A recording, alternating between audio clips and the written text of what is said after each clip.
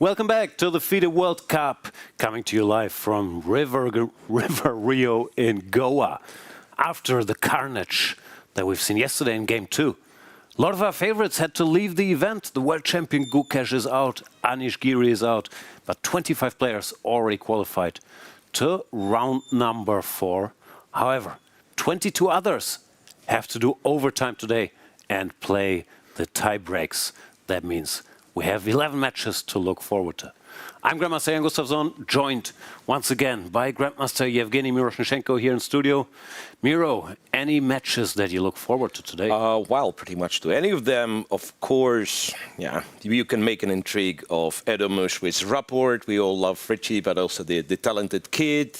You know, Sam Shankland with Vidit, something I'd be inclined to watch. And then, if you'd ask me a couple of years back, MVL against Artemiev, I wouldn't be able to tell who is the Elo favorite. Now that Artemiev lost a lot of rating, understandable, but still, he's very good in rapid formats. Anything can happen.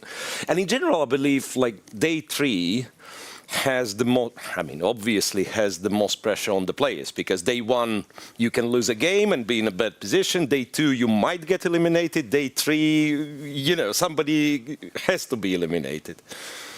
Yeah. So, yeah, it's a decider. It's going to be an action-packed day. I also look forward to Jorden van Foreest versus Alexey Sarana. So, bunch of fast-paced chess action coming up.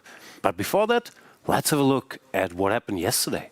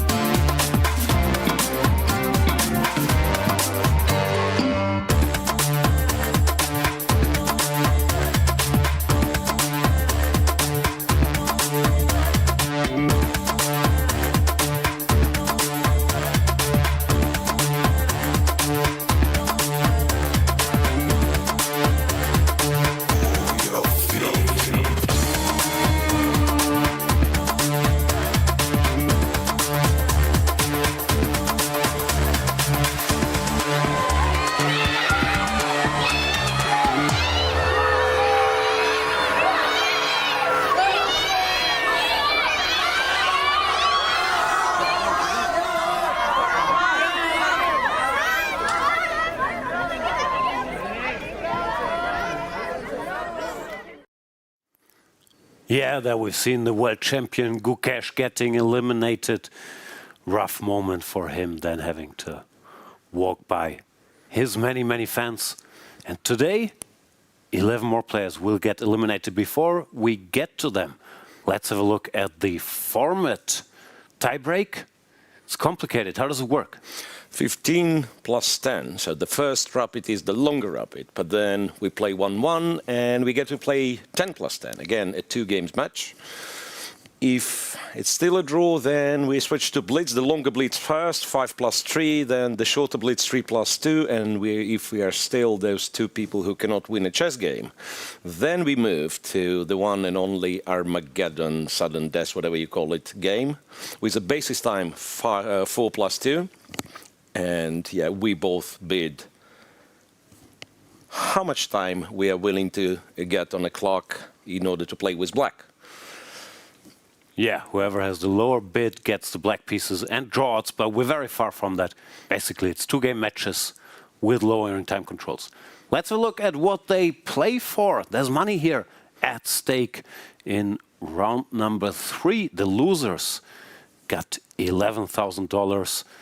The guys that already moved on to round number 4, which is coming up next, making 17,000. And it keeps going up and up with every round.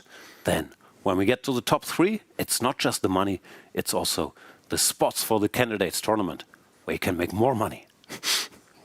Right, so is it correct to say that the very least you play for today is $6,000, right? I mean, the difference between getting eliminated, making it to the next round, so not a bad day of Rapid and Blitz, if you'd ask me. But that's before taxes, right? So No. There is, of course, money at stake, but normally it's not what chess players think about whenever they sit at the chessboard. You don't need the extra money to be motivated. Advancing one more round in the World Cup should be enough motivation in itself. We will check who's motivated, who's not, but before that, we go to Charlize, to the playing hall, to get some impressions. Welcome back to the playing hall, where we have tie breaks for round 3. What an exciting day it's going to be, especially since we've got a lot of top players. And I'm here with Michael Rahal, our press officer at the FIDE World Cup. Michael, yesterday we witnessed a lot of knockouts from the top players, Gukesh, Abdusattorov, Giri. What do you think is going to happen today? Are we going to lose some more big names? That's difficult to say. Yesterday was an incredible day. We lost a lot of very, very good players. It's unfortunate, but the better man won yesterday. Today we have 6 players with more than 2,700. Now, will they all qualify for the round 4? That's something that's tricky to predict. But I've heard from very good players that in tie breaks, normally the better player prevails. So I think that most of them will go through today. And what's interesting about this round is that a lot of these players drew their classical games. We only have 2 matches that had decisive results. So do you think we're going to get to an Armageddon today as well? Possibly. Yeah, I'd even say probably. But we already had one Armageddon. And I was talking to other members of the team how many matches would end up in the blitz portion. And we were thinking between 4 and 5. Now, if that happens, then it's very likely that at least one will get to Armageddon. Some of the matches are very close. For example, I could easily predict Vidit against Shankland. That's a very close match, easily. And the other match I think is very, very close is the match between Vachier-Lagrave and Artemiev. So those are my 2 predictions for you guys to get to the Armageddon. Maybe one of these. And by the way, I remember in Sochi, Vachier went all the way with David Paravian.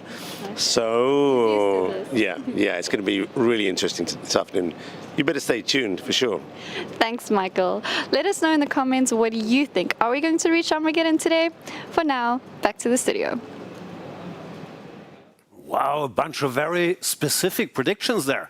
So this 6 2,700 will win. 4 till 5 matches will go to the Blitz. One of those will go to the Armageddon. Yeah. You heard it here first. And MVL will win. He's normally good, Maxime Vachier-Lagrave, at World Cups, made the semifinals in Sochi. But Artemiev, not exactly a slouch in rapid chess either. So let's have a look at all the matches that we are expecting today. Something that MVL has already won is the longest name contest, I believe, for 3 today's letters. tie breaks. Yeah, that's Not even longer than Vladislav Artemiev. Okay, but so we have Wei Yi, the highest rated player, to do overtime against a very solid Hungarian Benjamin Gledura. MVL, that's what we're talking about, against Vladislav, baby don't hurt me, Artemiev. Yash Erdogmus against Richard Rapport. Who else is there? Yangyi, Narayanan, somehow we were not paying too much attention to these 2 draws. But Yangyi, you have to entertain us more. We know you're a great player, but we need more action out of you. Yep. Vidit with Shankland again. Yeah, this I would agree. This might get like very, very far in the tiebreak days today. Disagree. Vidit is just going to win in the 15 plus 10. Vidit, Heard it here first. yeah, Vidit, our prediction, Vidit is going to win. Okay. Sevian with Najer, like any match, it looks fantastic, to be honest. One Foreest with Sarana, one of the 2 matches, I believe, which like when players exchange victories. No, they lied to us. It was just 1. Maybe there's more. Oh yeah, it was 2. Idani Of course, and Yesipenko. Right, Idani and Yesipenko. Then tie-dye against Yakuboyev, also an interesting match. And Georg Meyer against your boy, Dubov. Yeah, Daniel Dubov. 2 draws. Very solid. Very, very solid. So let's take a look if players already arrived to respective tables.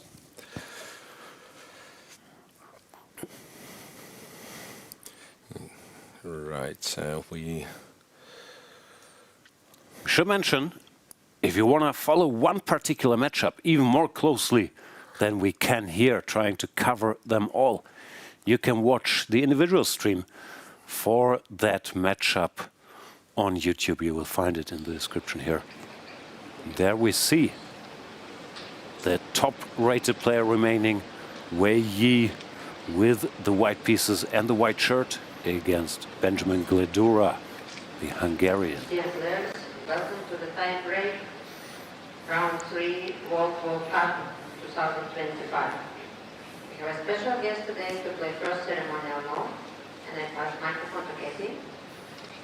We have an honor to have with us today Mr. Abhijit Kante, Great Master of India, also 2025 FIDE World Cup Tournament Director, who will make the first move for Wei Yi. Abhijit Kante making the first move here, a grandmaster himself, so he will not move the e2 pawn to e5. No. No, very solid. Pawn to d4. Yeah. Thank you very much. So Wei keep d4, I think. So it was e4 one of their games, right? Kante chose d4. Wei Yi normally prefers e4. We will see if he switches it up. There's the chief arbiter, Anastasia Sorokina, giving some final instructions. I want a clean fight. Let's see if we get some. Right, so for the first game, Wei is white, MVL white, Erdogmus white against Rapport, Yangyi has the white pieces, Shankland, Karthik, Najer, Sarana, who else? Yesipenko, Yan and Maya. So these are players with the white pieces. There's Erdogmus. He doesn't strike me as 14. He seems very composed. Yeah, absolutely. Like, okay, Fausti was younger, but like you could see the emotions. You could see he might be a strong player, but he's a kid. This guy, he's like very mature. Seems to be. I would trust Erdogmus to be my accountant at any point. Not sure that's his career path. Being a 14-year-old 2650 player, that is the highest-rated 14-year-old in chess history. There's S L Narayanan and Shankland posing for the camera against Vidit, who is deeply, deeply focused. All right, I believe we have maybe 1 minute before the start. Everybody's seated. So again, there's always a question: how much risk? Yeah, the shorter the time control, I believe, the more risk you're willing to take, right? Yeah, in general. It's an abstract concept. I think people normally play their openings or whatever they prepared for today and then readjust depending on the result of game number 1. Yeah, again, I don't think there is a universal recipe like which color you prefer in game 1. Like for classical, we were discussing, yeah, sometimes, yeah, like especially if you're a favorite, you probably kind of prefer black to be able to come back with white if things go really bad. And yeah, here... The Vienna from Wei Yi, rare move at this level, sometimes used as a surprise. Wei Yi tends to prefer the Italian or the Spanish. Yeah, that's a good question. Well, move 3 in particular is very interesting. Bishop c4. He's inviting the Frankenstein Dracula variation. Knight takes e4. It's literally called the Frankenstein Dracula. Let's see if Gledura is in the mood for it. No, he goes bishop c5. Bishop c5. Much more solid choice. Yeah, and then what you like. You can always transpose into, okay, not always, but like one of your options would be to transpose into Italian, but you've already played knight c3, so that. And black has not played knight c6, so typically if you go d3 here, black can either castle or play a move like c6.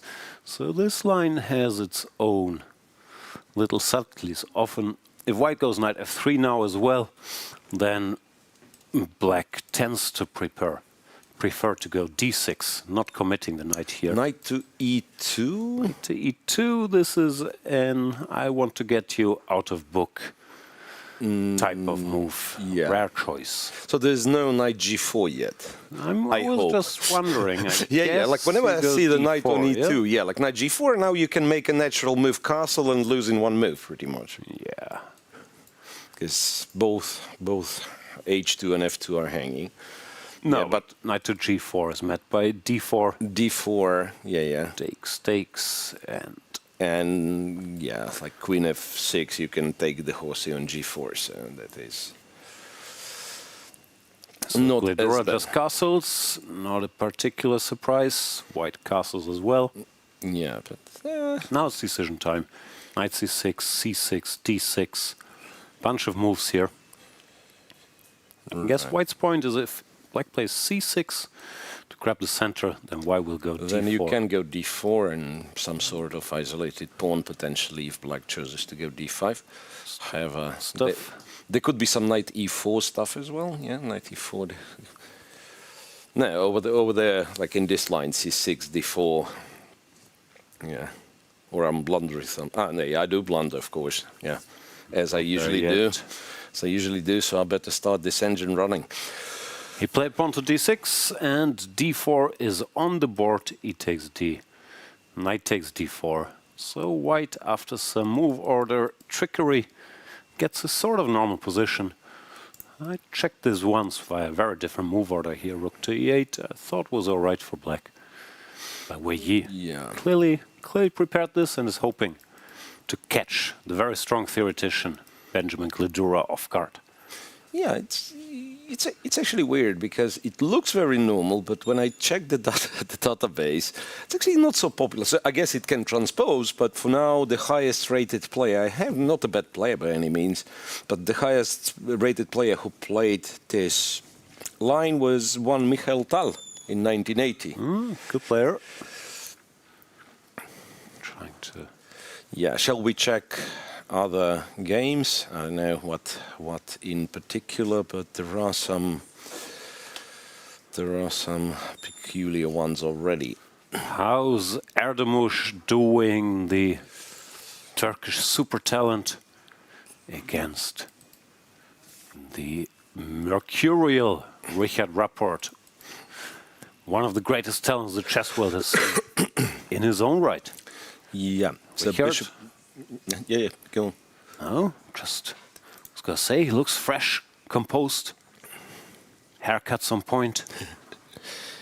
Yeah, Richie must have his own opinion on this Rossolimo e6 knight g7. It's not like it's not playable or anything, but like fashions shift, so some people still play g6. Then here, Yeah, this is still mainstream, yeah, I but after know, rook I know. e1, h6, it's given by the computer, but it's a move rarely played. The old main line is a6, bishop back, and d5. yeah. People also experimented with b6 or knight g6, but h6 is rare. However, Compi does suggest this move, maybe hinting at g5. C3, A6, bishop f1, d5. So basically, kind of the old man line with an inclusion of C2, C3, and H7, H6. Yep. Takes, pawn to d4, knight to f6. DC5. Very solid. Traded Erdogmus. queens, bishop c5. The cliché is young players are aggressive, looking for tactics, fireworks. He's actually a very solid player, not minding endgame simplifications. The occasional draw. And here, this is some very classical structure. White has the 4 pawns versus 3 on the king side, slash in the center. The old argument was always this is better for White because he can Expand there. expand on the queen side, build a passed pawn, and it's not so easy for Black to do the same. But there are counter arguments. The Black has added central control and a lot of piece play. So I don't have a strong opinion. I think, as usual, it depends on the exact position. Both sides seem to know what they're doing here so far. Yeah. So far, well, Kaan actually spent like some 2-3 minutes. Richie has more time that he started with. Yeah, Yas seems out of book. Right. Yeah, by the way, since you've mentioned this b7, b6 move in that position, the game very next to it, Yangyi with Narayanan had the same line played and Black did go b6. Oh, yeah, that's a thing for some reason. Let's see. Okay, pieces go to squares.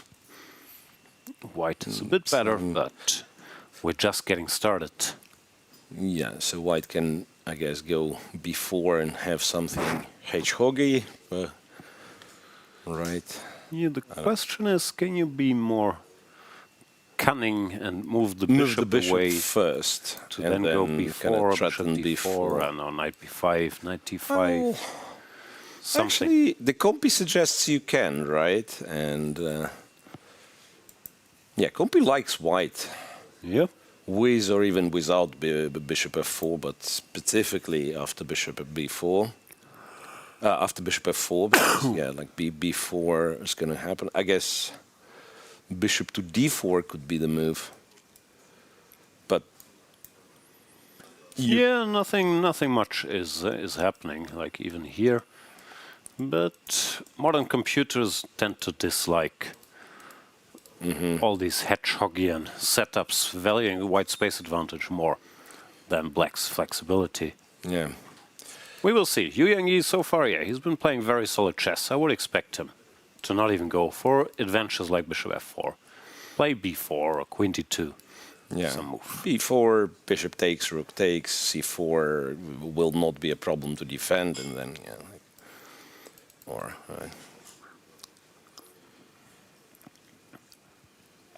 You can't even take c4, right? I just realized, like, knight e5, knight c4 is not a threat, I mean, in that position. Or is it? Maybe it is. The rook is like, yeah, f4, knight, bishop, queen, knight d5. Yeah. I guess, yeah, queen a2 and something.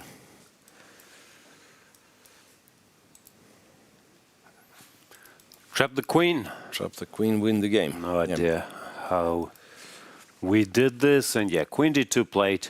Yangyi continues his policy to play very solid chess, to pounce if he sees an opening. All right. How are Vidit and Sam doing? This is a long theory battle. Of course, both players very well prepared. This is a very classical line of the Queen's Gambit declined.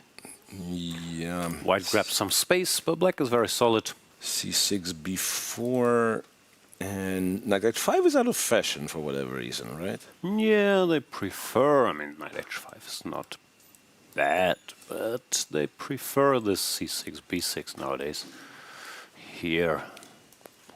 I mean, it's also been played, but somehow the good old like position with knight takes f4, e4, and yeah, like basically this whole line, I think, started 2011, right? The candidates matches when Kramnik all of a sudden started to play it.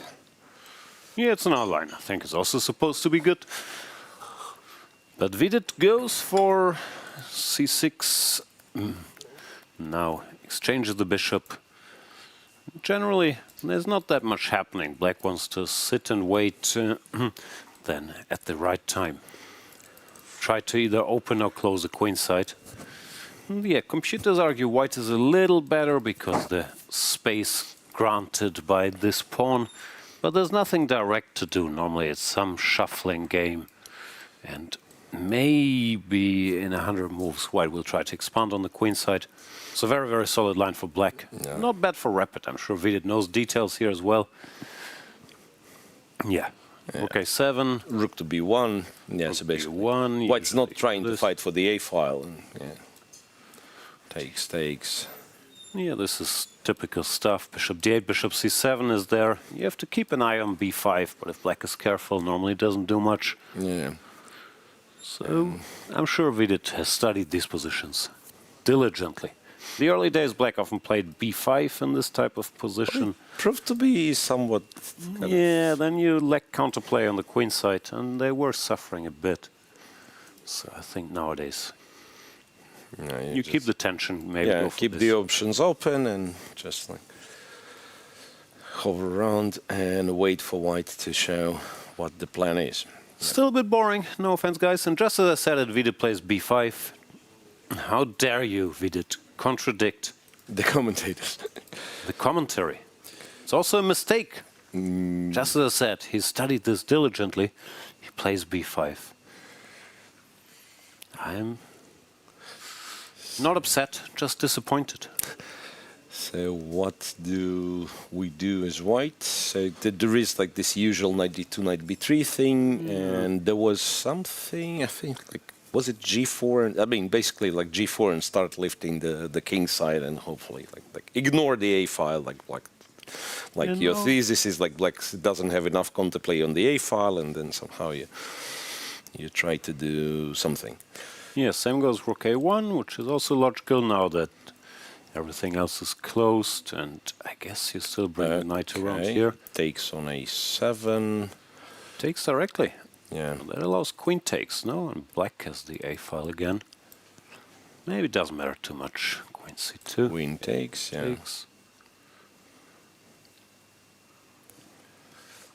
Yeah, that's like some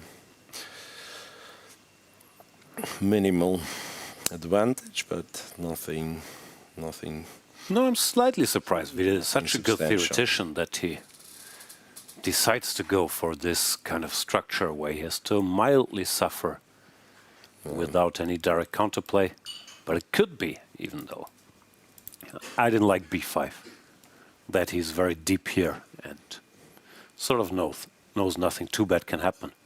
So surprised. Okay, let's check in with my boy, Jorden van Foreest, the man from Groningen in the Netherlands, nowadays residing in Spain. He's playing Alexey Sarana, representing Serbia. Yeah, these two guys exchanged victories with the white pieces. And g6 by Jorden. Jorden likes to play slightly surprising lines, but usually he has them prepared quite deeply. Still, g6, I thought, normally it's just suffering. Bishop e6, pawn to b3. I think one of my many expert courses give knight g5 here, but don't ask me why. C takes, and now we get... That still looks quite pleasant for white, if you'd ask me, but... Yeah, it's not supposed to be much, but queen c7. Sarana now doesn't go knight g5, which is surprising. Looks like they're both freestyling a little bit. Rook c1, knight e4. e1. It's still a bit unpleasant, as you said, mainly because his bishop on g7 is always blocked by this pawn chain. The white bishop might look a little passive, but actually has more influence on the game. Yeah. By staring at the queen side. Yeah, and after queen b6, queen takes, pawn takes, it's always this debate, right? Like when the two doubled pawns, they lose flexibility. Obviously, can be like sometimes can be weak, but also the a file gets open, so black typically gets something going for him as well. Yeah. Also, I always thought a pawns aren't really like full pawns. Because like a proper pawn should cover two squares, like a b pawn. Covers c6 and a6. While the a7 pawn, or any a or h pawn, only covers one square. So here you take, now the pawns are doubled, but at least this guy now becomes a proper pawn, covering two squares, like he should. Therefore, the double pawn is a concession, but allowing this pawn double the influence is a concession from white too. Yeah.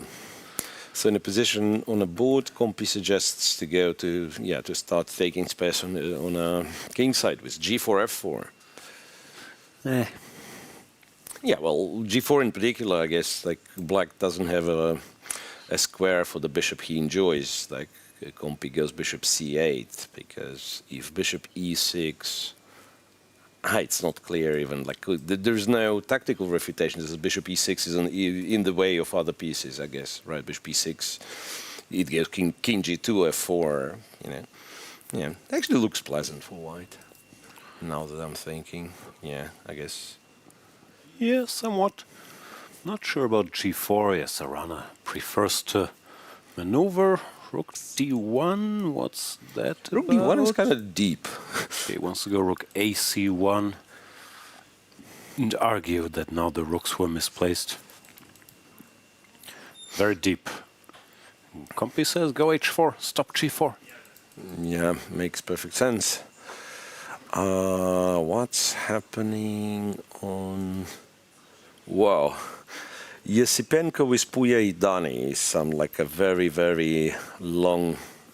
I don't know if it's like a preparation or they just... But basically some dragon. Some really crazy dragon variation. Some weird move order, bishop b5 check, bishop d7, bishop e2. Yesipenko recently started doing a lot weirder stuff in the opening, trying to catch his opponents off guard. And here he's basically playing a standard position where black already has played bishop d7, which is a bit odd. I'm sure yeah, like now if you think of it like a few moves later, it's bishop d7 is like very dragony move, and bishop e2 not so much, like especially in long castle systems, which he's arguing going for. The dragon is so bad you can give up like 2 tempi and still be better, because bishop d7 fits in well. And if you compare this to the pure quote-unquote dragon, yeah. You would not go bishop e2 and not black at all bishop would b5, go bishop d7 quite often. Yeah. These are some old lines which granted are better for white, but still 2 tempi is a lot.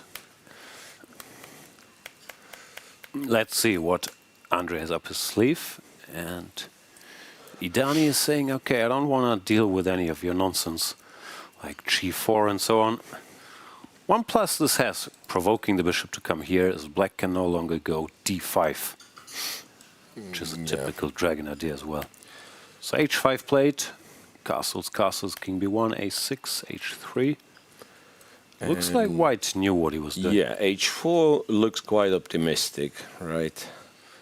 I mean, you kind of want to stop g4, but it's principled, but is it any good? Yeah. I mean, it did fall immediately. Queen e1, bishop g5. Why did I need bishop g5? If takes, rook takes I guess c3 rook takes c3, right? And then chess culture stuff. And some counterplay. So went bishop g5, took it, rook e8, and apparently b4 immediately was needed. G4, b4 takes. If takes, knight d5. Say bishop goes. We just take pawns, yeah? Yeah. We used to checkmate people on the king side. Now you just take pawns on the queen side. Not anymore. More pawns, more better. Bishop bc3, bishop g7, king to g7, and now knight f5 apparently works. Okay, if you're equipped with a chess engine, that is. Apparently he's not. He played queen g1, very deep. Queen to g1 is... I guess it's kind of clever. Maybe knight f5 as well. Inviting queen b6. Like, if you want to play queen b6, please do. Yeah, maybe that's his point with queen g1, trying to stop this. Kind of stop queen b6. Counterplay. Yeah, but now Compy says you can actually take on b2. And it's not so straightforward how white is getting there, like how white gets to attack the king. One of the moves Compy wants is queen e1, which I don't think will be played. No, it's unlikely. Okay, big fight here. Andrey Yesipenko been playing well recently. Lost the first game to Idani, but came back in the second. What else is going on? Daniel Dubov against Georg Meyer. That's quite messy, in fact. Long forcing line. That's actually quite messy. How do we get here? Yeah, some early queen d3 move. c5, cd5, knight d5, and I was thinking a check on b4, but Daniel went bishop f6.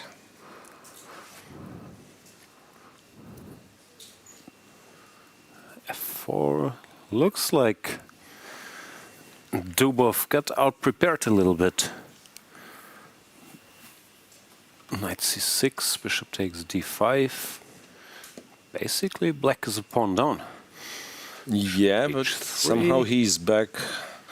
Yeah, white could in the move the rook. business. White could have just moved the rook, but Maya took on c6, allowing bishop f1, bishop b7, a b8, knight d7, queen b2, f1, queen b7, knight takes, rook takes. White's pawn up.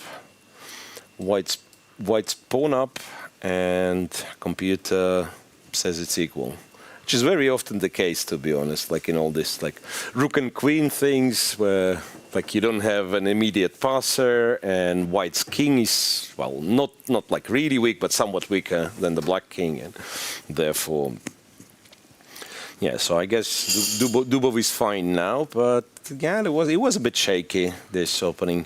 The result of the opening did look a bit shaky. Yeah, in general, looks a bit like he's not too afraid of Georg Meyer. He's thinking, I'll play something, and eventually, in the rapid, things will be all right. And he might be proven right, but was taking some risks here early on. All right, we haven't seen Yakuboyev, the last remaining Nodirbek in the tournament.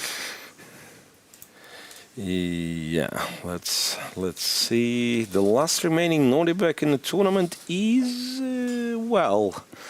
probably is worse. I don't know. And the reason for that is that he forgot to castle. Let me tell you. Not that he forgot to castle, but he was forced. I can't picture a tournament without any Nodirbeks, so I'm rooting for Yakuboyev for sure. Yeah, what happened here? 97. Do we understand anything? A4 rook b8. Earlier on there. We are being joined by a very special guest, and finally, some offense, Miro. Some chess authority in the studio. Anish Giri is here. Anish, thanks for joining. Thank you, thank you. As they say, the self-roasts, yeah, those are rare. No. I've given up long ago. Yeah, okay, so it was personal against our co-commentator. I've had, this exact line. I played one blitz game against Jan Nepo. Gujrathi story. The check and back, I did that exact sequence, I think. I definitely rings a bell. I think I just have a game exactly here. Yeah, it's kind of trendy. This it was a new thing back then. This A4, A5 line. Yeah, it's one of the traps. Yeah. I mean, you see, like you check the database, you have the experts. Blue Baum plays it. Emre Can plays it. So it must be good. Thank you. Yeah.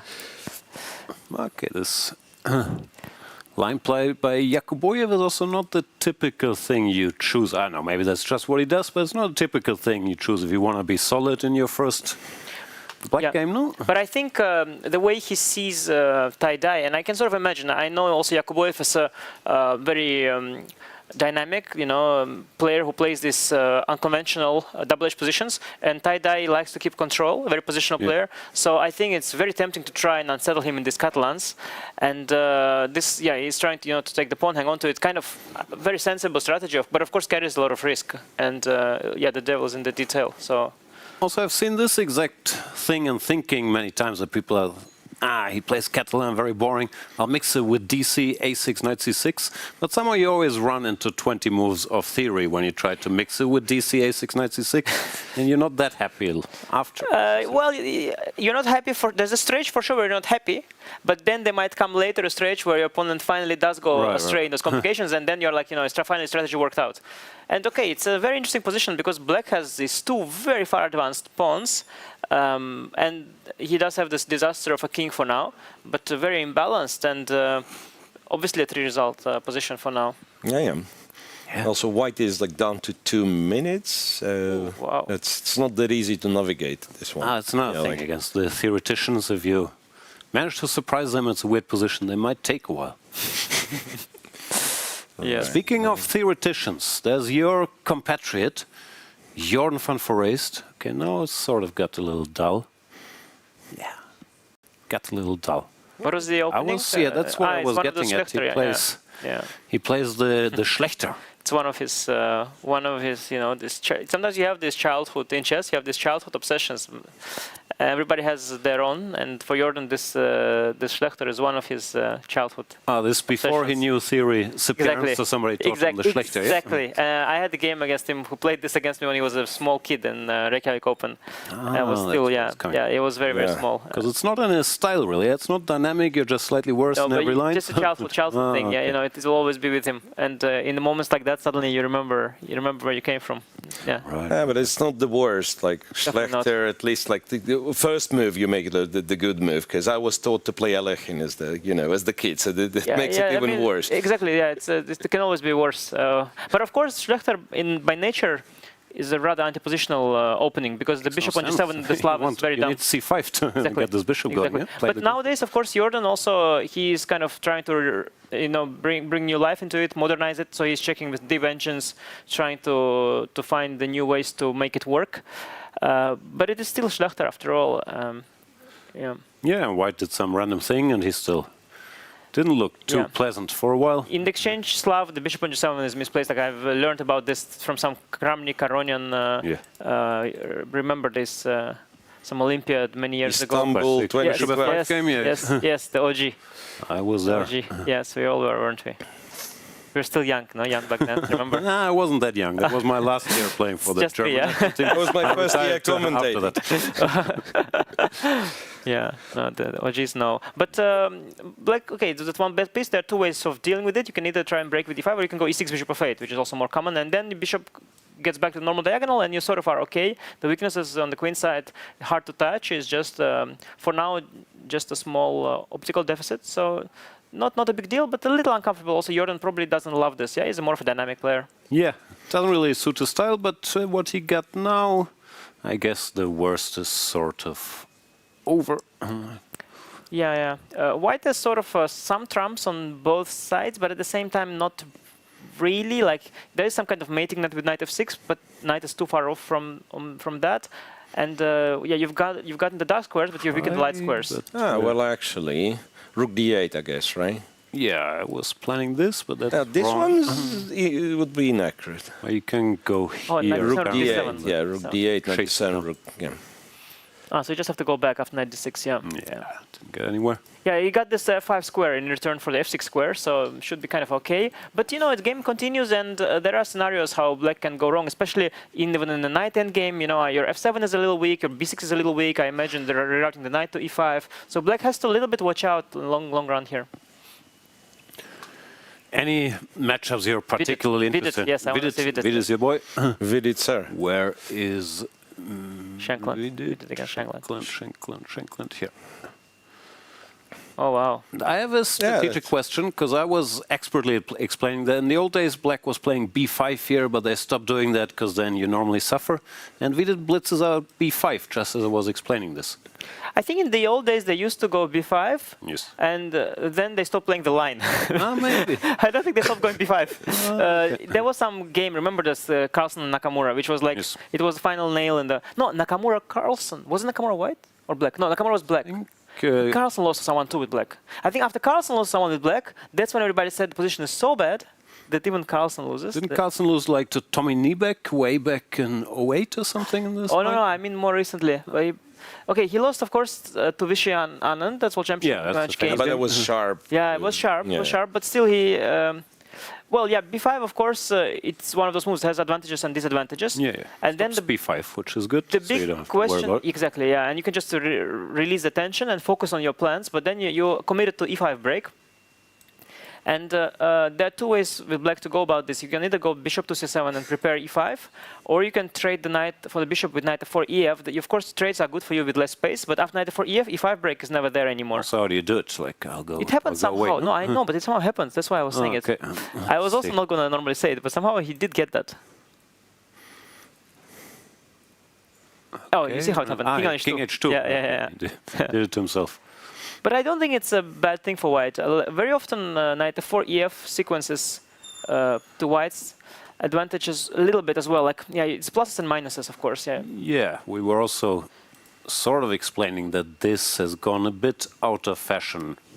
I mean, it's still playable, of course, but you could get this kind of stuff directly, and somehow people stopped doing this. Exactly, and they switched to the bishop a6 plan with bishop to c7 and e5 break, but now it's a hybrid, and it's quite a poisonous structure, because the scenario that happens a lot in this position is white brings knight to e5, then black has to take it because of the pressure on c6, and then white goes d-e5, right? And then frees the d4 square for the knight, and the knight is so beautiful, attacks c6, also pushes the f5.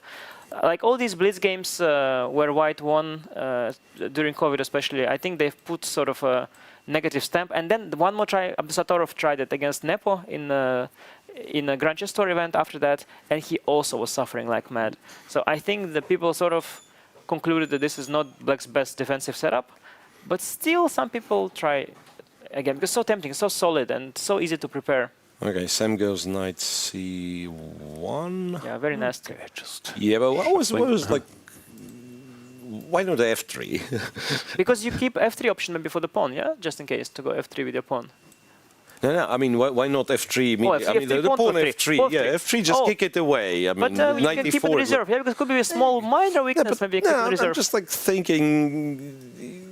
Also, you can trap the knight on e4. I mean, I go knight e5, bishop e5, d, and then your knight on e4 is already trapped. Yeah. So you have some extra. Yeah, maybe. And actually, the computer wants to go knight f6 back himself. So. So it's like it's not needed. But anyway, if we get this position, the knight gets to e5, and you have to take it d5, knight on d4. It's just awful, right? Awful. And also, yeah, now computer is already starting to really like white. I guess he's just. I guess he's going to a4. No, he can't be going to a4. No, but that was my only concern about knight c1. Like, it doesn't do anything on knight a4 is insane. like Sorry, then, just put it back. Then we just like bring everything to the king sort of fishing for a move repetition, but he's not going to get it. No, it's not happening. Queen c2. Now maybe white wants to take care of the a file. Yeah, Queen c2 was a bit strange. Yeah, guys, I will have to kind of call another game to look at. What? It's very... No. I promise, Anish, it's strict Vidit talk. Yeah, that is very, very instructive and everything. But Yesipenko, just check for a little bit, because there is something definitely happening there. All right. Yeah, I mean, I know the compy says nothing to worry about, but that is... Oh, as a Dragon Course author, are you offended by Yesipenko's opening? Because he's saying, let's play Dragon, but I'll play 2 tempi down, yeah? I mean, like... No, it's not 2 tempi. He's prevented d5. Yeah, I know it's different. But it is true that... there are also many lines in the Nidorf where white makes some stupid move like queen d3, and then black goes g6, and then white goes bishop e3 and queen back to d2 and gives you the extra a6. And it's not +1 anymore, but it's still not very happy. Dragon is very difficult. There's also a line in classical Sicilian. I faced white goes like bishop to b5, and then bishop d7, and then bishop e3. I know that. I thought about giving it in one of my many courses because it's sort of easy to get some judgment. Yes. So the Dragon is a very risky setup for black, and it is backfiring here too. Yeah. No, I made the whole. Yeah, very, very risky. Yeah. So we've seen this. Knight f5 was somehow winning, but okay, not prepared so it easy. with one move. Yeah, he prepared it first. Understandable. Here he comes, and now king h7. Okay, too complicated. Takes looks a bit risky though. Black also got some play going, of course, right? And okay, f6. It looks like maybe you can get away with this. You have enough play on the queen side, but maybe you don't have enough play. That's the question. Let's see what happened. Queen here, queen here. V3 is nice because you're also defending, but also eyeing the f7 square. And e6 is like some no, queen it's b7 already- or something. Some desperado, yeah. This rook c3, rook c2 is already desperate, and some perpetual hopes that are just not really there. Yeah, just fe5. Apparently this also worked, but fe5 looks Yeah. nice. Yeah, fe5 is. There's nothing quite there, just natural. like 2 checks, and that's it. Queen b4 is queen b3, and rook b8 is king a1. And I guess we're threatening checkmate ourselves here, so That's also nice, yeah. Actually, just to have it in the pocket. We threaten few checks at the very least. no, I was thinking if check and Game I know over. queen b4 is a move, but it's probably just Yeah, checkmate. yeah. Yeah. Yeah, it's actually a long one. H5, H5, F4, F3. It's like this. Oh, it's like the study, you know, where you go all the way around. And like you can go now. You can make a full circle. Yes. f3, king e5, f5, king d4. Okay, at some point, let's finish with the circles. Yeah, you can do a few circles, but some rook d1 check. Some rook d1 or something. Let's do that. Yeah. Like at some point you have to give a check with the rook, I guess. Yeah. Okay. Anyway, black is lost, so didn't go Spenko well. winning against. He's a favorite in this match. He's delivering. Yagiz, Kaan, Erdogmus had Dubov, by the way, did Dubov. make another expert draw. Was Of course. in deep trouble in the opening again, but then he got out of it somehow. Yagiz, Kaan is about to lose the position that originally was supposed to be holding. Ooh, oh, he has a tough matchup. Yeah, a lot of fans for Yagiz Kaan, and he's gotten already quite far. But Richard is a big obstacle in his way. Yeah, some 10 moves ago he was 2 pawns down in rook endgame, but Compi was saying draw. I don't know how easy it was supposed to be. Yeah, nowadays the computer is so strong that you can never tell how easy these draws are, right? It shows Yeah, the draw yeah, from true. way too far away. I know. I lied to you guys. I think it was never a draw. I know it was. Yeah, it was. But for a brief moment, anyway. Yeah, it looks quite bad, and Now it's like and yes. he's disappointed Yeah, too. yeah. He doesn't seem like he has a lot of hope. Are you studying these young talents? Do you have like an opinion on Yagiz, Actually, I Gujrathi, do. all these guys? Yes. Actually, on him particularly, I do. Because at some point we were doing this project where we were trying to look at like the world top 100 or whatever, and give everyone like stylistic ranking, like how Take was doing, sort of. So I realized at some point that I know all top 100 players pretty much, apart from Yagiz. Like he's the only player I have no clue about. Like I've heard of him a million times, but I've never. So I started clicking through his games, and actually I formed quite an opinion on him. But I'd like to keep that opinion to myself. All right, all right. Fair point. Fair point. It was very. And I'm afraid that he's evolving as Very well. insightful. So my opinion on him from 3 months ago is already about a different person. Yeah. These kids I remember from Pragananda, I played him every 3 months, and every 3 months I play him, it's just a different It's a guy. different person. Yeah. He was first bad in complicated positions, then he was bad in quiet positions, and then he was good at everything. And in my final match I lost. He did lose here, first game, and losing with white to Richie, of course, very, very tough to come back. Yeah. Also, first time I've seen him really upset, emotional over the board. He always looks so calm and composed for a 14-year-old especially. But yeah, he must have. Yeah, I guess everybody has emotions in the end of the day. Yeah, but some of us, we just hide them deep inside until they catch up with our stomach at an older age. Yeah, Sounds like some personal trauma has been doing small talk. heavy stuff there on broadcast. Wow, well, it's heavy stuff. There's Artemiev. I need a haircut too. Maybe I can borrow some hair product if he has any left. Against MVL. MVL normally does very well in these World Cups. A lot of tie breaks on the way, but he's been made the semi-finals. Normally he always makes the last 16 at least. No, he's always getting very deep, and the only way to knock him out is take him into Armageddon by somebody like Levon Aronian, and then by streak of circumstances win that Armageddon. Specifically Levon Aronian, who's taken him out, I think, twice out of in my World head, Cups. all I remember is somehow the only way to knock out MVL is to have Levon Aronian take him down to London. And he's so extremely solid with both colors, and so good at all-time formats, and so good at controlling the game that it is almost impossible to beat him if he doesn't want to lose. And he has this streak of long matches. And that's the worst-case scenario. Like either he wins them quickly, or it's a long streak, and then you can only knock him out at the very end somehow. Yeah, I remember, I don't know, when it was 2017 maybe, at this very classic match against Levon that went all the way to Armageddon. Tbilisi. Yeah, that was in Tbilisi. Yeah, 19 or one of those. Yeah, What's happening? H4 was Let's have a played. look. A lot of mosquito bites on his arm there, actually. H4, Rook F5, Queen F5, was it? No, Rook F6, F5, Queen F5 is the move. I mean, not necessarily, but sort of winning. Exchange with up, both yeah? HG Yeah, just exchange and up. Takes. Both yeah. are. Both are. AG to me looks a bit more like Easier. clean, Natural. yeah, a little more clean. But I guess computer is more to the point because now BC there's some hint of counterplay. It's funny about Maxime a bit, as you mentioned, he's super solid, someone he doesn't lose in these formats. And he plays, even here, he plays all these Nidorfs, which look like totally messy. Normally he's lost somewhere along the way, but he has so much experience, so much control that somehow he never loses. It's very, very strange style. He controls it not by trading pieces, he controls it by maintaining concentration, maintaining time situation, maintaining his level of calculation. And this is another way to keep control of your games. It doesn't mean that you have to have not everything protected twice. Everything can be hanging, but as long as you're a great calculator and your brain is sharp, there is some form of control, because there isn't a player on the planet Earth, that can outcalculate him when he's at his best. So for him, that's control. Yeah, he's still in his comfort zone, even if everything's hanging.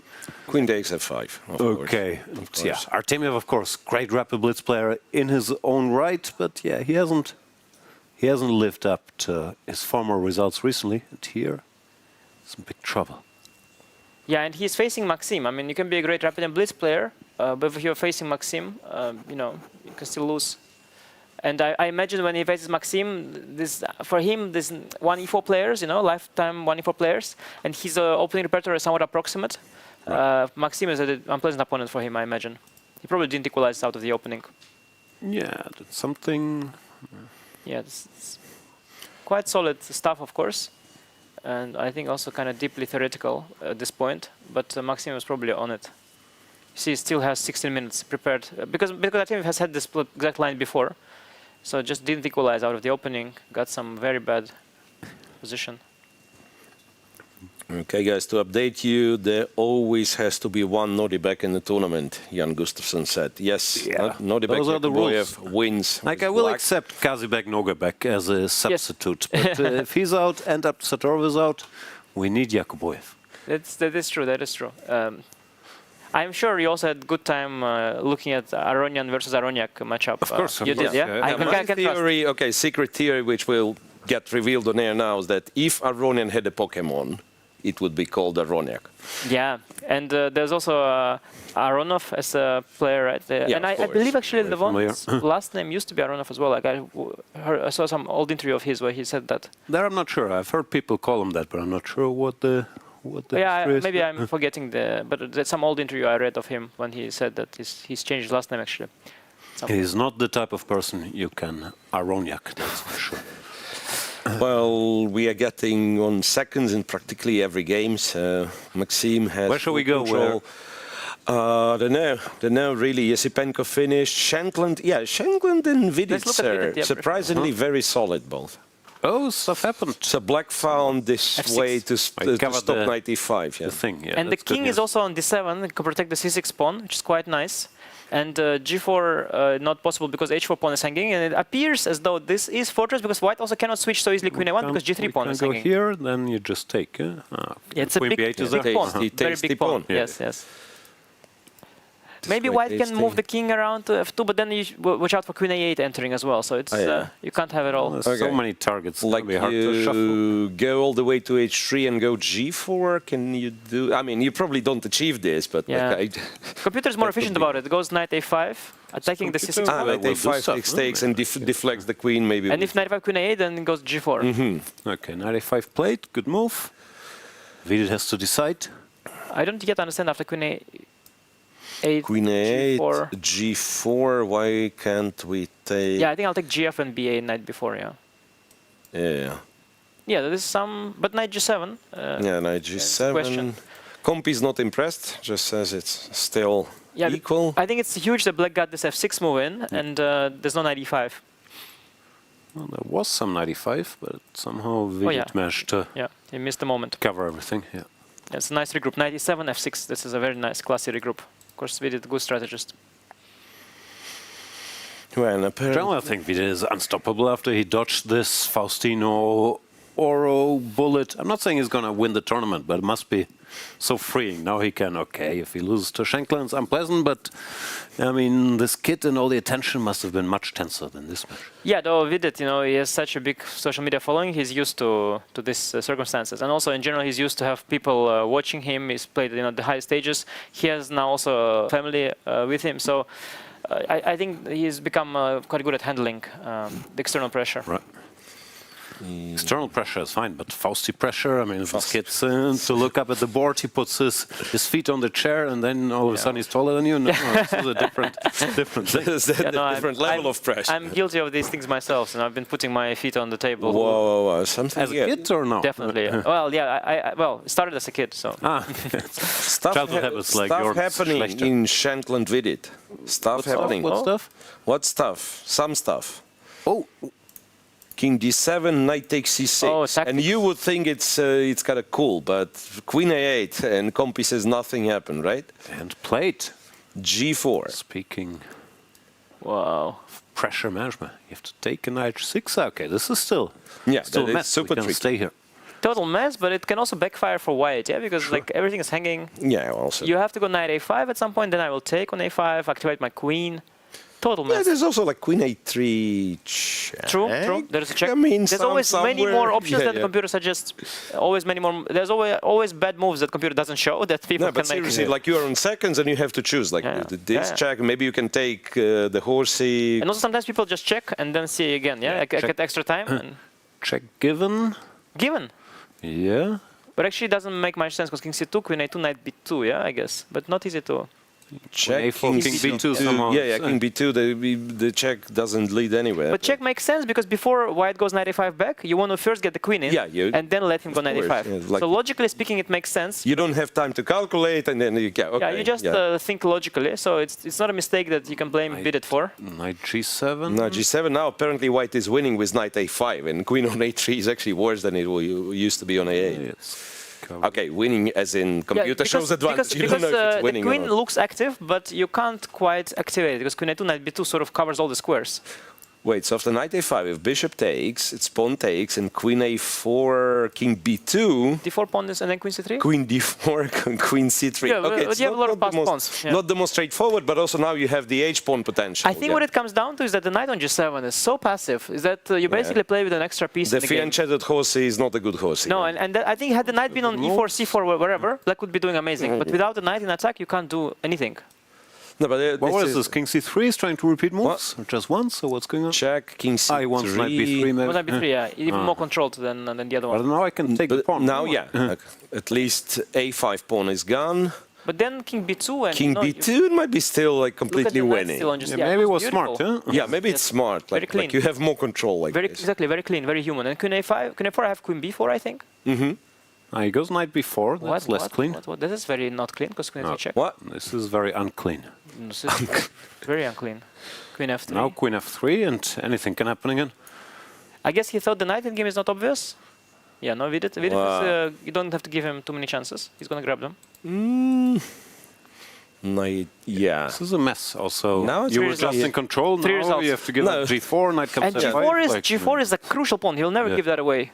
But like if you don't give g4, like what they give do, that, then we get like when f4 g1, you'll give the other one. Yes, some expert commentary there. He'll never give the G4 pawn away. Queen g1 you can play, but No, we gave it, of course. Yeah, Gave yeah, it, like d3, Okay, you have to- queen takes pawn play. I guess I'm queen a5 and hope Now for you send the perpetual. queen like before or a5, and you just Yeah.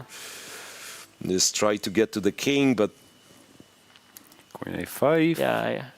Still white also has the trump, yeah, the c pawn. And Vidit again attempted to give another check. And the knight around white's king is still protecting him from all the checks. So no, but then now look, like we go knight f5, you take the pawn, and we try to run to h6 basically. yeah, you'll run to Yeah, h6. You will. and then yeah, knight plus queen, we'll Hard try to believe we can lose with the knight and the queen doing stuff, no? Yeah, knight f5 play. Yeah, knight f5, nice move. What's the clock? They're both on seconds, more or less. And meanwhile, Jorden is also Okay, we can switch, but just for a second Yeah, yeah. to have a look. He's in MVL trouble. made a draw. Yeah, he's going to MVL lose. made a draw. MVL made a draw. Wow, Wow. Artemiev. It's Artemiev incredible. resource. Or rather, Artemiev made the draw because MVL was completely winning. Yeah, after all the praise, It's incredible. Yeah. praise I was showering Yeah, Maxime we with. jinxed him. Yeah. So MVL it's draw. Narayanan loses. Before. What's before? What's the What's position? before? Is What's this? before? Yeah. What's before? Before is a win. Before is and a win for 97 Black. and just 97. I was go Queen C4 and 97. You have nothing. You have nothing at all.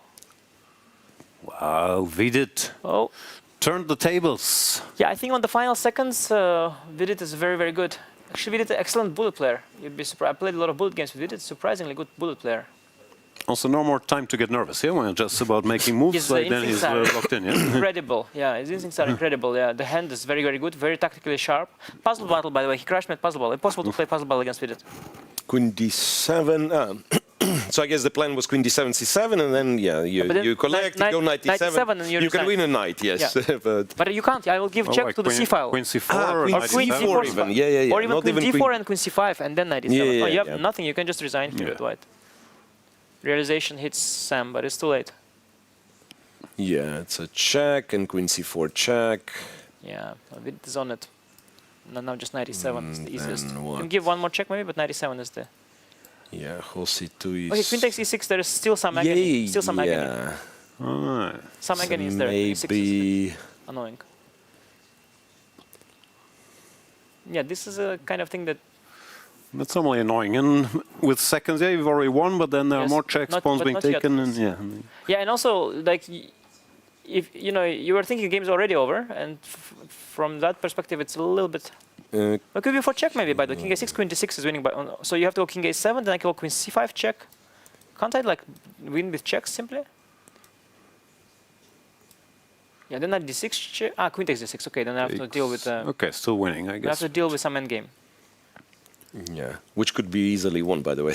Like Queen D6, Maybe- Queen D6, yeah, actually, C8, this is- King G7, no checks, King stuck Yeah, on B7. yeah. No, D4. D4, yeah, Yeah, D4 just actually, goes. Yeah, maybe it's that's also how Pragnananda could have been knocked out. Sometimes you're up a piece and you can just go into an endgame up a few pawns. But That's now he most can just technical. go Queen D6 check now. Yeah, he blundered that. That is game over. What is he thinking?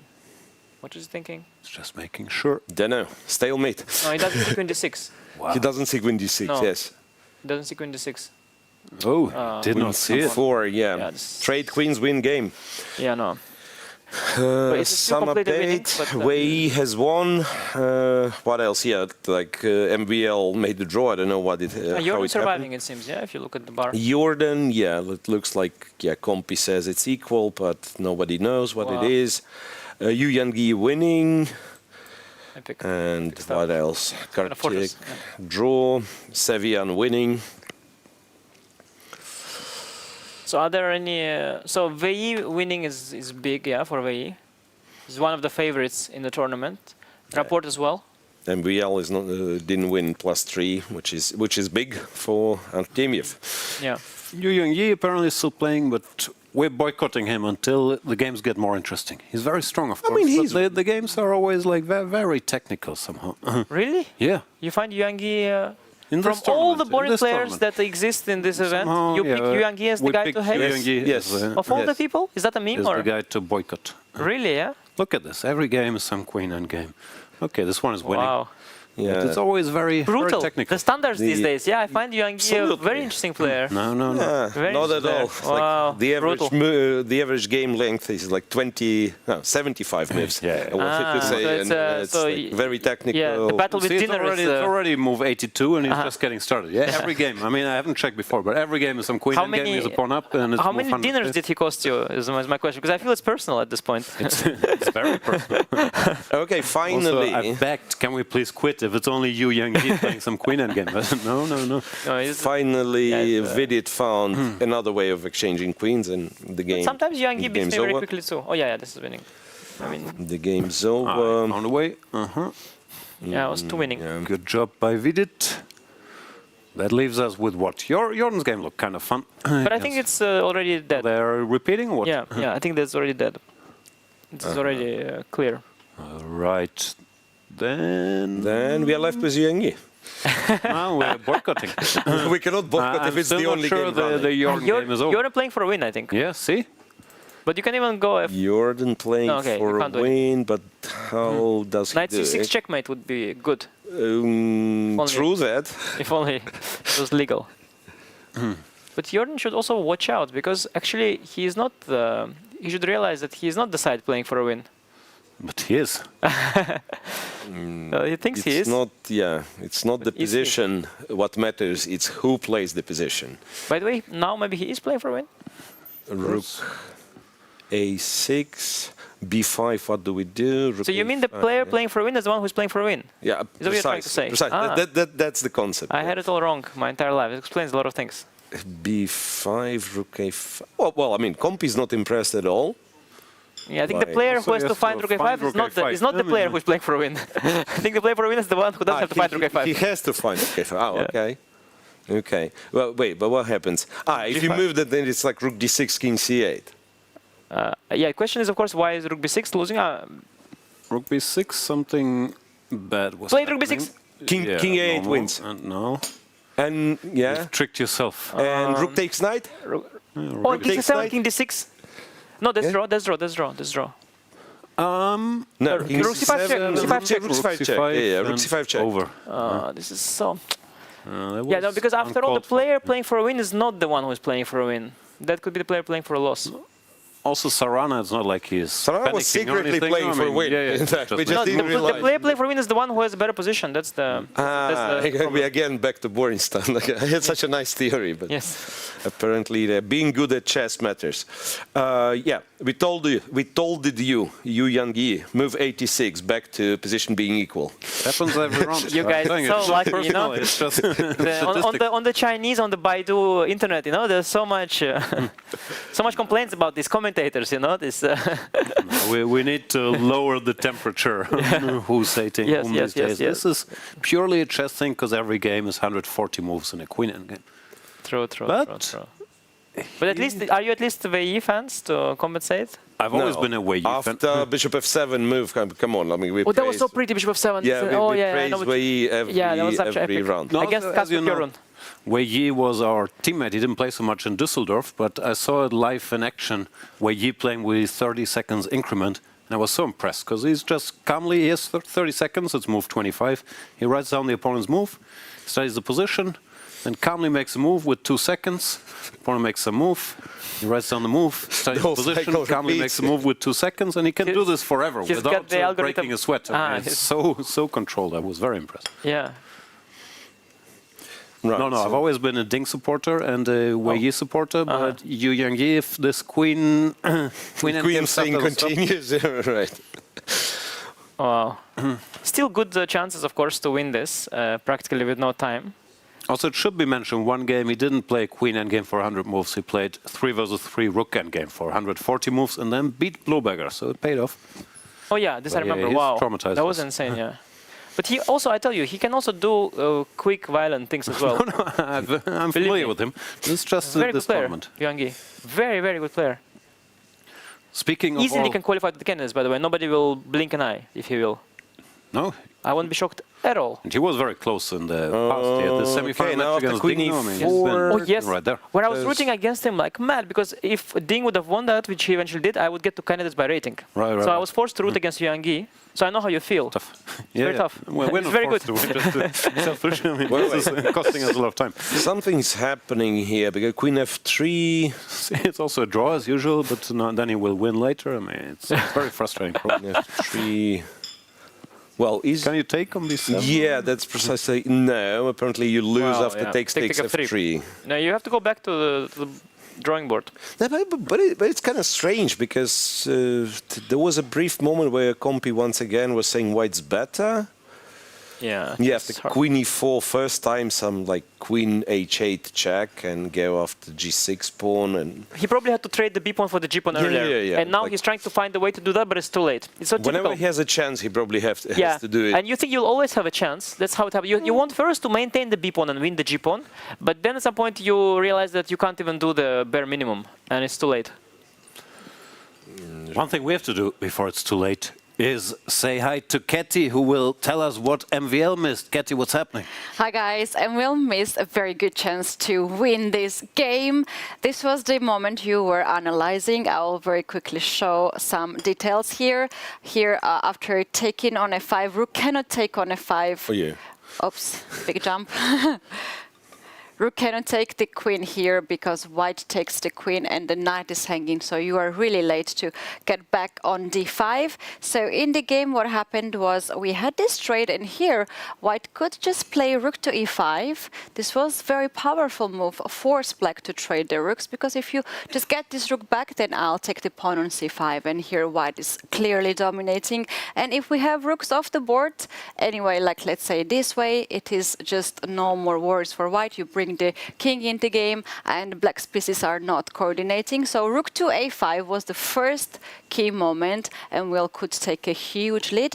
They played few more moves. I will just very quickly show until they actually had another big moment for MVL. This was the moment when actually here already it shows some chances for black. King g6 was a blunder, and in this position a5 is a correct move, and MVL decided to push d pawn. Instead of this, he could choose push a6 pawn, and now here we have this little trick, rook to c8. You're getting this rook just in front of the pawn, and that's a winning endgame. If you take the pawn, here we have little check here. We are forcing the rook trade, and the pawn endgame is winning for white. If you don't do that, I'm just gonna get this rook on a8, push a7, and then push another pawn, and black cannot stop both pawns. This was the winning chance for him.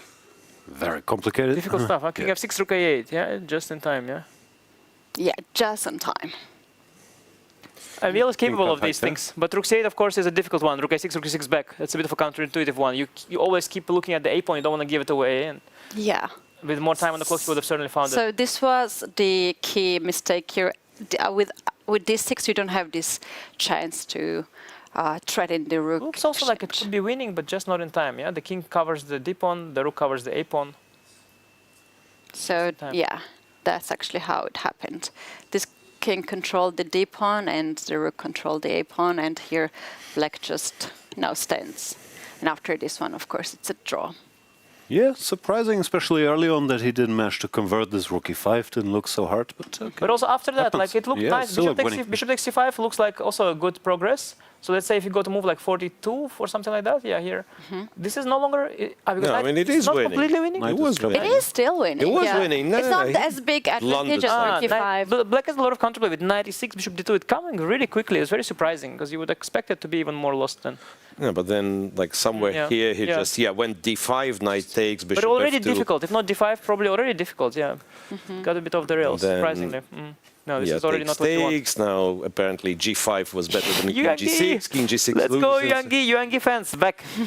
Yangyi, of course, winning. This is move 106. When normally, then it'll the opponent take him cracks a under few pressure. Now it becomes a pawn endgame, which he will then win. You guys switched so fast from me. I was like, we'll where is come you, back to this, Yangyi? No, but sorry, like you know, everybody loves. Everybody loves it, but Yangyi is the one that needed some support on the broadcast. Let's support all of us. Yeah, we'll support. Couldn't disagree more.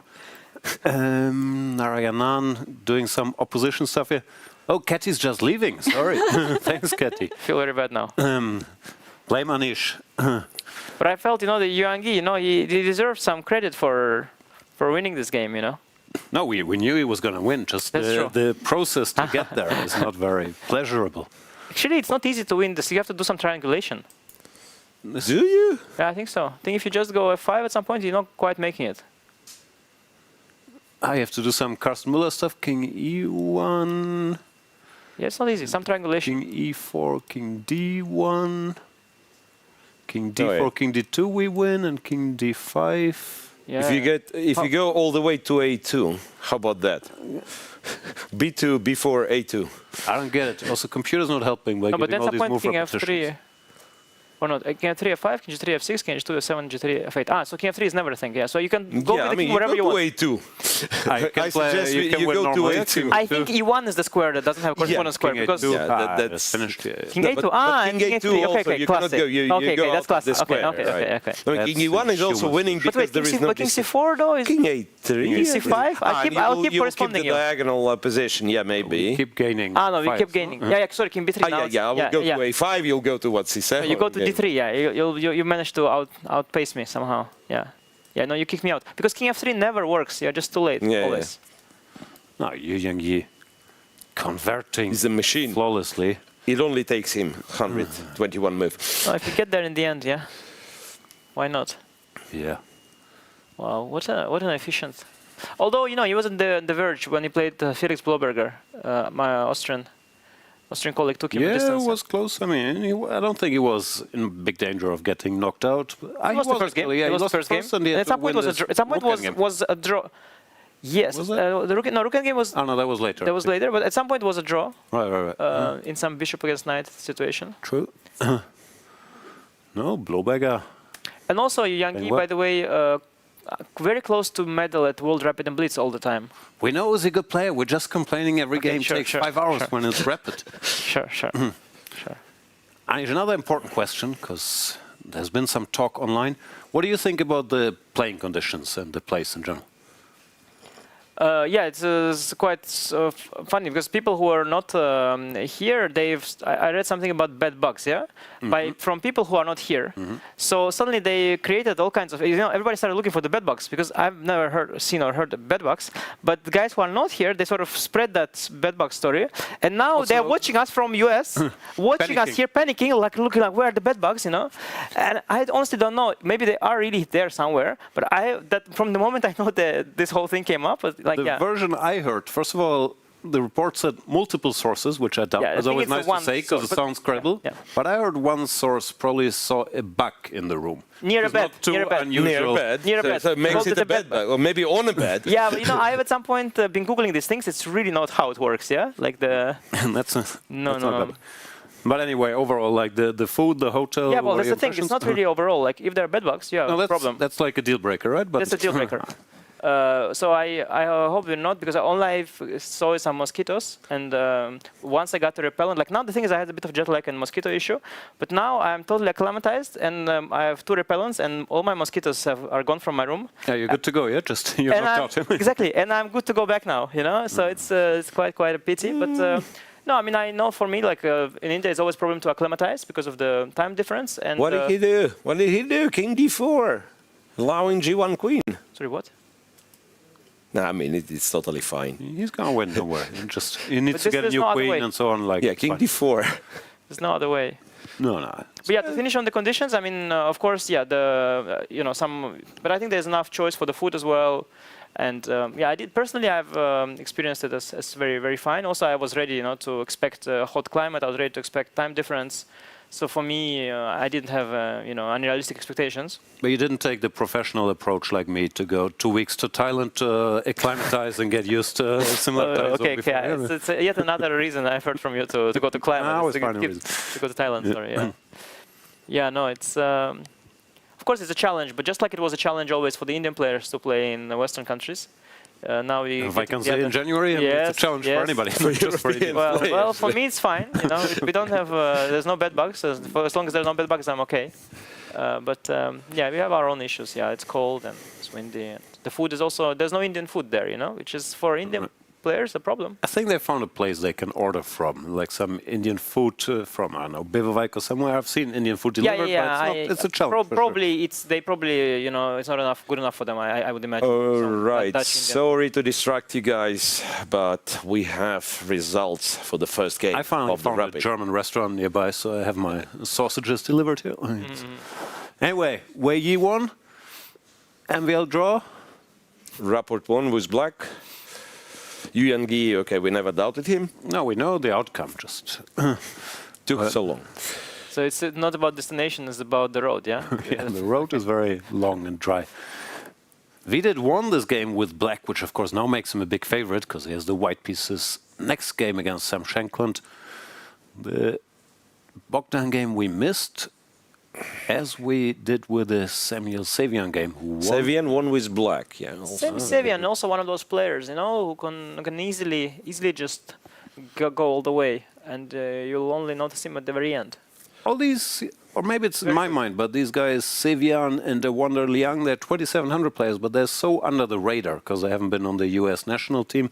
We sort of know they're young and strong, but somehow they're not in the limelight yet, but it could change here. Yeah, no, they have very different careers also, because Sam Sevian, you see him play, in the regular tournaments, big opens, but Wonder Liang spent a big part of his career playing small local opens. Right. So I always thought that, he might have just gotten overrated, playing, people that have bigger gap than 400 rating against him, and if he would play high-rated players, his rating would drop back. But actually, that's the opposite. He keeps doing very well against top-level opposition too. And Sam Sevian is playing, the hard, rough opens in Arab countries like this, the big opens, and sometimes he does better, sometimes he does worse, but he's always around. Yeah, and they are both still around. Looks like Sevian here, a favorite. What about you, Anish? You're gonna call it today, or will you stick around for next round? Well, I will. We'll stay with you guys because you guys take breaks, or you are we take a break now. That's why I'm asking. Yeah, we must. If you take a break, then I think I'll take my leave. So thank you very much for giving me the opportunity. Yeah, I know it's a big chance for you also to reach a broad audience. But thank you so much. I have a feeling like you are a little bit out of probably you are a bit spoiled with your German Twitch because you're a bit out of touch. I was surprised, how you dare to bring up, how you dare to call out Yangyi or you think I should be more careful? Yeah? Or the bedbugs situation? No, I just asked you about the conditions. You brought up but you started. Roll the tape. So thank you so much. Brave, before you get me more trouble, that was Anish Giri. I'll always be there by your side. Mute his mic.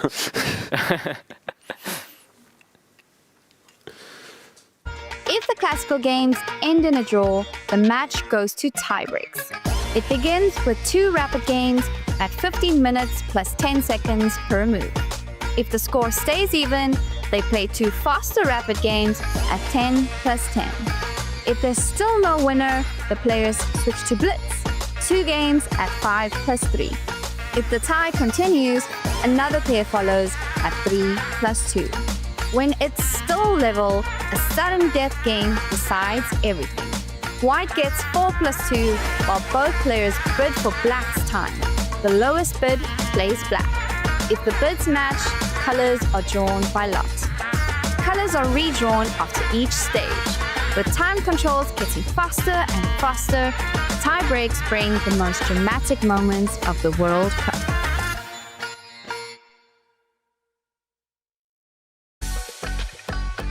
Are you ready to witness the most intense and unforgiving format in chess? A knockout, where one mistake can send you home. This is the 2025 FIDE World Cup. From October 30th to November the 27th, the chess world gathers in Goa, India for 1 month of chess. 206 players, 8 single elimination rounds. With a $2 million prize fund, every round is a test of nerve. 2-game classical matches, rapid and blitz tiebreaks, and even Armageddon if needed. For the top 3 finishers, the prize is even greater. A ticket to the 2026 Candidates Tournament. This is the chance to earn the right to fight for the World Championship. The FIDE World Cup 2025. Only the strongest will survive.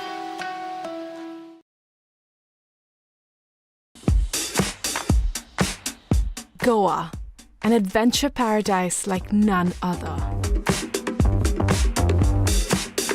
From lush forests to rugged hills, from pristine ocean beach stretches to stunning lakes, there is something to explore in every corner of the state. And some adventures are wilder than others.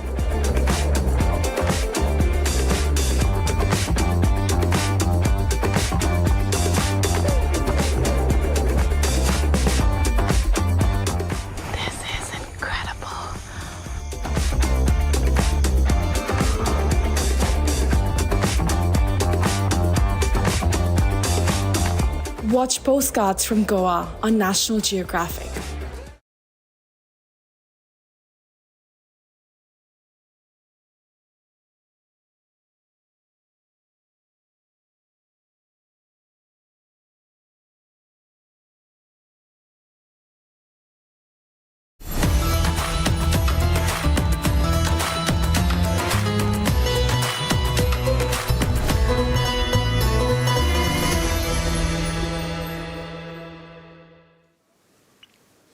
Welcome back, everybody.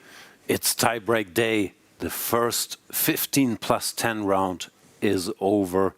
We've seen a bunch of decisive results, and that means if people don't win their next game, they're out 1.5 in any of these brackets, and you win the match.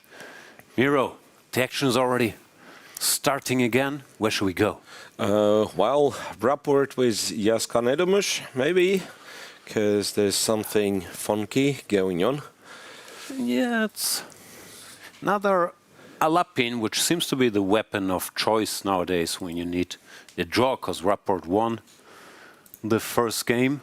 And E5, this was also, somebody else played this and managed to come back. I forgot who it was, but we've seen it in this tournament already. Maybe Darda, I recall a game with this. Queen G5. No, this is Bishop takes D5, Queen F6, yeah. Takes. Comp even slightly prefers black already. I mean, yeah, I think it's like Queen in F3 he mixed up. I think you're supposed to go here first for whatever reason. Now here. So that black doesn't have Queen there's F6. no Queen F6 or Queen G6 for that matter. Then white is a bit better. But after Queen F3 takes Queen F6, black is very comfy. Okay, Rapport castle, then now if black captures on F3, goes Bishop F5. Apparently black is just better. Yeah, looks believable with this hole on D3. Bishop F5, long castles. And the bishop here would pretty much cramp the entire queen side. This is brilliant. Dubov Maya, draw. Already. Yeah, okay, let's not overdo it. Dubov with white, yeah? Yeah, Dubov with white, it's already over. Come on. It's already Play some over. chess at some point, Daniel. There he leaves. Yeah, so here, okay, it's too early to speak about like Erdogmus having a chance to come back, but at least the opening part This went is as really, good as really it well. gets. Yeah, the opening part went really, really well. Okay, some lessons in playing the Are you allowed to put the hood on? I didn't know you were allowed Oh, well, to do that. this is pushing it for sure. Yeah. This is pushing it. Bishop, yeah, so he trades, goes Bishop F5. Yes, looks very good for black. Rook E1, but the pawn you don't really care about. Yeah, I guess you could cover it, but just castle and... Yeah, Rook E1, you white castle dares to long. This Knight bishop would A3. just freeze everything. Knight A3 was played instead, but you could... Better, but still sad. Yeah, you could probably still ignore it and go Bishop D3, question mark. Yeah, what does he want? I guess you have to be very humble. B3, Bishop B2, and try to crawl out of there. No, very pleasant scenario for Erdogmus. Yes, with a chance. Okay. Everybody who won with white is with black tries to be as solid as possible with white, like Sevian going for the Alapin as well.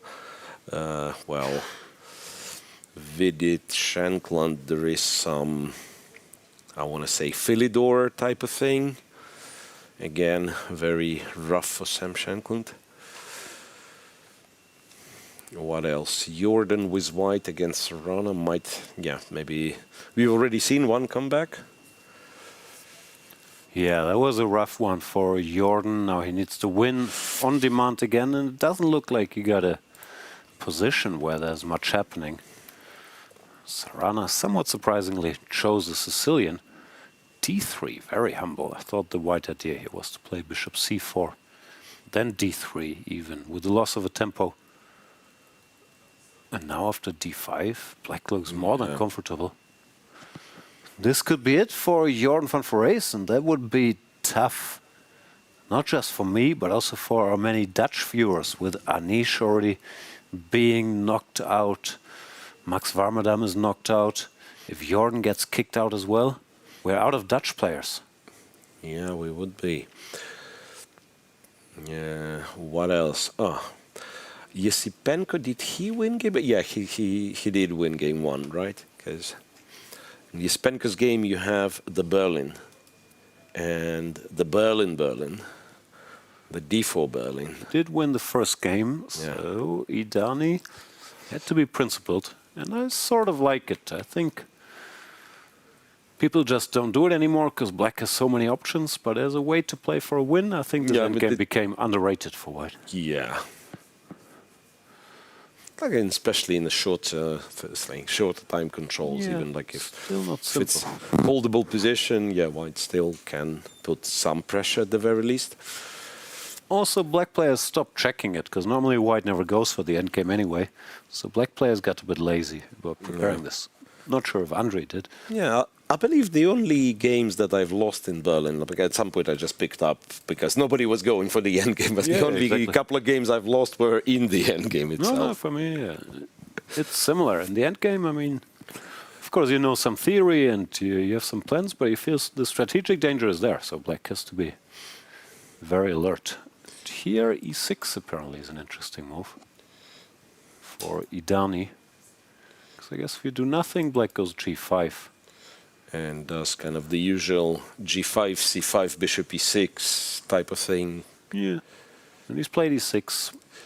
Good move. He did play e6. Now, it's not the case where you could go f6, I guess, right? No. Don't know. No, this is bad. Yeah. So e6, what do you do?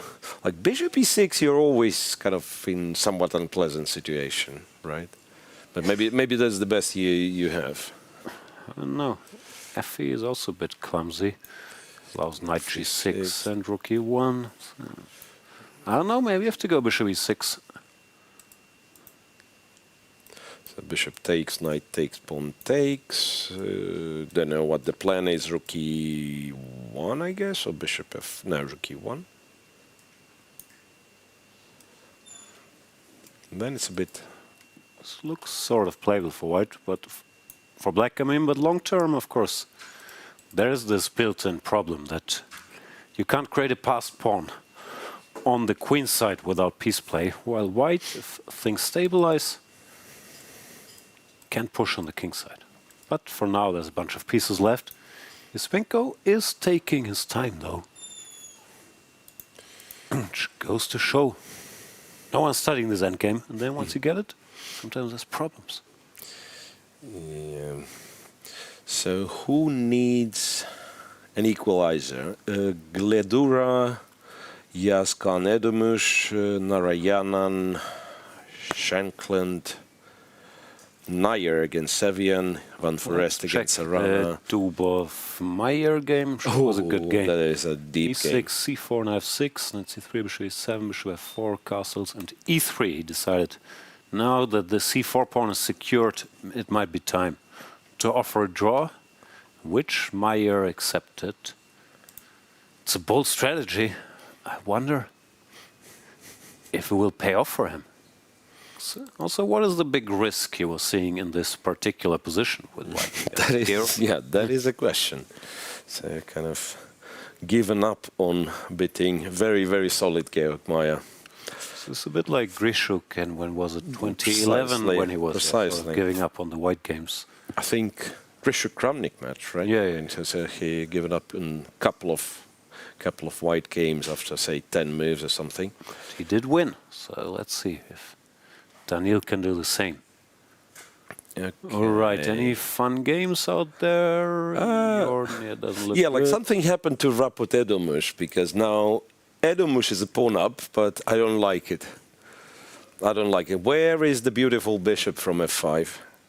How did he untangle? He went b3, knight c4, knight b2. Wow. Took a while, but what to do? Bishop goes away, and d3. Erdogmus took it. Which he probably should do, but then somehow it's not like I don't like it, but seems like white with pair of bishops, everything so healthy, should be able to make a draw. Yeah. Great. Okay, let's switch to Jorden for a second, as we have him on camera there, where it does look like the opening went badly wrong for Jorden van Foreest against Alexey Sarana. Foreest just beat Sarana in a tournament game, and I don't mean here, but in the European Team Championship like 2 weeks ago. Here, he lost the first game in the classical portion, then won the second game, but lost the first game. So can he do again? He do it again? And this looks unlikely. Black is so centralized, healthy. Right. It's not only kind of the evaluation that computer gives, but also that, like, the character of the position. Yeah. What do you create with white? It's like very, very hard. Hard to spot anything. Also, it's frustrating when you know you're in a must-win, but you can't even attack anything. After 10 moves, you've gotten this, and you can see Jorden also not thrilled, hiding his face there. Sarana still has 14:24 on the clock. No, this is mission impossible for the Dutchman. Right, still no move from Yosipenko after e6. Yakuboyev seems to be in a full control. Yeah. Miro, if you don't mind, because normally I do a thing where I explain to the Dutch viewers who normally don't understand English what's been happening in the tournament for the Dutch players. And here with Jorden on the verge of being eliminated, I feel it's high time to do that. Is that okay? Just okay. Ja, dames en heren, het was een beetje moeilijk deze toernooi. Die Max Warmerdam heeft heel slecht gespeeld tegen Wonder Liang. Hij kan wel lekker remise spelen op de eerste partij, maar hij doet toren half 2 en wit wint en Max verliest. Nu, Anish Giri, heel goede speler, nummer 5 op de wereld. Verliest tegen Alexander Donchenko, een Duitse speler. En ja, ik snap het helemaal niet. Anish met zwart moet lekker remise doen en tiebreak winnen. Maar hij speelt F5 en zo. Heel riskante zetten. En verliest de partij. So, we hebben alleen Jorden van Foreest. En Jorden gaat nu ook lekker verliezen tegen Alexey Sarana, volgens mij. Dankjewel. Dank u wel, Jan. That was the Dutch segment. Producers got very nervous that I switched to a strange language, but it has to be done. No, we could pretend that it's still English. I mean, I don't think production team would mind. Anyway, Jorden, it's really hard to see him coming back, at least for now. Italy was easy, but well, Yosipenko just frozen after this e6 thing. Yeah, it's not much to do. It's not much to do. Okay, bold prediction. As much praise as you were giving MVL, I think now that Artemiev might actually win this game. It's a very boring position, which is typically very, very dangerous against Artemiev. It's also a good position for white. Yeah, this is a very Artemievian position. Like, the argument is like my B pawn is less weak than your A pawn. Yeah. Maxime, I mean, he's been playing these positions, these Queen's Gambit accepted things where you're slightly worse, but he knows them kind of well. And normally he's been holding comfortably.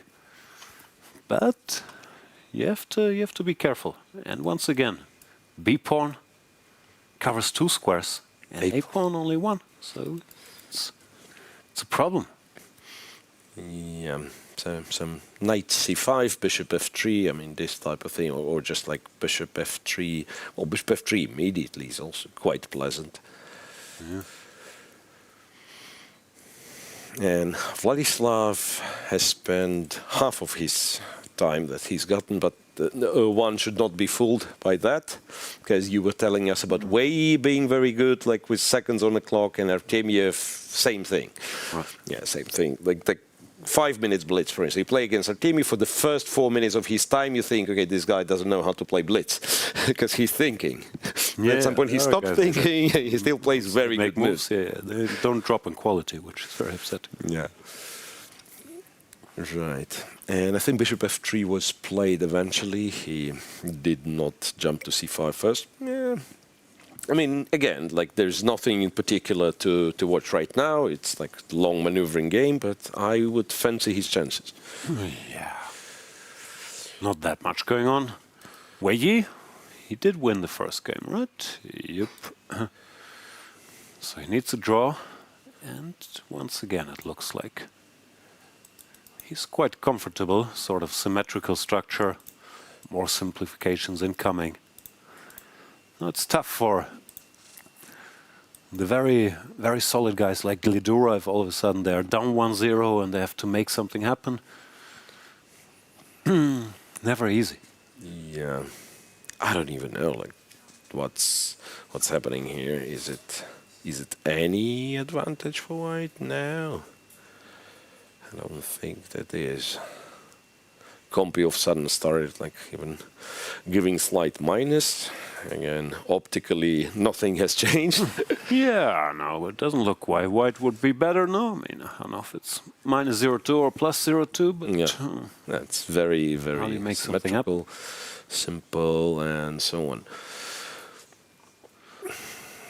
Sarana, well, apparently is like almost winning against, or maybe just winning.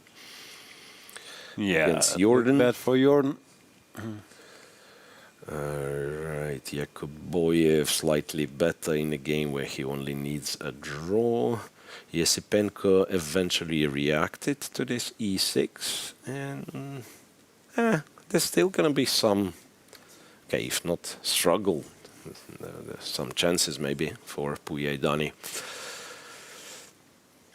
But yeah, like amazingly, not a single player, it seems, who lost game one has a chance. Has a realistic. No, it looks like. Yeah, there could be some. Yeah, well, maybe Kaan has the best chances still, even though, yeah, against pair of bishop. Yeah, well. I remember Michael Rachel explained it all to us beforehand. He said the favorite normally wins in rapid, so the 2700s will win easily, and that held true to some extent. But in general, very hard to make a comeback here, it looks like. Yeah. Yes, is a pawn up at least, so yeah, we can't write him off. So rook takes, and then f5, and you just yeah, continue playing, being pawn up. Of course, White, thanks to two bishops and limited material, will have some chance for a draw. Yeah, and the knight gets jumpy now. This is not such an easy spot for Richard. Richard also has 14 minutes on the clock, yeah, while he sort of messed up the opening. Yeah, just said, I'm not going to think. Right? I'm not going to think. I'll just blitz out whatever comes to mind. Feels like a little bit tilty. Yeah. Okay, Sevian. Where did you tilt after you win the first game? Yeah, that's a big that's a big question.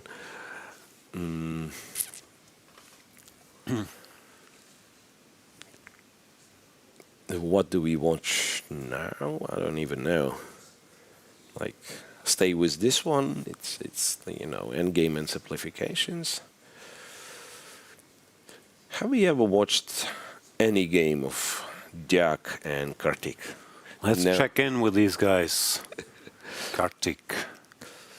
Yes. Every game in their match has been drawn or not? Yeah. Everything's been drawn. But somehow like tense and some long end games and stuff. Yeah. Here they are. Bogdan-Daniel Deac, the Romanian top player with the white pieces. Very focused there. So that's again like reversed Carlsbad with black for whatever reason having the bishop on g7, right? Yeah, this is sort of normal stuff. Bishop e2, and once again g6. I wouldn't have done that. G6 voluntarily is somewhat surprising, no? Yeah.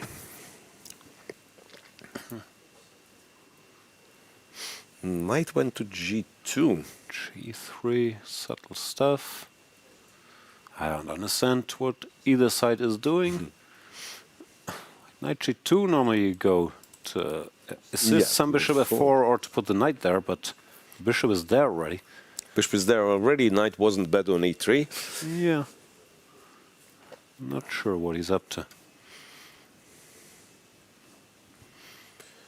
Maybe. Right. Something. Yeah, somehow black 95. lacks a proper counterplay in terms of like structural pawn pushes. Like, yeah, this minority attack is unlikely. The horsey, no? Yeah, What like happens? break in the center is unlikely. So yeah, like put the knight on e4 and just try to support it somehow. Any big changes? Not really. 94 plate by Karthik. Some changes. One Foreest actually gets something going for him. Oh, Jordan's back in business? Sorry, producers, if Jordan is back, I have to do the whole Dutch speech again. I don't know what exactly was blundered after g4, bishop h4, black's apparently completely winning, rook f4, and move some 18. trickery, yeah? Queen d4 takes, queen takes, and all of a So sudden rook it's a c7 double was a attack. bad move, I guess. Rook c7 was a bad Bishop move. f1, he's just suffering. Bishop c7, rook d7, g4. Bishop h4, rook f4, black was completely still good. winning in this moment. Now he can just Move the horsey, reshuffle. but also bishop on c7 is in trouble, right? Like you go knight Yeah, e7. also you just get checkmated, no? Maybe some bishop g2 he disliked, but the queen is a pretty serviceable square here. Anyway, so he captures c7, gf5, bishop g5, Now all of a sudden queen it's a mess. g4. Both bishops are under attack. Bishop g5 was his point. I guess he saw rook g4, queen f5, and he's doing well. Yeah, but queen g4, Queen g4. now you gotta take f4, queen f4, c7 is hanging. A very random tactic, but it's there, and now Jordan has a chance again. You move the rook, you take on e6. Yeah, it's not like black is lost or anything, and in reality it could be like closer to a balanced position, but at least, yeah, something's going on.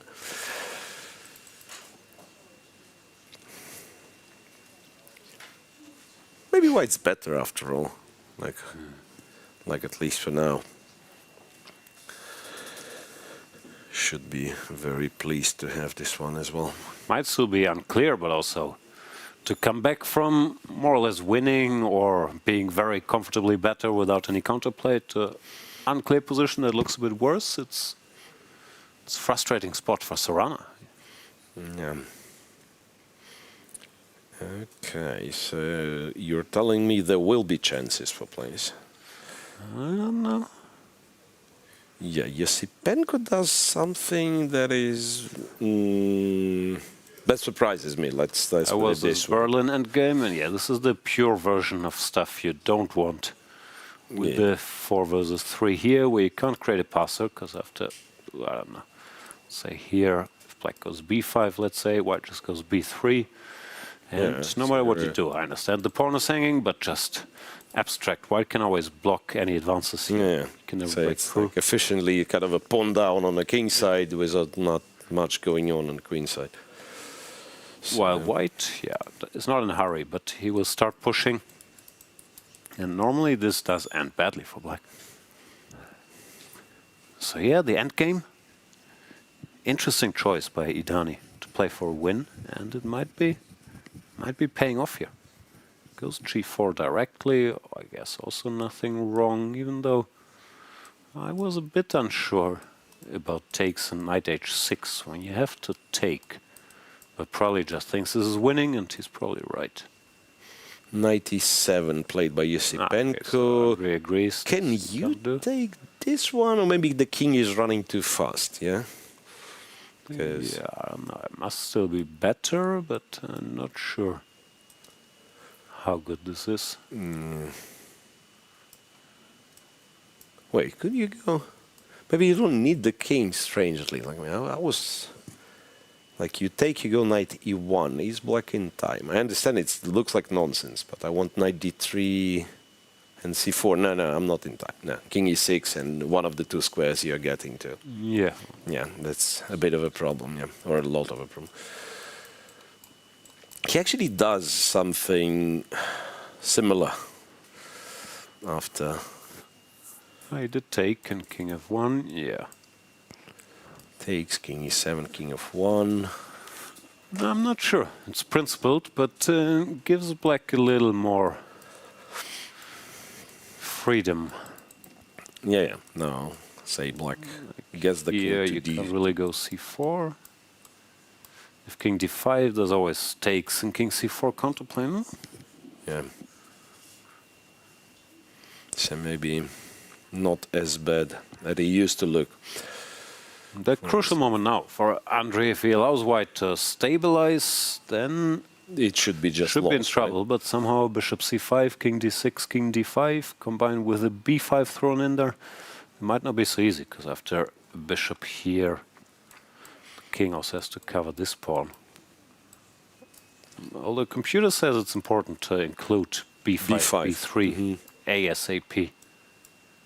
And now maybe you can play your idea. Knight with the tempo e5 up. and then d3 Yeah, with the knight e5 tempo. here, and then you do all the stuff, c4. So basically to f4. control all the fifth rank, and then white should be relatively easily winning. Yeah.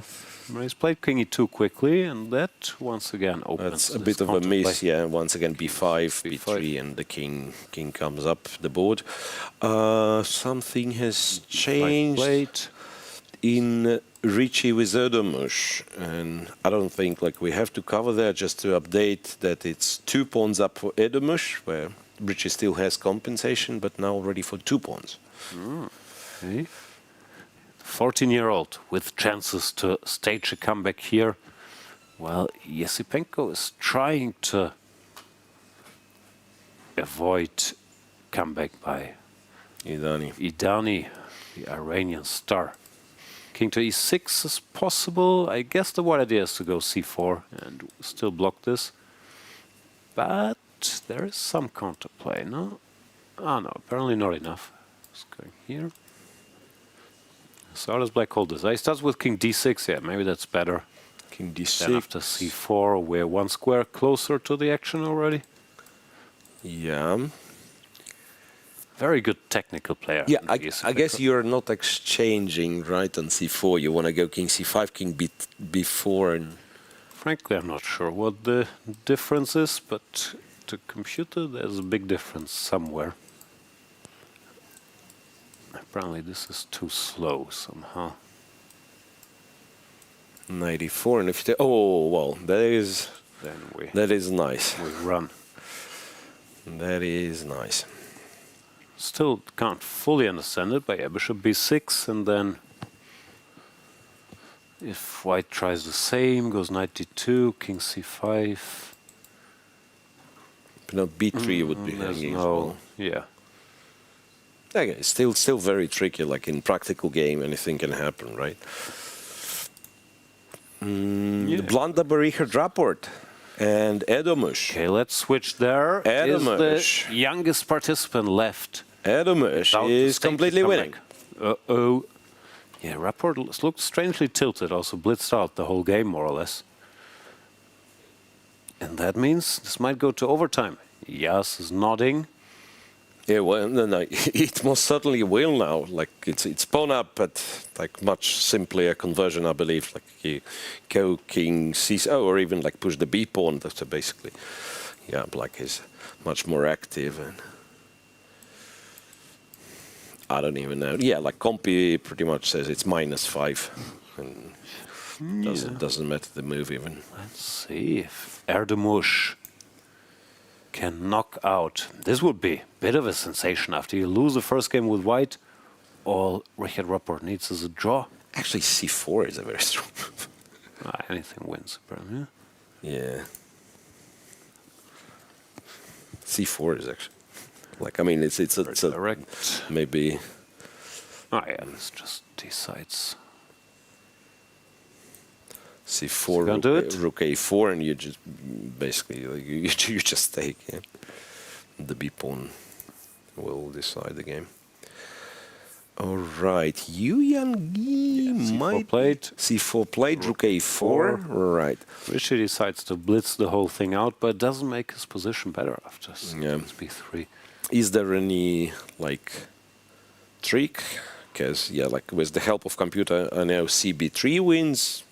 maybe you shouldn't look for a better move. I was thinking d5 to keep like 2 connected passed pawns, but then it's like a check, yeah. And after king b6, I've blundered bishop f2. In all honesty, right? Might still be winning. Yeah, might still be winning, but like yeah, you don't need it. Smoothest. You don't need it.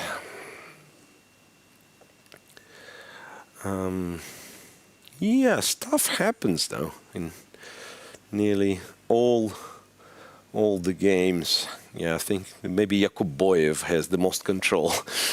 In fact, you were absolutely right. One Nodirbek in the tournament. Yeah, has to be done.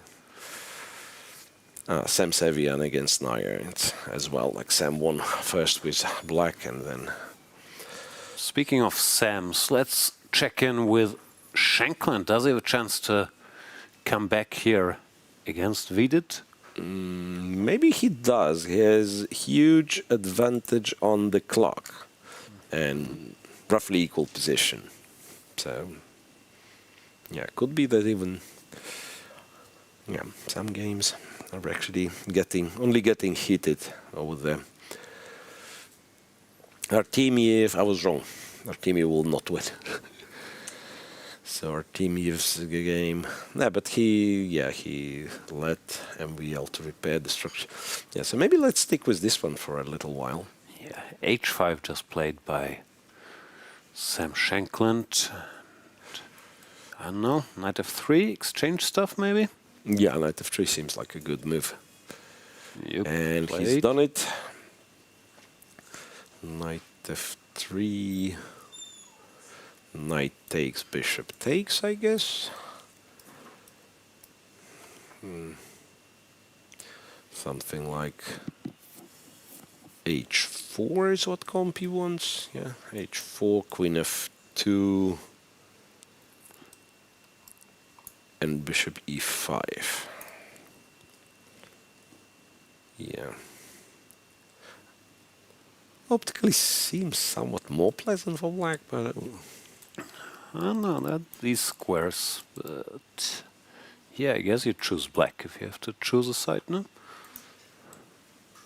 Yeah, like if you're given this position and you're in a must-win situation, yeah, you have this infinity amount. In a must-win situation, you probably choose black. Yeah.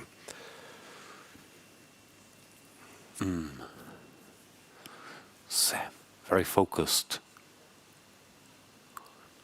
But so is Vidit. It's unfair if both sides concentrate. h4 played, queen goes away. Wow.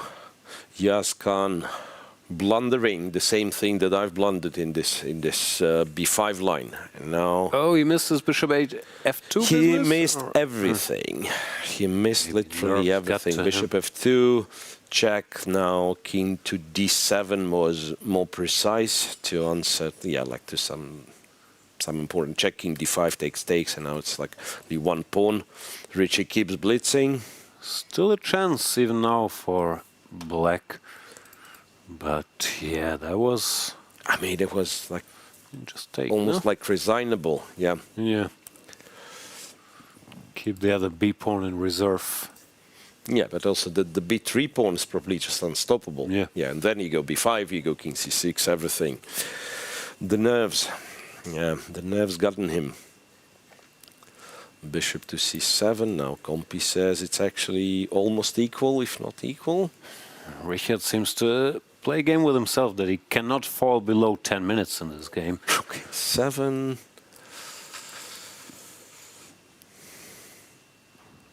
I don't even understand why it's like equal at some point.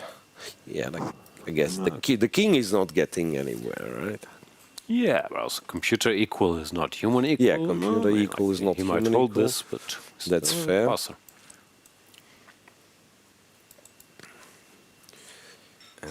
Okay, much tenser. The second games are, of course.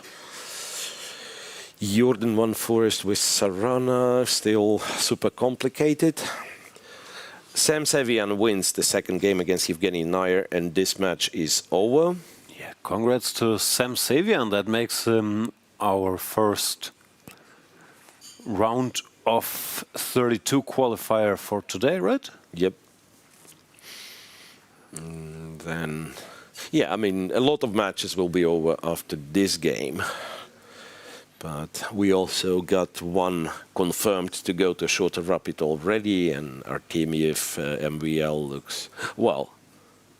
Now that I'm looking at it, I don't like what Artemiev is doing. He actually ends up being a pawn down. So could it be that? Okay, we can switch. Yeah. Spare.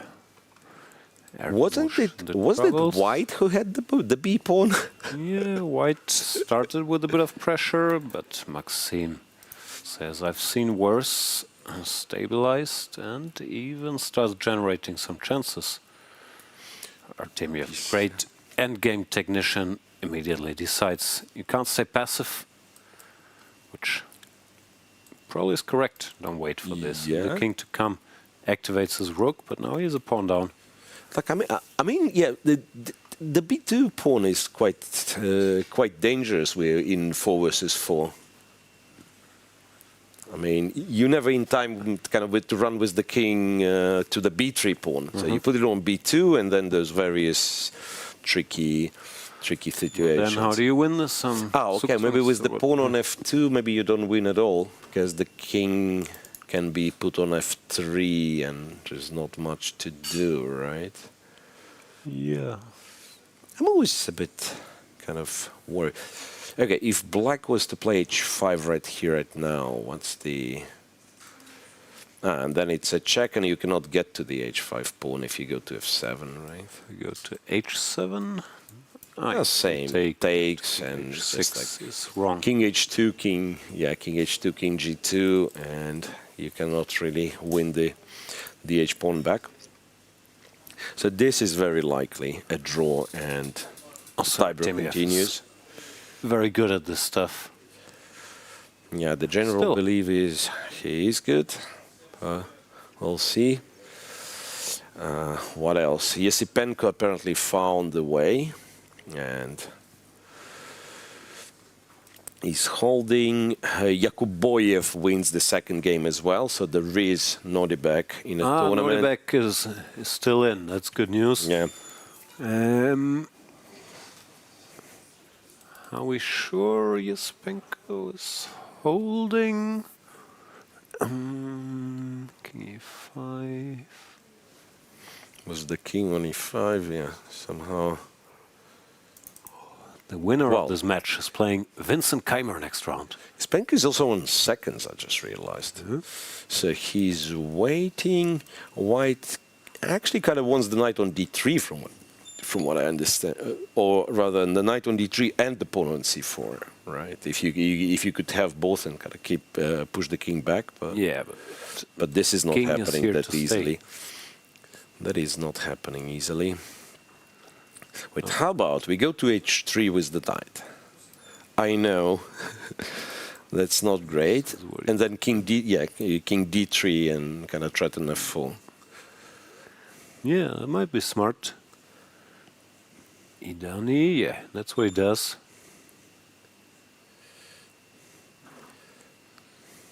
Can black generate any counterplay? Yeah, like C5 was... There was C5, C4. like weird move, C5, but maybe you would lose to like... Maybe you don't lose. I thought C4, and then while you take it... No, this one somehow... Compi is not very optimistic, but the A pawns are usually very dangerous. Now, after King D3, White's actually winning. He's gotten this setup. Now he gets what he wants. F4 check, knight returns back, C4 like regains all the control. So we will see an equalizer here, it seems. Very possible. Yangyi made the draw and already in. Congrats! What else? What else? Sam Shankland. Sam Shankland is crashing through. Breaking news. Vidit, sir, will have to play more games. Wow. I don't know how it happened, but now, yeah, it's completely winning for Sam Shankland. It's not the quantity of passed pawns, it's the quality what matters. And these are the best quality passed pawns. Rough for Vidit after winning the first game with black. He loses the return game with white. That is... and he's done something very strange in that position. Maybe panicked on seconds or something, but yeah, this match will go on. Let's catch up. So we've seen this type of stuff. Looked roughly equal. Yeah, Just bishop h3, I think. Yeah. There is apparently no other explanation. Yeah, so Shankland winning.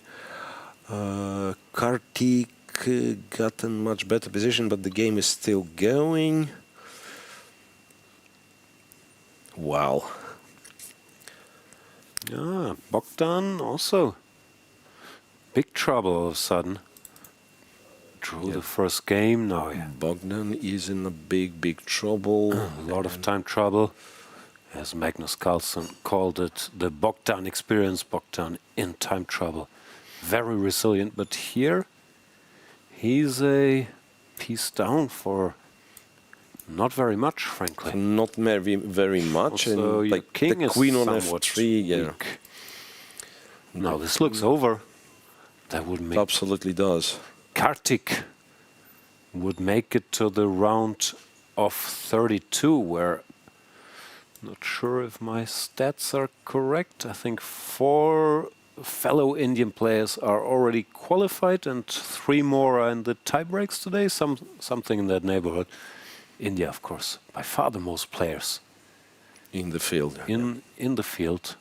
Started with and remains with by far the most players 17 in the field. started, and even though some stars have been eliminated, many more are still going. But imagine Gukesh out, Nihal Sarin out, Aravind out, but Prag is around. Arjun, Karthik looks like he's very much on the way. And Bogdan Deac resigns, which means Karthik Venkataraman is our next qualifier for the round of 32. Congratulations. Right. Jorden is dead lost again. What happened?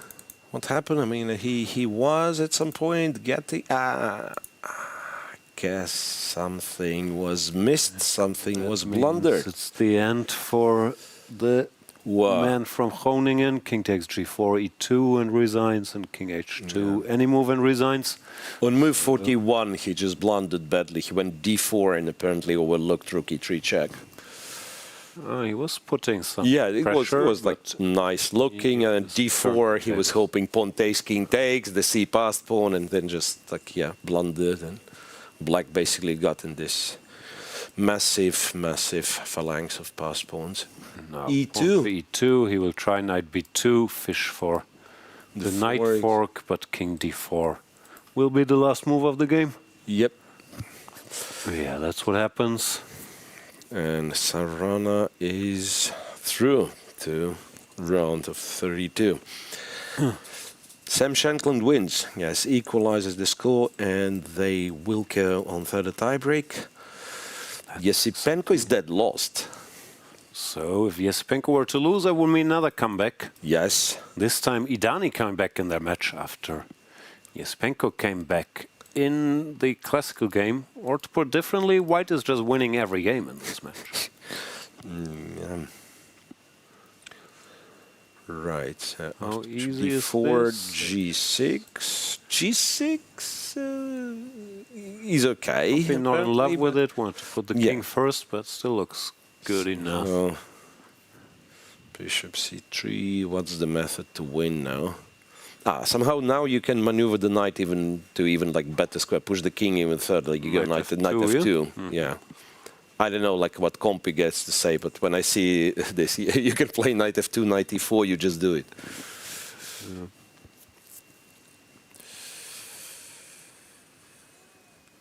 Because computer does it, like, claims it's absolutely winning. It does some really strange stuff, like going king f4, for instance, which is hard, hard to imagine being played. Mysterious ways. So knight f2, bishop d4, check, king e7, and how do we win? Apparently. This looks good, and here. Right. And then you'll take on a5 simply. Or maybe not so simply, but you will. Right. Anything else in progress? MWL is still playing, but apparently it is a draw despite extra pawn. Erdogmus is still playing, but yeah, Richie will hold his own, looks like. Wei Yi against Gledura. Wei Yi won game 1, right? Yeah. And now, yeah, similarly has no risk. There's always a risk if the game goes on, though. Sure. There is always a risk if the game goes on, and these are all the games we have. We have 4. And Yespenko about to lose like a Berlin model game here. This is the danger of the Berlin. Black has these double pawns that can't create a passer, while white very much has a passed pawn. I can choose how to convert it. The direct knight g5, knight e6 looks good. This sneaky knight d2, knight b3 also looks very strong. And yeah, he goes knight g5, goes for the kill, which apparently is pretty good as well. You can't even go king f8, right? So king d6. No, how do we win? Knight f7 check is nice. Knight king f7, c5, knight e5. And this is and if king e7, still knight e5. Yeah, always knight e5, threatening this or picking up more pawns. No, very smooth conversion by Dani. And king f8, you take c6, you also attack a5, and then you just can go in with the king, basically. King e6 or whatever is also good, but knight takes c6 looks crushing, no? Yeah, play it. No. Bishop c3. Must be many ways, but king e6. Knight d, I mean, you can return to e6, I guess. This is not bad. Or king e6, king e6, king d7, yeah, just go in. Just go in. The direct route. No, he doesn't want to give anything back. Knight e5. Also completely winning. Maybe he wants to put his pawn on c6 first or something. King g7. Now you could push. Yeah, c5. No, this is good technique. Really good technique by Dani. MWL still looks drawish. Rapport. I don't know. The worst that can happen to Richie is defending rook and bishop against the rook. Him being with the rook, obviously, which I think he should be very kind of confident doing. Gledura is way. The game still goes on somehow.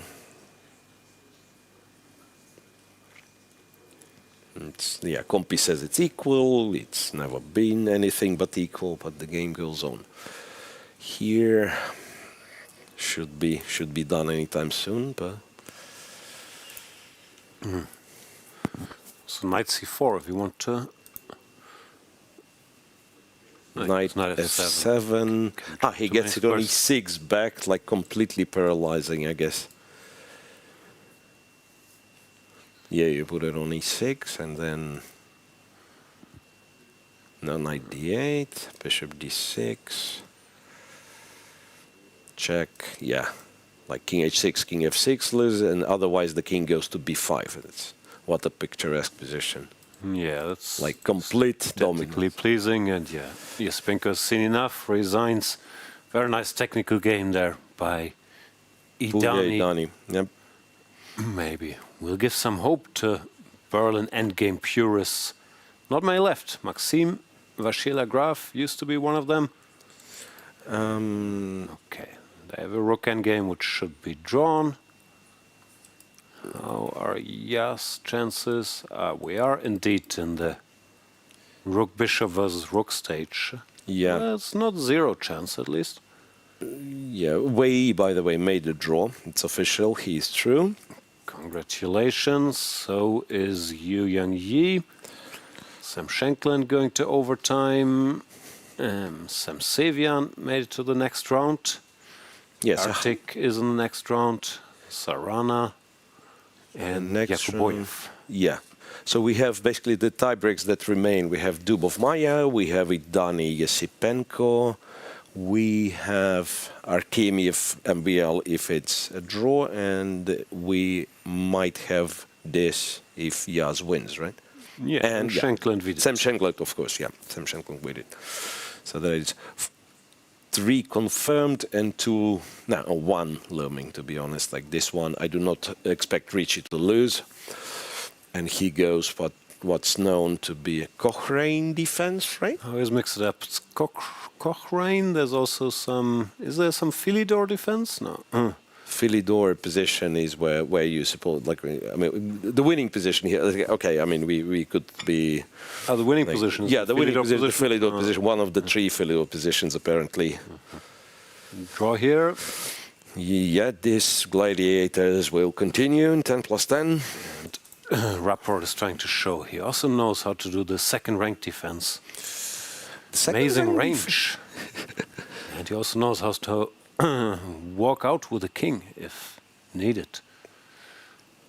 This means now Yas has to spend some time to chase the king back to the to some back rank. Some back rank, one of the back ranks. Yeah. Rapport. Still committed to play quickly, even though he no longer has more than 10 minutes on the clock. No, but now maybe the new kind of the new line is a new line of defense is like not lower than 5 minutes, right? Yeah. If you've reached move 80, you're allowed to stay on 5 minutes, which he did. Makes sense. Bishop d2, rook d3 is one fancy way. It's not who has most pieces on the d file. You have to checkmate the opponent.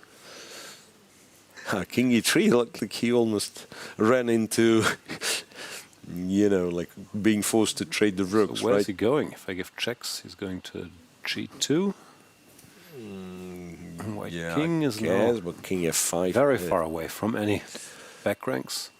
All right, just to keep in mind, last pawn or last capture happened on move 72, so already 13 moves in. Well, I mean, that's not that much. Yeah, I don't think all 50 will be played, but who knows? Maybe they will. I don't know. I want to see them all. Rook a4.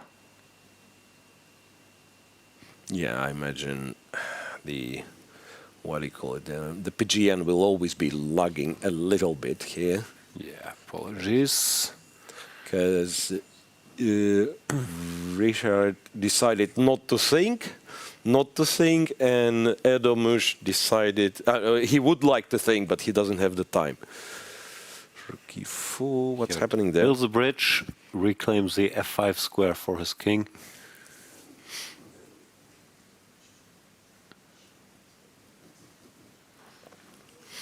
Yeah, the thing is, like, for now, you can just, like, do whatever.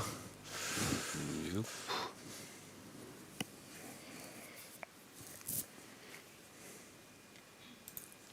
Okay. So this is the last game running, right? Yeah. Rapport. Trying to punch his ticket. Right here, right now.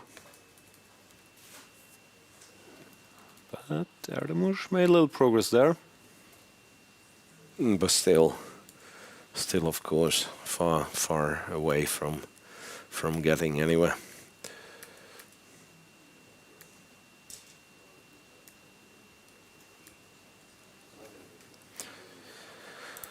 All right.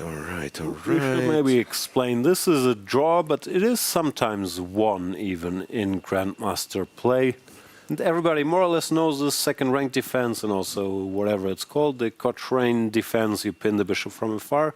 But there's still many subtleties and positions. Yeah, and very often, like, you get this, like now it's at least in the purest form, so he's defending from king being in the middle, right? And sometimes you get this in some like weird angle, rotated 45 degrees, whatever, 90 degrees, and you're low on time, and you make one move, one mistake, and it's worse.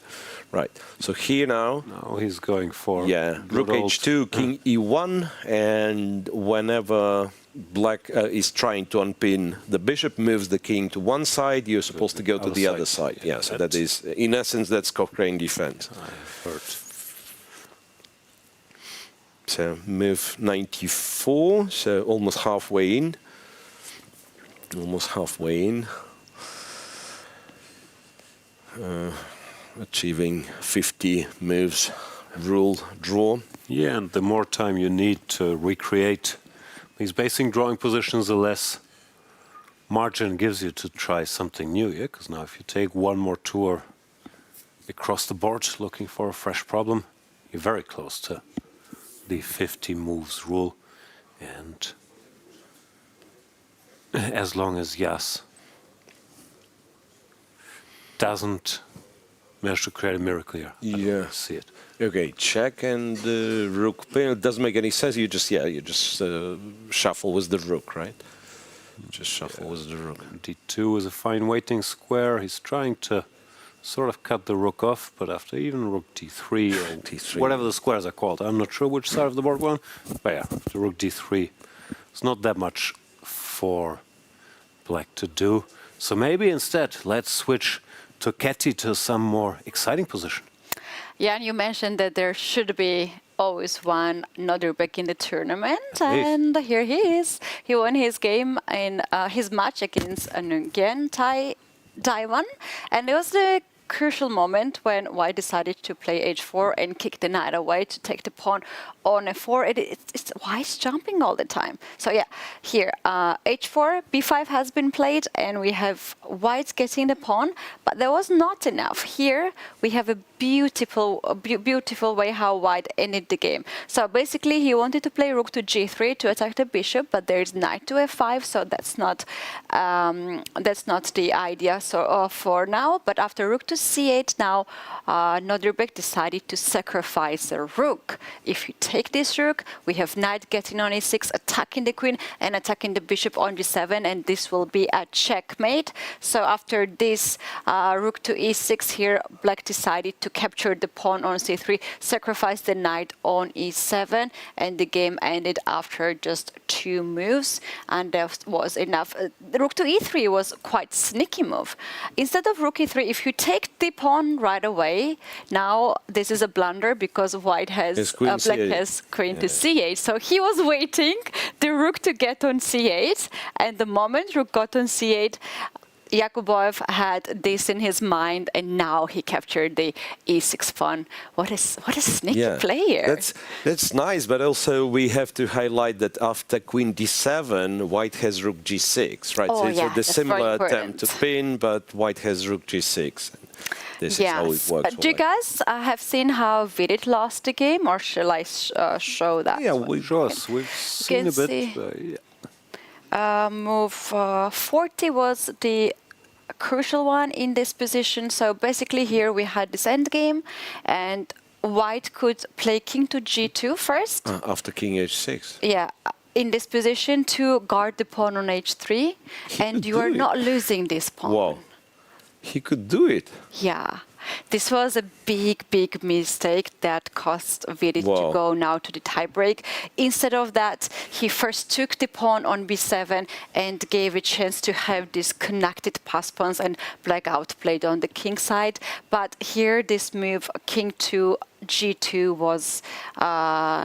was very important move that he did not play, and this could end in a draw. After this, you can basically take the pawn on b7. Wow. Yeah. Yeah, big miss by Vidit means he's going to the 10+10 portion, which will come next after the rook bishop versus rook endgame is finished, which will be very soon. Thanks, Ketty. We'll wrap up this round and then see who's left in the tournament. Are they still playing? Yeah, they're still playing. They are about to reach 40 moves. They're 40 moves in. To entertain, there's not much to commentate at the position. Not very optimistic. Didn't change much. So to entertain ourselves, we've gotten a question from YouTube audience, Jan. Oh, I don't know. Yeah, some people watch and got question to us. We've seen recently Carlsen and other top players going for the Philidor defense. Knight f6, d6 and e5. What do we think about this opening in general? First of all, hang on. Bishop b4. Have we seen Carlsen and other top players going for the Philidor defense? Recently, not sure. I'm sure he's done it, but I wasn't aware there's a big Philidor wave. We've seen Jospin play it to defeat Jose Martinez, and I think we've also seen Sam Shankland just play it today against. So apparently Philidor is winning. Philidor apparently is winning for black. It's a pretty good score.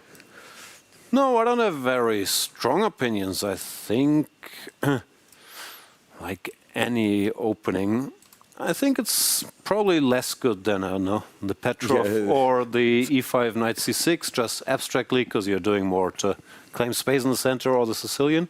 But it has a pretty solid reputation and maybe can lead to somewhat more double-edged positions, depending on how you play. I imagine, like, on high level, it's still, you would use it as a surprise weapon. You cannot build your repertoire. Must win. We've seen Sam play it, because it's not exactly putting pressure, but it keeps some pieces on the board.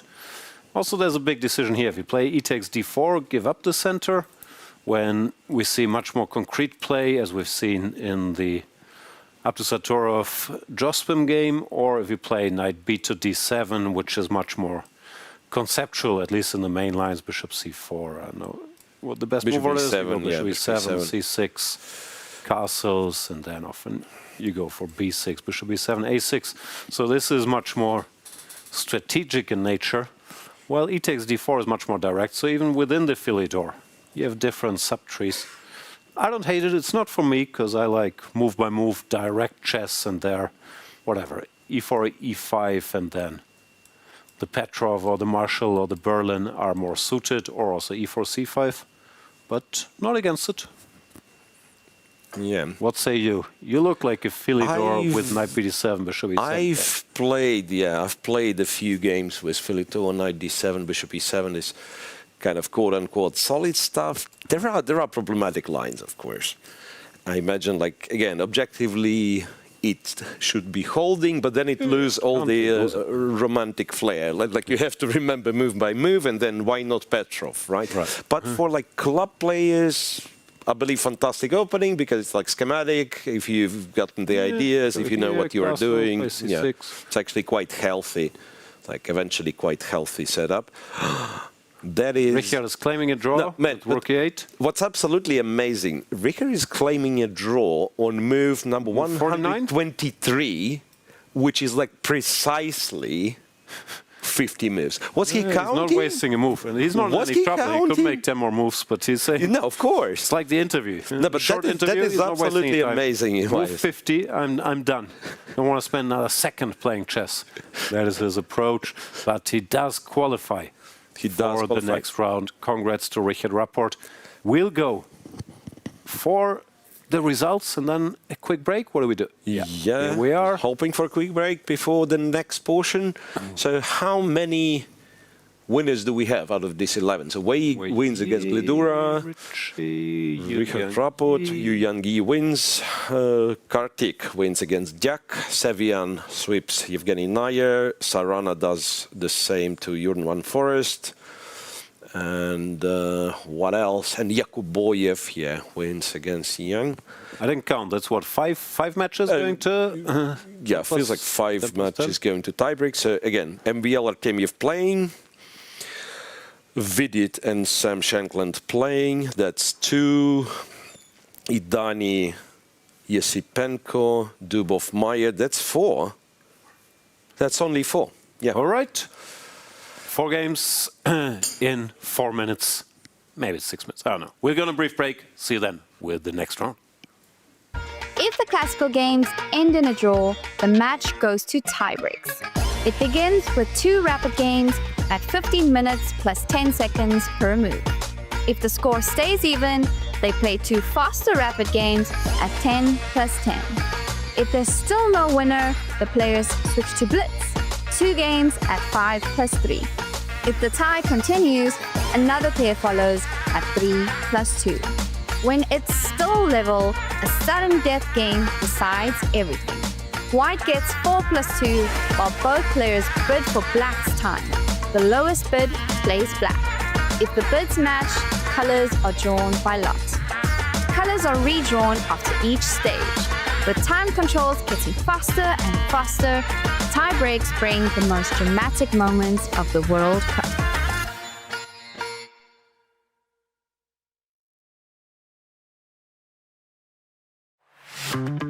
Goa, a food paradise, both steeped in historical culinary tradition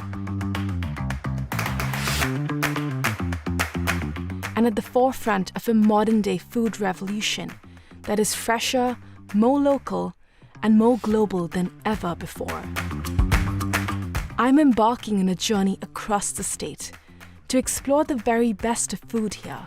This is honestly my favorite way to eat an egg. Break bread with some of Goa's most loved chefs and understand what food really means to communities here.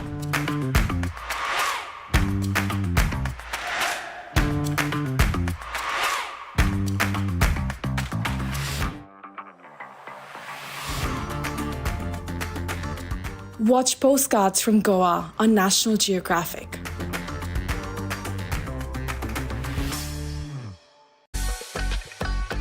Are you ready to witness the most intense and unforgiving format in chess? A knockout, where one mistake can send you home. This is the 2025 FIDE World Cup. From October 30th to November the 27th, the chess world gathers in Goa, India for 1 month of chess. 206 players, 8 single elimination rounds. With a $2 million prize fund, every round is a test of nerve. 2-game classical matches, rapid and blitz tiebreaks, and even Armageddon if needed. For the top 3 finishers, the prize is even greater. A ticket to the 2026 Candidates Tournament. This is the chance to earn the right to fight for the World Championship. The FIDE World Cup 2025. Only the strongest will survive. Chess is more than just a game. It's a tool for empowerment, connection and transformation. In 2025, FIDE is proud to launch the Year of Social Chess. We believe in the power of chess to bring about positive change, from therapy and education to rehabilitation and inclusion. Social chess is our way to build a better world. The Year of Social Chess will introduce groundbreaking initiatives across the globe. Monthly themes will address critical social challenges: chess for protection in refugee camps, chess for cognitive health among the elderly, and even chess for addiction recovery. Through this initiative, we are mobilizing communities, conducting research, and creating opportunities for all to experience the joy and impact of chess. Join us for online chess events, global conferences, and even a documentary film festival that will showcase the power of social chess. Let's make 2025 a year to remember. The Year of Social Chess is here. Let's change the world, one move at a time.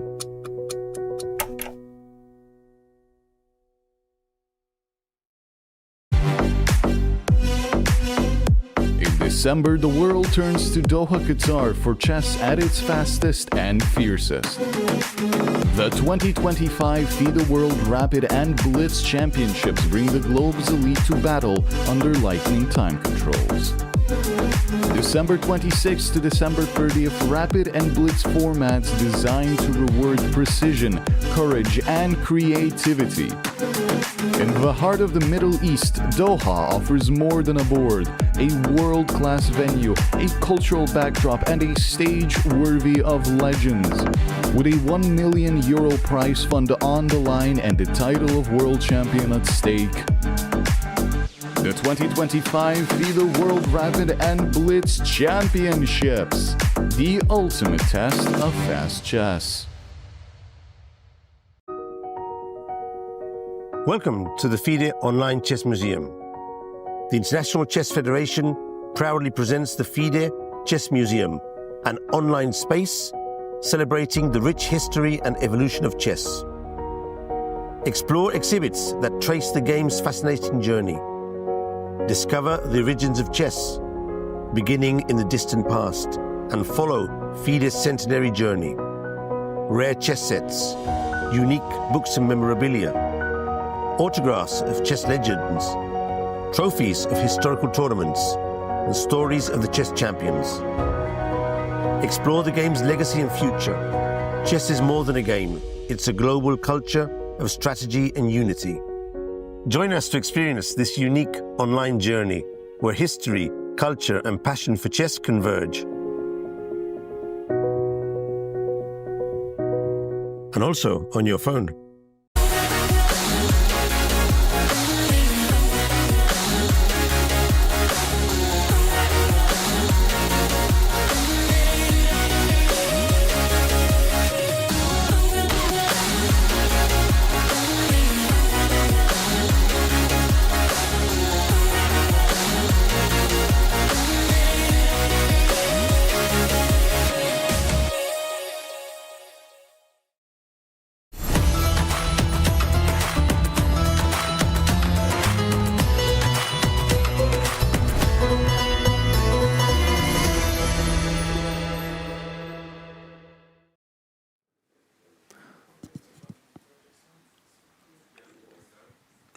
Welcome back, everybody. We have reached the 10+10 portion of the tie breaks. 7 matches have ended in the 15+10, found a winner, but 4 matches are going the extra mile. And here we see Vladislav Artemiev after a hard-fought 1-1 against Maxime Vachier-Lagrave, where he was in a bit of trouble in both games. Yeah, do we have the games running? Yes, we do. Yes, we do. Symmetrical, what do you call it? Symmetrical Grunfeld? Yeah. Yeah, symmetrical Grunfeld there. Then, what? Shankland against Vidit, something solid? Yeah, this is a bit of a dry position. We'll switch to it if it heats up. Now we have only 4 games, so we can keep an eye on it. But Artemiev chose, which is typical for a style, not the main move here, c4 or b3. Chose c3, sort of keeping it a little vague. MVL went a5, a4, bishop f5, looks very healthy. And we'll see what white does. I've seen plans with like knight b2, rook e1, sometimes knight goes here. You basically try to play e4 this way or another. Yeah, and I guess like the fact that you've played c3 and a4, a5 inclusion, like c5 will be taken. Yeah. Very likely will be taken and defended. What black should do, I guess you can try this. But I guess, yeah, then it's here, like here, yeah. All right, then what else?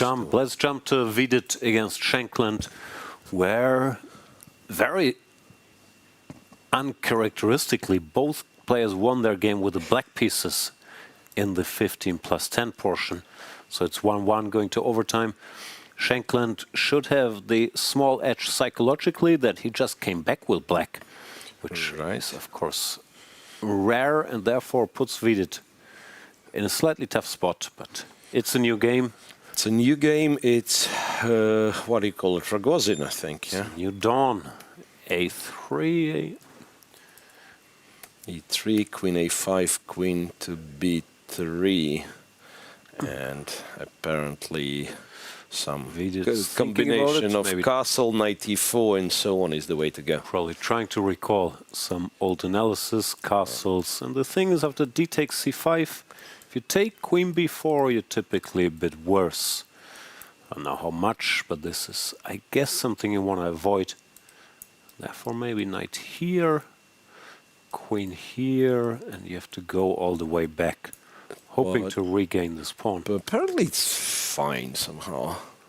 Yeah, I'm sure it's all right, but a lot of subtleties. DC5 played, yeah. DC played. How bad is knight c5?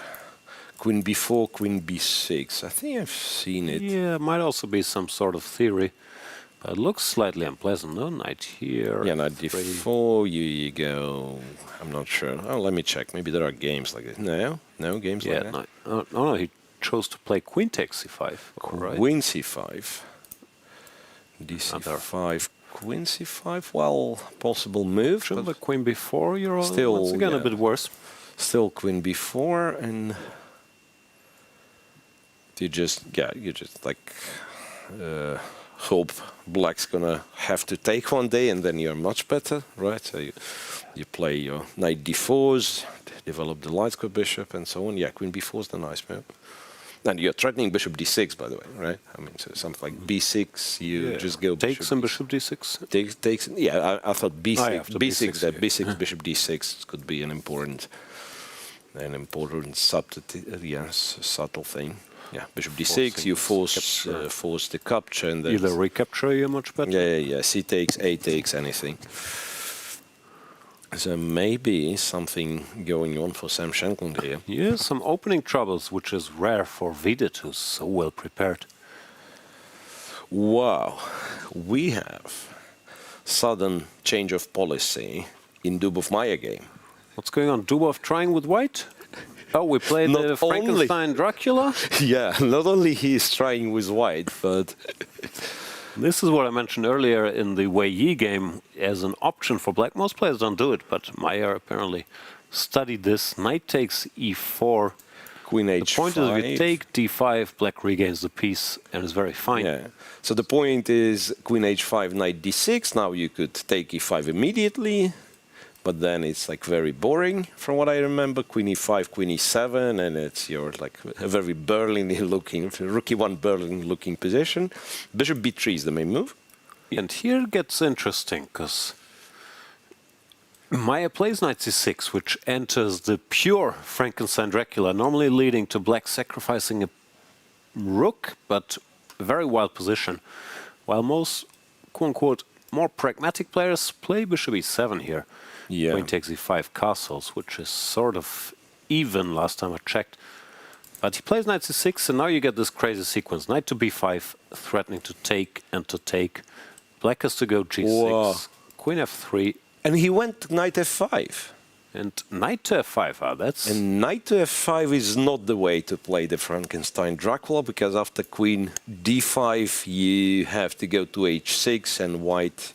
But I'm very confused. He must have prepared a this. very, very serious... Well, I always thought it's just like not the way to play. So you almost like have to enter after knight b5. Maybe we have to show, or you already did. After knight b5...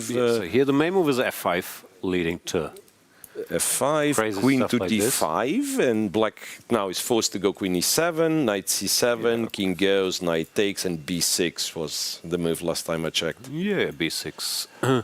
And more drama to follow, but Germay played knight to f5, which, is supposed to be bad, but I'm very confused because he entered the line deliberately. You don't have to go knight takes e4, and this sequence is sort of well known. Below 5 minutes, though. Okay, so no, he did mix something up. Maybe knight h6. Knight c6 was sort of a finger filler.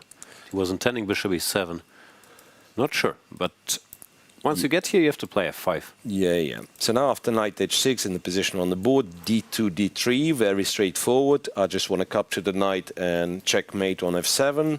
Black has to go d6, bishop h6. I promise you can never move the queen because c7 always hangs. Yeah. So this... Bishop h6, bishop e6 intermezzo, and now only but sufficient move is bishop to g5. Cute, and probably will be either known to Daniel or will be spotted by him. Yeah. Then black is just worse, yeah? Check, king somewhere. Takes. And there's more subtleties. Knight h3, very clever apparently. Tricks never end. E takes d, knight takes g5, and now there's the next knight fork to deal with. This is also an issue. Right. D4. He went D4. He's gone D4 instead of D3. D4 is, of course, instinctively kind of what you want to do if you've already played the gambit, right? But apparently D6 was more to the point. Takes bishop G5. It's kind of the same line, right? Yeah, it's kind of the same line with the pawn on D4. So. Bishop G5. And now, hang on a second, after bishop D5, now bishop takes D5 is actually fine. And he goes queen F3, not bishop G5. Bishop E6, queen F3. Which also looks very interesting. Yeah. Because if now takes D5, wins a piece. Yeah, bishop B3 is the only move. And then white takes on F8. How does black survive this? Bishop C4 bishop takes the knight. Bishop G7, and you sack the rook again. Now you have to take, because here you're in trouble. Yeah. You sack the rook again. Bishop H8. Bishop H8 actually is no bueno. Knight D4. Yeah, so after bishop b5, castles long is the move, and whatever. That's a crazy, crazy position. Does Daniel know all this stuff? He's playing quickly, but that's I'm not big sure. question. D4 wasn't the first computer move. Yeah. So my best guess is he's just calculating. And yeah, very surprising what went wrong for Georg Meyer to end up here. Yeah, but now computer actually is not that depressed with black's position. No, but of course, it's down to 4 minutes, so none of this black was finds planned. everything. Yeah, if black finds everything, you can easily just go wrong and resign. He's already thinking about bishop takes b3, which is like forced. But if you don't see bishop c4, or you just see bishop g7, you misjudge. Like, okay, this position rook down, which is apparently good for black, but also you think you mixed up something and you fell for something, and you're in big trouble, but apparently it's all still fine. Yeah, and white also doesn't have that much of a liberty. Now, bishop f8 is the only move. Now, either a4 or c4, I mean, bishop a4, bishop c4, and if any other move. Yeah, this will all happen, and then it comes down to bishop takes b5. If that is spotted, probably will be played, because everything else loses. Yeah, bishop b5. Well, yeah, and then white has moves. White can castle long. White can take on e5, maybe. This one's already tricky. Yeah, this one's already tricky. So, big chance missed by Daniel, not going d3 instead of d4. Okay, let's see. But why is he thinking no? Okay, just take. And bishop c4 blitzed out. He also gave Meyer a moment to calculate, collect his thoughts. Bishop c4 on the board. Yeah. Hang on a second. Yeah, somehow it works for black, right? So the only thing you can do is really go bishop g7. No d5s, no none of that. Knight a3 is some creative move. Knight takes d4. Queen d1 and bishop d5. Black escapes or with even the tempo. queen g5. Also good. Yeah. So now white. Yeah, now Daniel starts thinking, so the initiative of the opening surprise is pretty much gone. Also, I'm a bit confused by the overall strategy. It's just a time control, because in the 15 plus 10, he had made a draw with black. He could have done the same thing, and then if he wins, the match is over. No, while here he does it in the first game, in the 10 plus 10, and if he wins, the match is not over. So there are complicated questions, yes. Considerations going into this. Yeah. Maybe he thinks now if he loses, then he can still come back with black, which is against Maya. It's a tall order. He is like exceptionally solid, but yeah, it's still a game. Right. What else do we have? Dubov taking his time now. Okay, this is exciting. We should. Yeah, I mean, just watching. Like announcing what happens. Like Artemiev maybe marginally better against MWL, but no big things. Sam Shankland perhaps similar evaluation, slightly, ever slightly more pleasant against Vidit, and even that is not guaranteed. And Idani Yesipenko looks fairly even, but again, Compi I think prefers black there, but because black is the move. Now I've realized why. Anyway, like no such imbalances as in this game. So this is What's by Dubov far doing? He's by far the most exciting game. Bishop G7 seems strictly the only move, but he's spending. Yeah, like if you don't lot see of Bishop time. G7, what could be the alternative he's calculating? I don't even know. Like D5, Bishop B5, you're lost. No, this stuff works. Yeah. Bishop G7 is an absolute Bishop must. H6, but it's obviously worse than Bishop G7. Yeah, Bishop G7, Bishop B5. Yeah, I guess that's what he's thinking about. And then Okay, we could check. H8 is bad, yeah? Yeah, Bishop Not H8 too is... bad, but Bishop H8, Knight D4. But you basically have to give the exchange back. So now your only move would be Queen F6. Yeah, this one is bad. So you'll have to go like Queen F6. Yeah, it's actually quite shaky. Now it's actually quite shaky. So after Bishop C4, Bishop G7, Bishop takes Knight. What happens if you go castle long? Black has to give a check. King B1, Rook to G8. Bishop G7 played, Bishop takes B5 blitzed out, and D takes E5. D takes E5 was the move Compi was kind of arguing is possible. But then... So the material balance, currently it's sort of equal. There's this rook which is hanging, which is being ignored. And now Black could save it with Rook G8, or he could continue drama with Knight takes E5, which is another funny line. Queen goes here, hits the bishop, bishop can go. Yeah, you take the rook, takes. I'll take the rook eventually. Another rook shall fall. Right. What a mess. What's the clock? 5 minutes versus 3. So D5, if Rook G8 is played, then... Yeah, White once again starts having some kind of alternative. There is Queen to D5, there is Bishop to F6. Yeah, Bishop F6, Knight takes E5. Yeah, nice it calms counter. down everything. Queen to B7. 6 played, and Knight takes E5. Knight E5, played. yeah. And then White has Queen B7.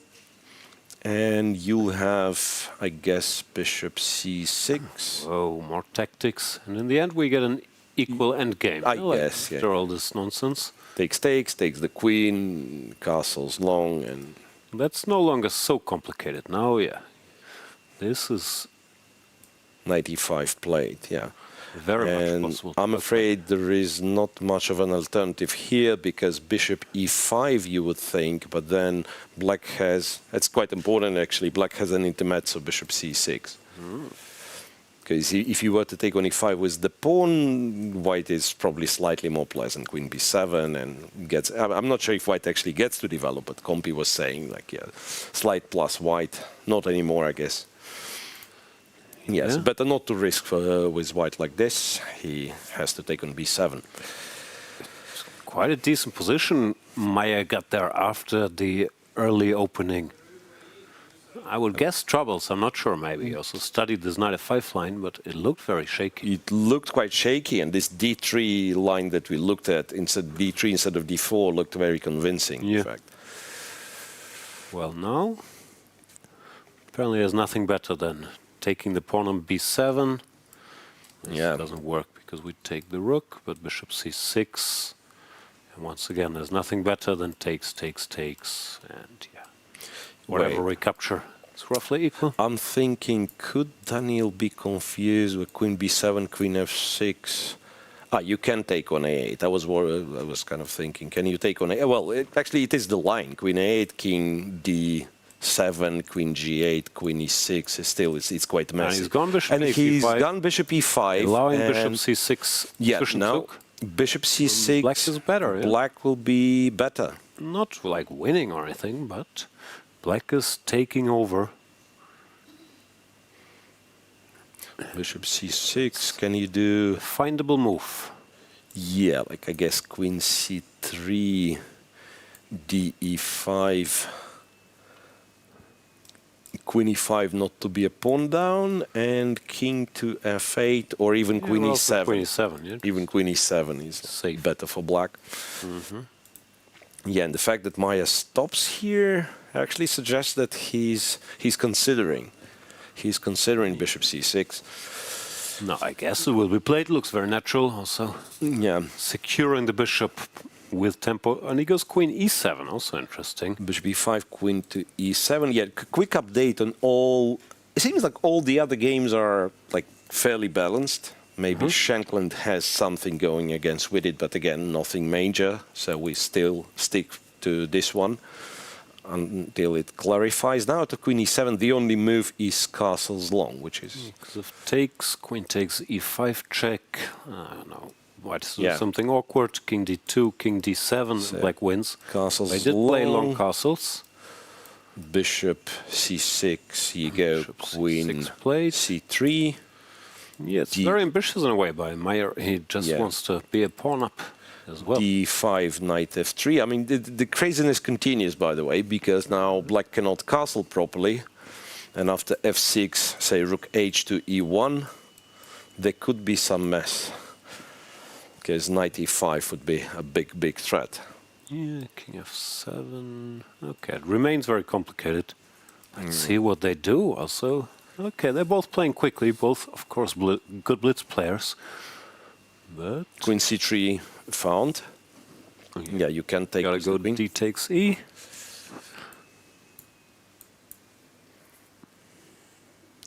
Played, and knight f3 also played. Knight f3, fine. No. Well, bishop f3, I guess, works as well, but then white's probably not risking much, right? No, I with mean, the king pawn in the down, but the center, king no, gonna get f6, stuck in the center. Yeah, so f6, f6 you're gonna rook have to h1. do. Rook h1 played. Now Compi tells me that rook d8 is a possibility. And if knight e5, rook d1, king d1, and some queen d6 check, where you have to block knight d3. Okay, that's not Knight an easy d3, line to settle on. That's absolutely fair. No, king f7. King f7 looks much more normal natural. to me to run away. And also the white knight on f3 kind of somewhat restricted. Yeah, I guess there's more trickery like knight d4, and he will try to play f4. Will remain complicated. Yeah, king f8, king f8, not king to f8, f7. yeah, similar. King f8.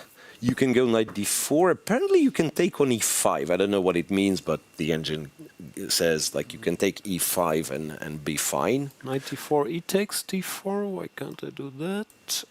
E d4, I'm just queen being- takes d4, and then just like complete domination. Queen overrun. c5 check. This one as well. Yeah, but queen was also winning.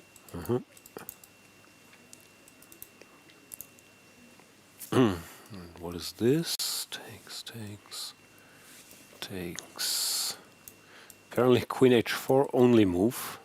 The queen just doesn't have a square. Queen f7, queen c5, and rook e7. Yeah, queen f6, rook f6, rook e8. knight takes Just e5. take. Okay. Knight takes e5. Drama I'd continues. say, from practical standpoint, a good decision. Maybe the practical standpoint was not taken into consideration. He just like, yeah, you have to go for it. Yeah, the queen has no other squares. Queen f6, rook e8 wins. What is this? How does it way? Queen c4. Queen c4 is not necessarily an easy one, right? Nah, but if they get there, he would spot it. Yeah. So black has to go here, the only safe square for the queen. And then the line goes g3. Okay, and the g3 check. also ridiculous. Yeah, move. g3 is such Stops the check, but yeah. here. You go check, and then No, queen it's like f6. queen f6. Whoa, this allows rook e8. Queen f7 and Queen b3, this tactic. Rook f7, if King g7, Rook e7, yeah, immediately. Rook e8 played. King f7. King to f7 and Queen b3 or Queen c4. And the point is and here it's played immediately, Queen c4. F8, white wins with Rook Rook e1. e1, yeah. Check, check. And check on d1. Oh, so now Dubov is winning. Yeah, Queen c4 such a drama, and it's Maya resigns. Whoa. He's saying he mixed up something in the opening, or at least it looked like that, but he very much came back. Right. And actually, it was him who made it complicated with Queen e7, Bishop c6. Yeah, true that. Fairly safe. Well, we've been concentrating on this game, but as I had promised you guys, all the other games look fairly balanced. We start with Artemiev against MVL. Artemiev's down on the clock a little bit, 45 seconds left, but we've seen him. I mean, especially in such a technical position. These positions he's played all his life. Here he can make million moves on 10 seconds increment. Yeah, knight to b6 by Maxime. So now looks like white can pick up b7, but in this case, I guess you first will have to try. Maybe you take on b7 at once, or how do you do it? Because there is like rook d8, bishop b7, or this version of bishop b7. Yeah, takes first. Takes. Bishop b7, yeah. Bishop b7, knight to a4, and Compi once again argues that it's equal. Seems about right. Yeah, it's a little bit tricky. I believe that there is some 4 versus 3 potential. Like if white somehow, yeah, bishop c6 a good move though. 6. Knight b2, takes on e8, takes on a5, rook e7, and it's just, well, shouldn't say a draw, but yeah. It's equal. It's equal. Right. Shankland and Vidit will be a draw, question mark? Yeah, that's 3 pawns each rook endgame. Yeah, they're done already. They're done already. Idani against Yesipenko, equalish, or maybe just equal. Not even sure who's trying. So yeah, let's maybe stick with Artemiev MVL. No, yeah, we have shown this one as well. But, we can go back to the other one. Yeah, here this. Yeah, here there's not much going on. So can go back to Artemiev MVL, where Artemiev only has like seconds. So 20 seconds now. I keep forgetting that it's 10 seconds increment, not the blitz. Yeah. So that's, as much as I'm trying to keep it exciting, yeah, he'll play a few moves and he'll be. So King F1. The knight is a little bit stranded on B2. King F6. We'll go somewhere. Not sure who's playing for a win, if anybody. Probably still white with a C passer. But sometimes if white pushes and black gets coordinated, it can also be white. Yeah. So be a little careful here. So knight G4. I guess you drop the king to E7 and yep. Sorry, I have the wrong position. King F6, knight G4, king E7. And back. Vladislav goes back to E5. Draw is alright with me. Draw's alright with him. Is Maxime alright with a draw? Can try F6. I would guess he's alright as well. King F6. He also knows what is strong. Technician Artemiev is, don't think. This is the position he wants to risk his tournament on. Yeah. 95 and draw agreed. And Puya Idani against Yesipenko. Is it still in progress? Yeah, 2 pawns each, opposite colored bishops. Not much progress. If anybody's better, it's black, because the white king is a little shakier. You play h6 and you hope for the best, but even rook f2 seems quite clean. Yeah, rook f2 played. Yeah. And just trying to exchange this annoying intruder. Yeah, you probably keep both rooks somehow. Yeah, rook d3. So Yuspenko will try to play it a little bit. Yeah, like maybe without much hope. Maybe a lot. Okay, I mean, bishop e3, rook e3, this is how you win on the spot. As long as it's not all rook d2 works. Yeah, there's no tricks.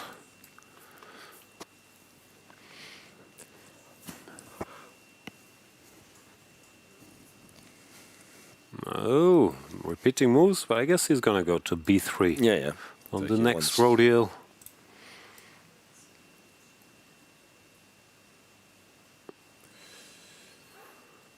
Although, yeah, that's not enough.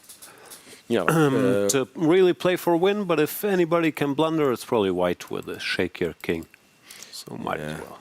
So, like, what could be kind of a dangerous scenario? Let's say if somehow, I'm not really sure what has to happen. Like if white doesn't blunder.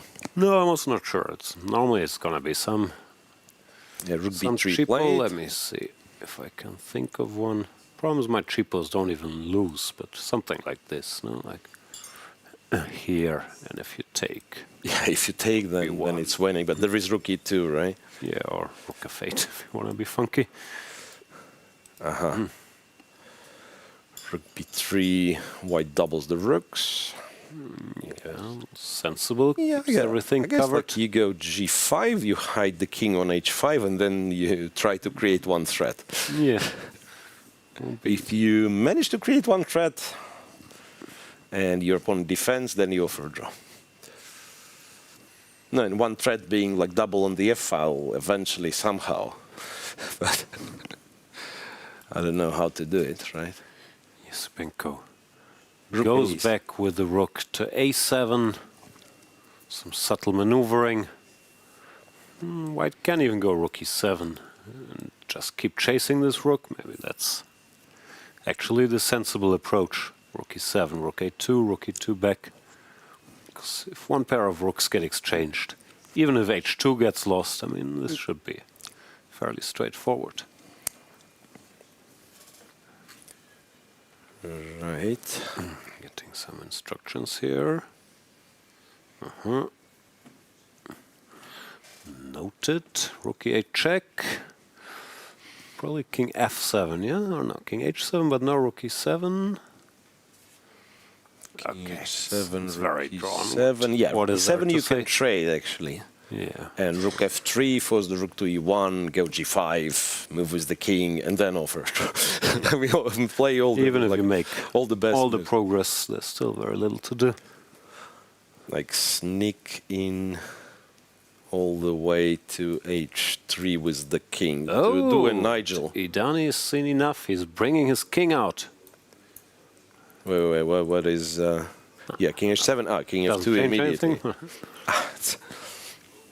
It was equal before, and it is equal now. Yeah, maybe bishop g4 now. Keep it locked up and then give a check.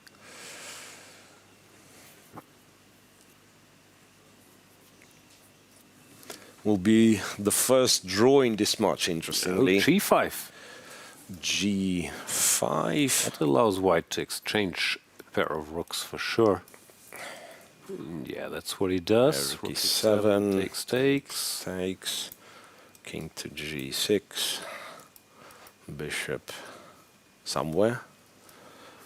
Guess e5 to cover b2 or somewhere to block on e2 with the rook.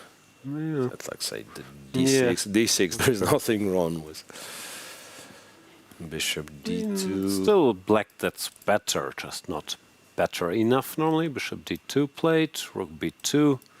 Hoping for rook e2, bishop g4, but that's not going to happen. Yeah. Just king e3. King e3, and again, I mean, you have your own weakness. I was like kept dreaming of like the king gets all the way to h3, but you also have pawns, right? Yeah, eventually they will be attacked as well. Rook b1. Rook b1 keeps trying. h2 pawn. H2 pawn is in trouble. King d4. Rook. What do we do? Rook D1 or rook H1? Rook D1, I guess now. We can go rook E2, rook F2, and we're quite untouchable now that the king is out. Rook F1 is what Compi does, like, I mean, being annoying. Of course, says it's completely drawish, but at least... Rook E2, bishop G4, and keeps being annoying, yeah. He's good. Compi's good, yeah. Computer's good at chess, confirmed. Andrey is also good at chess and also a very good technical player, but I think he might be Bishop G4 now, rook E1 habit. abandoning on this game. Rook E1 played. Yeah. No, still insists on playing. Still says, I have better structure, sir. Yeah. But H4, for example, we're slowly running out of pawns as well. What is the structure? Yeah, H4 is a solid move. Idani agrees. It's played, yeah, it's played. So now you take, you go H5, white goes bishop G5. Bishop F5, he keeps pushing. HG, he wants rook D7 or what? Also, white could go rook E5 and hint at H5 or something. Okay. Yeah. It's very drawn. What is there to say? Then again, I think Andrey is correct to keep playing this, because he can never lose unless something really crazy happens. Well, with white, you could see scenarios. I don't know, G3 drops or something, and all of a sudden it's not so simple.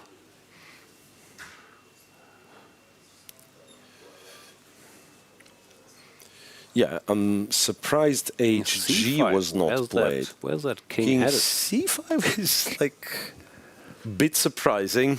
Not much to do over there. Rook C7, saying, please blunder your bishop, sir. Check king B4.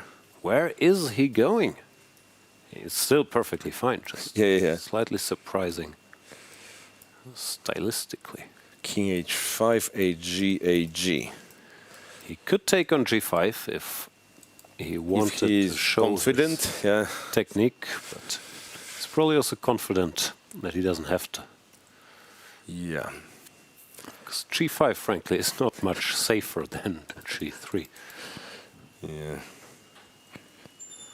No, I mean, C1 keeps everything more or less protected.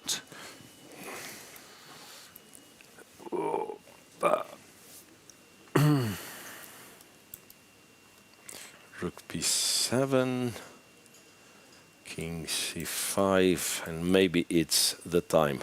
No, it's not the time. I thought Rook C7 trade the rooks. To this. Okay, King D4, Rook D3, black wins. Yeah, one option. So there's Bishop F2, there's Rook E1. But black's making some progress. Rook E1, King G4.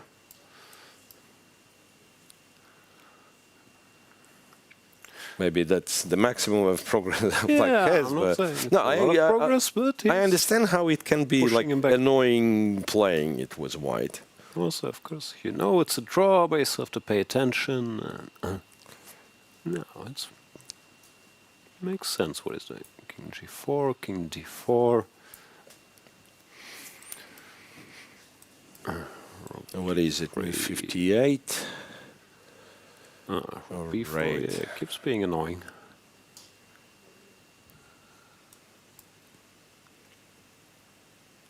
Now, yeah, the problem, Rook E4. Yeah, no, he doesn't go Rook E4. B7. B7. Famous maneuvers. Yeah, Idani is not collapsing. Keeps doing well. Right. So now, a check on D7. Yeah, but fieldwork. We've been here before. King C3 or King E5 both look reasonable. I kind of like King E5. Go for it. And then Rook E6 and King F7. Yeah. King C5. No, he likes that side of the board somehow. This is almost like a case of showing off. I don't need my king to protect the king side. Right? I'll have it cut off. Yeah. Rook to G7. Targets the which, pawn. Well, I mean, not really. Yeah, not Could really. go king d5 or king somewhere. Bishop d4 is... It does attack the rook. But it attacks the rook. I mean, I was a bit surprised, like, what happens? It does attack the rook. Rook check on c7, king b6. The really king is likes that getting side of the further board. and further Whenever he away. has a choice, he goes further to the queen side. That's very confusing. But still... No, it's all perfectly fine, just confusing. Okay. c8. And now maybe rook e3. We can switch our setup around here. Rook e3. Rook covers and bishop counterattacks. Okay, rook d8. Yeah, this is the setup he's been working on. Yeah. Which looks fairly stable. Yeah. Rook d3. Nice. And this is it. All right, and this concludes first game 10+10. Yeah. We've seen Daniil Dubov win his game. The 3 other games ended in draws, and we will switch directly to interviews with 2 of our winners from today in the 15+10 portion. We have Wei Yi and Alexey Sarana. Check it out. I'm here with Grandmaster Wei Yi, who has just advanced to round 4 of the FIDE World Cup after beating Grandmaster Benjamin Gledura in the tiebreaks. Tell us about the classical match first, and then we'll talk about tiebreaks. Yes, in the first game of the classical match, and he played a very interesting idea in opening a3, and he prepared very deep, I think. But then I think my play was solid, so the game just ended in a draw. In the second game, maybe I was somehow better in the middle game, but then maybe knight g3 was the mistake. Then he played very strong knight g5 and just equalized the position. Yes, and in the tiebreak, maybe he was okay in the first game after opening, but then maybe he played some small mistakes, and then after c4 I think white should be better, but then I think maybe after bishop e3 he should play knight c5. Then he had great chances to fight even for the win. But after queen c3 the position was still equal, but in the endgame, in time pressure, and he blundered actually finally, and yes, and I won by luck. Yes. And tell me about the tension in the hall today. We only had 11 games, but what did you feel? For me, it's like normal. I just want to be, not so nervous. And but of course, the tiebreaks was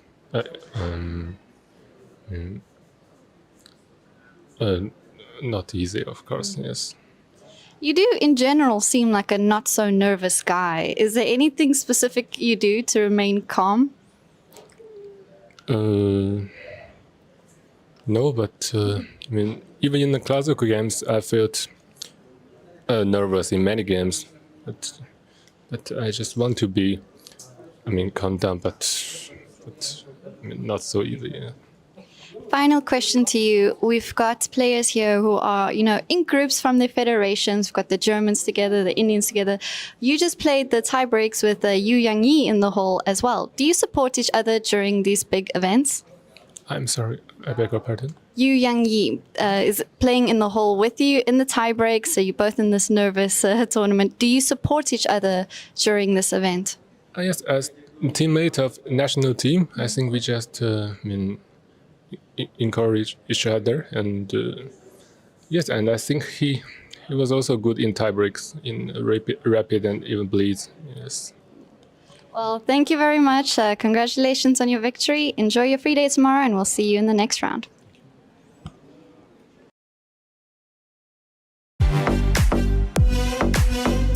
In December, the world turns to Doha, Qatar for chess at its fastest and fiercest. The 2025 FIDE World Rapid and Blitz Championships bring the globe's elite to battle under lightning time controls. December 26th to December 30th, Rapid and Blitz formats designed to reward precision, courage, and creativity. In the heart of the Middle East, Doha offers more than a board, a world-class venue, a cultural backdrop, and a stage worthy of legends. With a €1 million prize fund on the line and the title of world champion at stake. The 2025 FIDE World Rapid and Blitz Championships, the ultimate test of fast chess.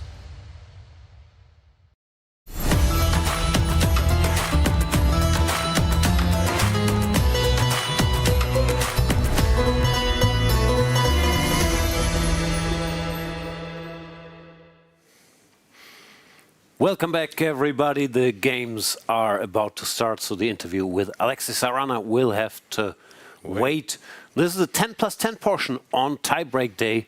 We have 4 matches still going. This is game 2. Only Daniel Dubov managed to win his game in the first game, so that means that Georg Meyer is now in a must-win situation with the white pieces. The other 3 encounters, first game was drawn, so whoever wins now makes it to the next round. While if they make more draws, there will be more chess. C4, the English, played by Meyer. Difficult spot for him because he has a very solid repertoire. But not necessarily an aggressive one. Yeah. Must win. And if he plays one of his lines, where if black knows exactly what he's doing, then the game can peter out. This is, of course, risky. While Dubov is relying on, I think, what's called the Dubov Tarash. So c4, knight f6, knight 3, c5. His point is normally, I don't know what he wants here, but g3, e6, knight f3, d5. g3, e6 played, yeah. Yeah, that's what he does. And yeah, the trick is with the knight on c3, you cannot play any sort of retis, Catalans, and so on, because d5 you have to answer with d4, and therefore knight f3 is a must, and then also d4 is the must. Knight f3 is a must, because bishop g2, d5, you're in trouble. That's what I'm saying, yeah. So the d4 is... I think there is like Jabava line putting knight on a4, but this is not the best of Jabava lines. How you play chess. d4, knight c6, bishop g2, and this is Dubov's pet line, something that he brought to the big stage and that since has become the weapon of many top players when trying to neutralize white. The c takes d and bishop c5, and it turns out that after all the tries, knight b3, knight takes c6, black has enough resources. There we see. Gets tricky at times. You have to play like some really fancy moves, and we might see some of them. Yeah, Georg Meyer from Germany representing Uruguay, and here after bishop to c5. He can't be too happy. Also, doesn't look like he's ready to blitz something out because Dubov is an expert on the Dubov Tarash, as the name indicates. Yeah. Other games, just to mention that Vidit and Shankland repeat the same Philidor. Like we were asked the question about the Philidor, right? Well, that's interesting, because Shankland played it in a must-win situation. Now he plays it after the first game in a draw. So maybe it's just what he wants to do. So knight b3, bishop d6, knight d5 is not a move. Yeah, sort of the most critical try as far as I know. Yeah, that's played. Knight a4 and what they do, castle. I think is the main move. d4 also exists by castles. Now you can take on b6, a takes b, take with the pawn. e3. Or knight d4. This was a recent game, Hans Niemann against Rasmus Fane, for example, where black is fine, but it's optically at least somewhat promising for white. Yeah. Daniel Dubov, the former Rapid World Champion, also might be known to some as a helper for Magnus Carlsen in 2 of his World Championship matches. Very respected theoretician, very respected fashionista, and here he is. Right. Yeah. Not that he caught off guard was like Dubov playing this line, but it's just kind of a good line, and it's hard to make up your mind like what gives you the most winning chances. Exactly. You could even argue after d4, knight c6, maybe people start trying a3 or some moves here, just to avoid the Dubov torture. Dubov torture. Yeah. Takes on b6, a b6. Another fun fact about Dubov, which you probably know better than me, but he's freakishly strong. He might not look big, but if you go to the gym with this guy, he does all kinds of crazy things. He hangs 20-kilo weights on one of his legs, and then he does pull-ups, does one-arm pull-ups. I'm not sure how he does it, what was in the water there, if he fell into the punch when he was young, but he's very strong. Yeah. Rook e8, and I'm not quite sure why is that. So castles, what do we do? Bishop g4 or something? No, h5.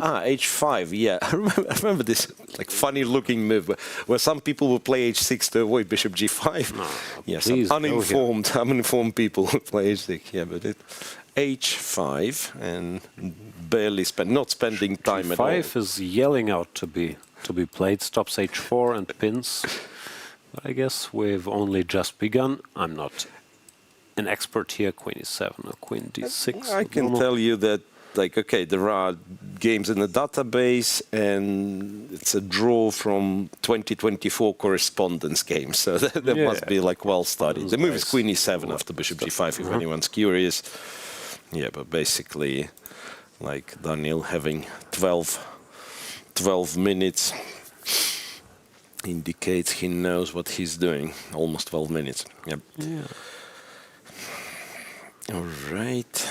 Not much. Again, not much happening in the other games. I'll just tell you, Yesipenko against Idani was bishop b5 check in the Sicilian.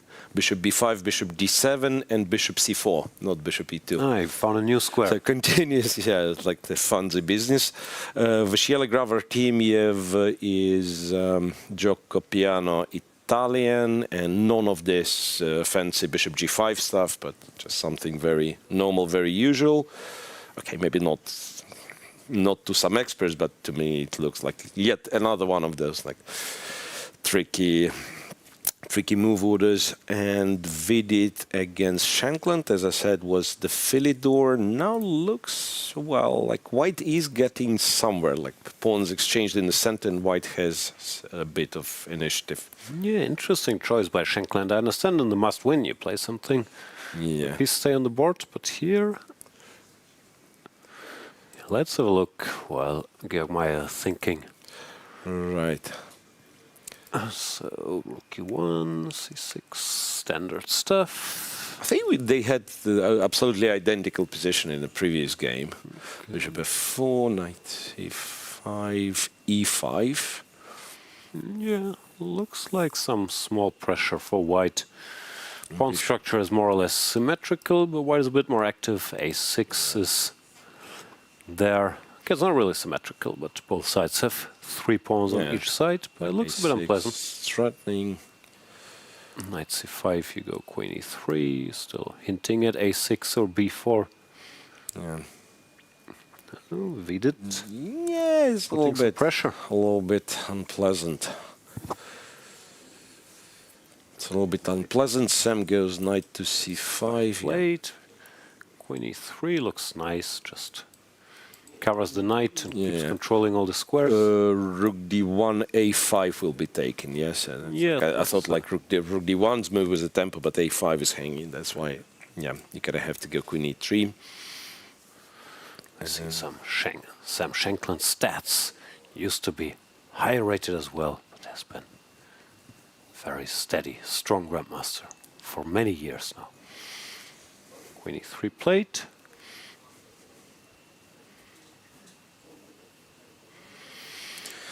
All right. Yeah. Slightly more pleasant for white, it seems, in all 4 games, if I'm perfectly honest.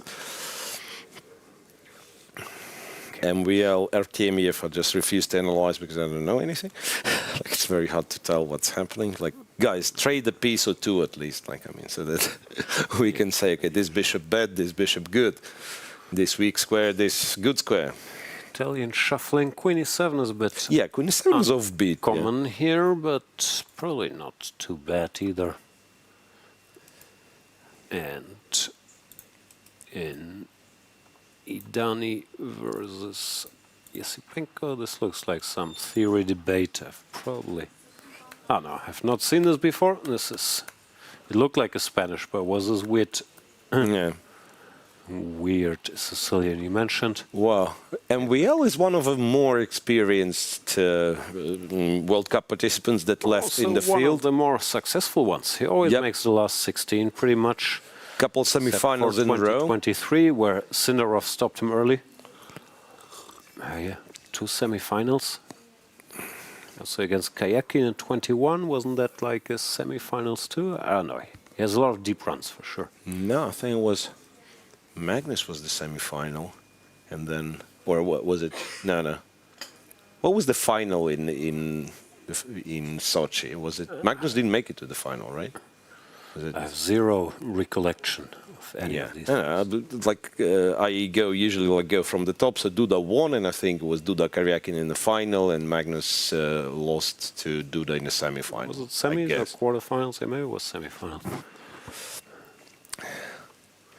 Yeah, now after Black played Bishop e6 in that, no, it's fine. Like he just like Compi said, like Bishop a4 was the better move, and Bishop e6 now it's like maybe slightly better for Yaspenko after c3. But yeah, let's go with this one. Back to the Dubov game. Meyer game maybe, where some stuff is happening. Bishop g5, Dubov played Queen d6. e3, Bishop g4, f3, Bishop to d7. Still blitzing, more or less. Yeah, e4, and now Queen e6 is what Compi wants, but also Rook a d8. Looks like Dubov finally out of book, taking some time here after e4. Still doesn't look trivial for either. Yeah. It's a very specific line, this. Okay, if you go d4, how bad is that? Yeah, then bishop... That I would guess is quite bad. No? Not so obvious, So maybe fact. bishop f6 and f4. No, bishop f6, queen f6, f4, h4, black is... Yeah, that would be typical Dubov. And sometimes taking on g3, sometimes going h3. I mean, this is like quite annoying jumping again. Yeah, Compi goes d4, bishop f4, queen b4, and then indecisive queen d2 or a3. But I guess if after queen d2 you have to trade, maybe that's like something not to do with black. He's gearing up to move something. Queen to e6. e6 played. Maybe he's out of book, but best move. Still plays the top move of the engine. No, so looks like this time around he means business. Yeah, well, in some of the black games before he was drifting a bit, got a bad position, but now he seems he's very focused, attempting to with the be chance like to wrap it up. Solid and precise. So ed5, knight d5, I guess, would have been... I mean, this type of structure would have been better for white with the pawn on f2. I mean, but not with the pawn on f3. Bishop f6, queen takes, and I guess like ed5 looks principled, but then knight e5. This looks very ed5, knight e5 again. Like principled, but potentially worse for white. Yeah, interesting. And if queen takes, I guess just bishop e6, queen d2, and you don't really win the pawn back, but you go h4 and you keep annoying people. This is tricky, though. This is tricky because, like this dynamical part I understand, but pawn is a pawn, and yeah, it's tricky for both. Like I'm sure absolutely. White could be worse with one wrong move, but if white stabilizes, he can also be a pawn up. So yeah, but under the circumstances, like white, for Maya, it doesn't matter. Like if he makes a draw or loses, more or less, right? So in this regard, maybe he has to go for it. Big choice here. Queen Maya's takes, trying yeah. to decide between queen takes and pawn takes. There he goes. Wait, Queen and takes. bishop e6, queen h5 is impossible. Yeah, just some queen b2 or... Also weird, but yeah, black always seems active enough. Yeah. Still very complex.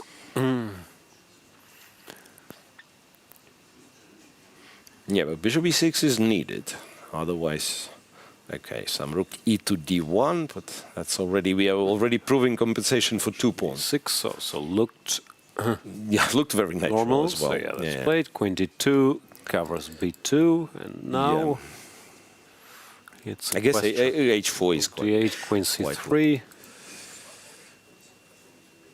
I don't know, I think you go h4. I'm not sure. Okay, how bad is to take on b3, maybe take on a1, go rook d8, I mean this type of thing. So yeah. Queen comes here.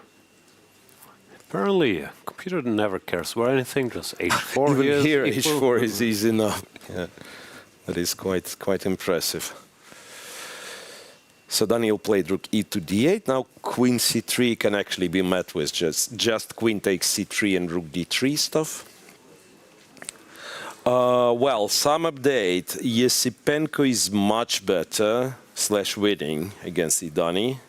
Okay, not winning as in like extra material, but just like a huge positional advantage. So all the light squares are really, really weak. So you go to c4 and, you know, do more jumping.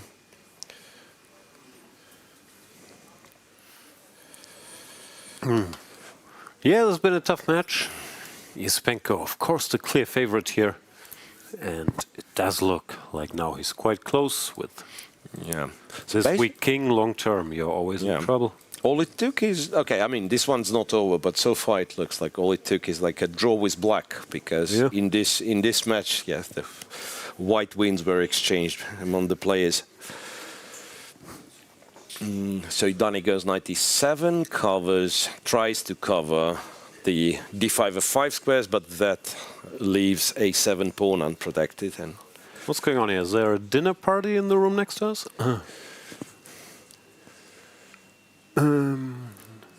Yeah, a bit.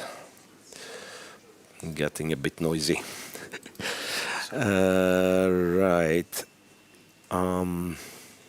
Shankland somehow held it. I mean, like, not that he equalized, but he didn't fall apart and somehow coordinated. So maybe he's all right.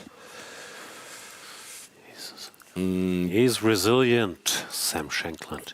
He's seen things. But is he all right? Wait. I thought... Idani remains in big trouble. We'll switch once that gets closer to the end. Yeah. But it looks like Shankland is also Shankland is in trouble, right. A7, A6. Now B4 is very annoying. B4, 96. Yeah, something falls tactically. I don't quite get it. Yeah. Not impossible. Not impossible with Vidit. Yeah. B4 played. That was the logical move, and then after 96 he has to find a way. 96 played. Now you have to start with bishop f6, because if 96, no, you were never taking on e6. Yeah. So it's bishop f6, queen takes, pawn takes, and then knight to e4. And if bishop g7, knight d6, and then knight 4 to f5, so some like you trade the queens and then you go for attack. No, this knight e4 is the key move. If he he can allow this, and here he wins the rook. Then it's going to be very difficult for Shankland. Yeah, because it's stay in the tournament. Tactically better and positionally better. Yeah. Big moment here for Vidit. Bishop takes f6, and it would look like another Indian is in the next round. Well, another move, then it's still anybody's match. Yeah. Shankland looks focused. Yeah, there is like much more modest approach with first taking the knight on e6, but who would do this? Yeah, this, I guess, black's drawing chances are fairly intact. Or no, may take with a bishop. But yeah.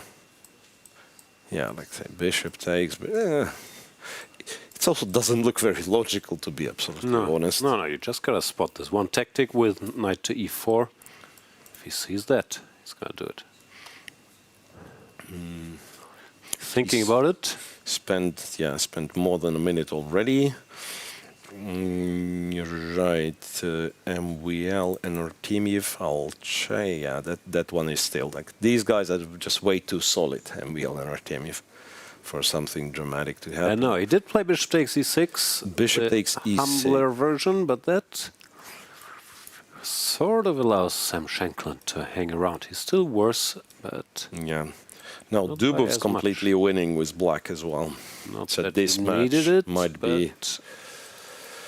This match might be over.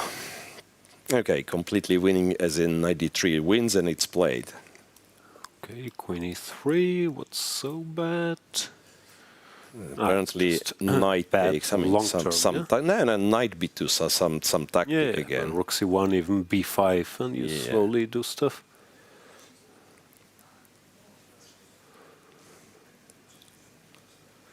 Yep, takes knight b2. Yeah, he's very focused. He only decides to play one out of every 10 games, but then when he does, he's on it. He's actually not bad at chess, right? Oh.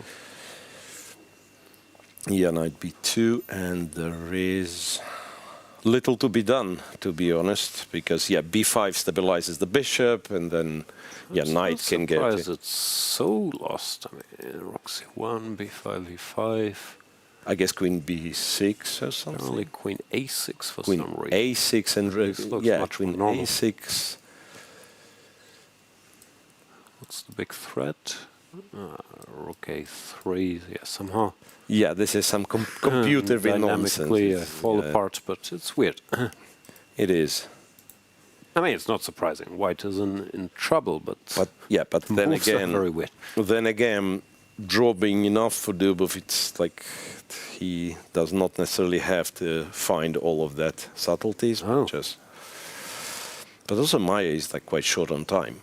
Yeah. Knight b2 is on 1 minute, rook and c1 not played. rook to c1 now.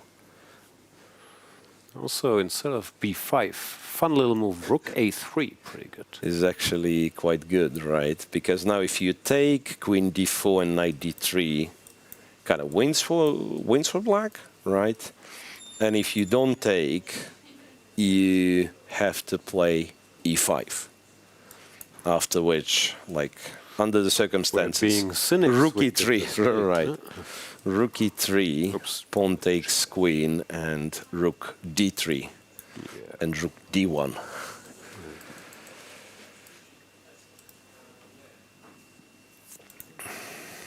Yeah, b5 objectively is the strongest. Rook a3, fancy and not much worse than b5. After further reflection, I've now noticed that black is a pawn up, which maybe helps explain the evaluation as well. Yeah, well, b7 pawn is probably not that much fun. Rook a3, rook a3 played. He feels like he has to please the fans asking him for masterpieces. Can't just make a draw. And that's also just a very direct move. Eliminates pretty much any risk, so not a bad choice. Yeah, after e5. Now the winning sequence is actually quite fancy after e5. You don't take the queen, but go some like queen d8 and so on. But I'm almost sure under the circumstances, rook e3 will be played. I'm not sure. He likes fancy winning. He likes fancy wins, which would be e5 played. Okay, let's see. Let's see, because apparently the line is queen to d8, queen e4, bishop d3, queen f4, g5. Yeah. Okay, but even here the game, I mean, you're winning, but it sort of continues. So, yeah, maybe rook takes e3 is what a human player needing a draw should do here. Yeah, we'll see. I mean, he's concentrated. He's feeling himself today, though, so I wouldn't be too surprised. Yeah. Somehow Yusipenko did not convert his advantage yet, and I mean the advantage is still there. It just at some point he could have taken a pawn. Still pressing though, still better. The other two, well, Vidit is better, but not as much. He missed this winning chance that we've covered, and MVL Artemiev quite drawish, to be honest. Not only equal, but like I say, the material you have rooks and queens. Queen to d8. Yeah, our boy, he's trying to create a masterpiece. He wants to enter the papers. Also, it is the best move. So yeah, hard to criticize. so why not? Why not? Oh, and queen d2, but now just rook d3. Yeah, queen d2 that makes it easier. Rook d3, queen b2. Yeah, take on d4. And again, like rook d4 is the best move. Queen d4 could be. Like now, he probably won't having played rook d3, and that's the end. So Daniel Dubov, well, after this shaky but entertaining game with white. Yeah, no, you could clearly tell. The white game was a bit messy, but now in this black game, he really meant business. Yeah. Like super yeah, focused, it was very serious. And yeah, very nice game by Dubov. Imagine if the guy meant business every game, would be very dangerous. Still in the tournament, so he's still fairly dangerous. He's still fairly dangerous, but every third day. Yeah. So far. So far, plenty good enough. Yusipenko is better against Idani, but Idani is sort of hanging around. Rook g8, rook g6. Stabilizing. This is the battle for Vincent Keimer's next opponent. Yeah. Vincent Keimer's waiting for the winner in round number 4. What did he do? Queen f3, right? He went back. Looks good. Queen f3 here, so and now maybe wants to do some h-pawn business. Yeah, I feel like it should break somehow, this one. Like such an overwhelming difference in activity. Rook g6 played. Yeah, like Kompi says h4 is good. And he's reaching for the h-pawn. He's hinting at it. I never got this. I understand it happens in the heat of the battle, but to announce the move you will play and then give your opponent 30 seconds and then play it, this can't be ideal. But of course, yeah, sometimes you just want to play a move and then something comes up and you double check. Now, funny enough, black doesn't drop any material immediately.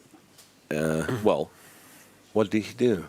King to g7. King g7, but now knight f5. Yeah, now knight f5 is. What's interesting is you take and looks like you have a check, but king h2, this rook still has nowhere to go. Yeah. So apparently black could have gone knight g8, and it's instead of king g7. Yeah, that was very sad. It was very sad, at least like not dropping the material immediately, which happens to be the case now, because king, whatever the king goes, I guess like h5 is the next move. This is the trick, huh? Or king h7, h5, yeah, rook g5, knight h6.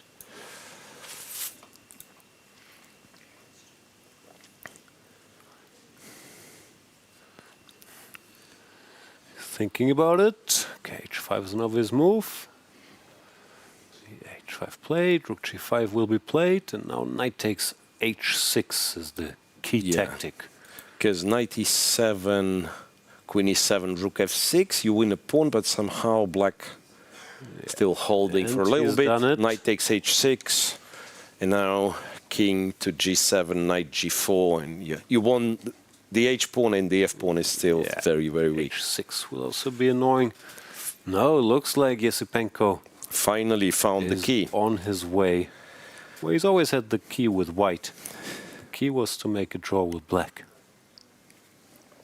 Yeah, which we've seen the whole tie-break, people being unable to do it, I think, in, was it Rasmus Swane? Yeah, Rasmus Swane against Rauf Mamedov, where white literally won all the games, I think. Yeah, and 15 plus 10, there were 2 draws, and then, and there then was like the shorter the 3 time white control wins was giving. each and 1 more white win in the Armageddon. Right, Vidit with Shankland, no longer Vidit is winning, and after he missed his bishop and f6, he might even... Oh, he's even worse? Yeah, I mean, not like worse for real, but he's the one who has to be a bit careful, I believe. No bueno. With you know, with these bishops.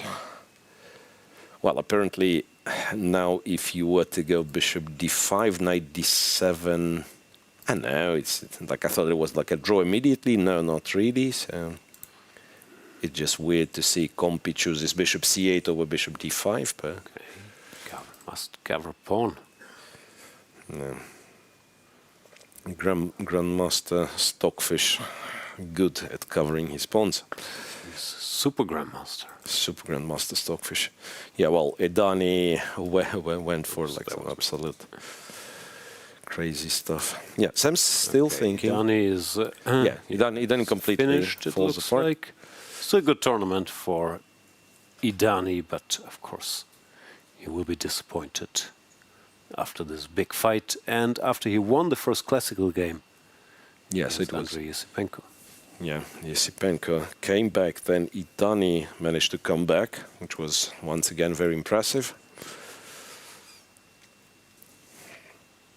So takes yet another pawn, and at some point also White's attention will shift towards the king, like G7, Rook H6. G7, Rook H6. Yeah.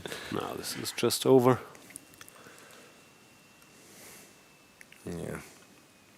No, it's just not there. There it is, mate and 2. H6, and this is it, and Andrey Yesipenko goes into the next round. Yeah, congrats to him. Big comeback. Not easy after losing the first black game. To keep your composure and do what he did. And as I was saying, Vidit is in trouble. Vidit is in trouble. Vidit is losing now. The trend looked very bad, and whoa. So, well, Sam Shankland takes bishop f6, and now those peshki on the dark squares look quite tasty. Yeah. c4, bishop c3, and yeah, okay, 92 you defend, but then the king's marching, right? No, I gotta do it. And actually, bishop g5. And what is the pawn endgame winning, or what's the big deal? Oh, yeah, this seems to be. Oh, okay, this is not easy then. Okay, yeah. Sam went king e7, so I've declared it like lost too early, because now black is better, king e7, king g3, but when we build the wall, we can sort of try to, it's not a great wall, but at least put up some resistance. Yeah. Yeah, no, not over yet. Not over yet by any means. So what do you think? Is he winning this? I know that horses are very tricky, so I think it'll be hard to win. It'll be hard to win. Especially after you missed this clear-cut solution, no? Yeah, but there was a like a hard thing to, I guess, even to consider. That maybe pawn endgame. You always check the pawn endgame. Well, normally you don't have time to calculate it, so you have to go with your gut. King e6 plate, assuming c4 will be played as well. c4, and how do we hold after bishop e7? We go knight f4, knight f4, and there is no king e5, right? So it's like tricky. Yeah, there are like some, even a move like c5, you know, like not here, but somewhere can be a thing. You deflect the pawn, you go after a5 pawn. So for now, the knight on e2, like from what I recollect, like the knight on e2 is like actually very clever placed because it reaches, like, yeah, bishop e7, Sam plays, and then knight f4 check. Knight f4 check, and you cannot go to e5, I guess. And then knight gets to d3, and eyeing c5 square. Yeah, now it's probably there's no you set up a proper wall. You cover king d7, knight d3. Yeah, now it's the Great Wall of China.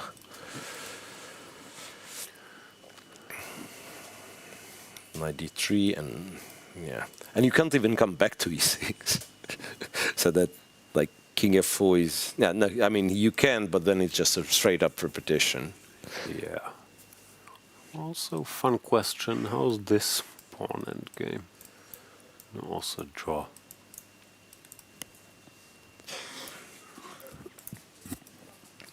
All right, so it looks like this match is set to continue.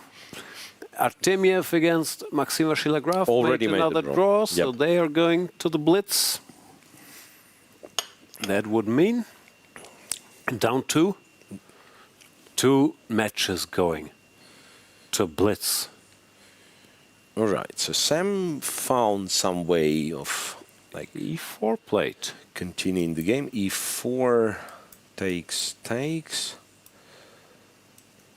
Yeah, I guess. I don't even know if you choose black or white here. Like. Yeah. No, that's precisely what I was thinking. Where will be the point where white declines a draw? But I guess with the b4 weak and then a5 also on a dark square, it's unlikely. No, king d4, knight c5, but even then you're not threatening that much. Yeah, Compi wants to go. Oh well. c5. c5. Oh no, you'd be surprised. Oh. Yeah, you'd be surprised, but c5 is not great. Oh, like now you'll have to be robbing himself. Well, bishop c7. Now one has to quickly go knight f4, knight b2. Yeah, I guess it was a key after c5 to go bishop g3 to threaten bishop e1. Okay, easy sitting here with computer to yell out stuff. So now you can still go That's bishop. how close the World Cup is, no? Sometimes like, yeah, now you half can a move, right, and you're out. For instance, now if Sam goes bishop g3, you're supposed to go knight c4, and if you were to return to d3, it'd be lost. One move. Bishop e5 was played, similar bishop ideas. e5, yeah, like knight now c4 is forced. I imagine, yeah, knight d3, bishop c3 ends the game, right? So knight c4, bishop c3, knight d6, pawn bishop takes pawn, knight takes pawn. And this is equal. Funny construction. What happens if I try to bring the king? Now the knight does other things. Here. Knight also has to go do other things. It's kind of not the end, it feels like. It's still possible to... Yeah, now knight d6 is the only move, by the way, after king e7. If you move the king, yeah, the king d7, c7 happens, white black picks up the a pawn, and then the a pawns are very dangerous against the knight. Yeah, this feels still dangerous for white. I mean, like... Yeah, absolutely. And he didn't play knight d6, king d4. That's bad news. King h5 is very strong. h5, which is like, of course, not the first and not the second move. King d7. King 7 still okay though. King d7, black better. Don't ask me why h5 was such a.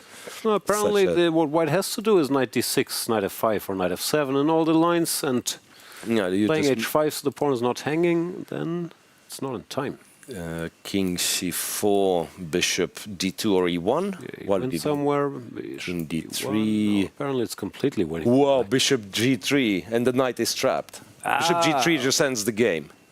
Bishop g3 ends the game. What do you play? I play king d3. Bishop g3, king c7 is just over. Yeah. That's spottable. It's the game. Yeah, bishop g3 played, on the board. You can see Sam and Sam excited. Shankland.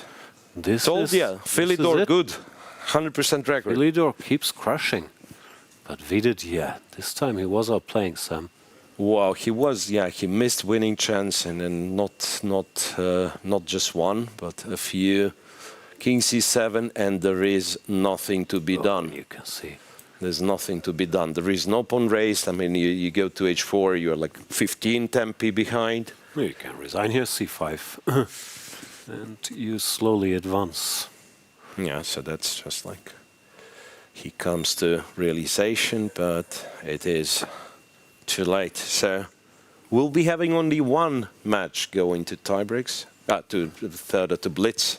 Yeah. That'd be MVL with Artemiev. Which is nice, because we haven't covered it that much, so we get some alone time with Maxime and Vladislav. And yeah, and them being Blitz specialists, any shorter time control specialists and chess specialists as well. They will of course, move they deserve some. And stage Sam time. Shankland wins his match. Tough for Vidit, who had a winning position in this one.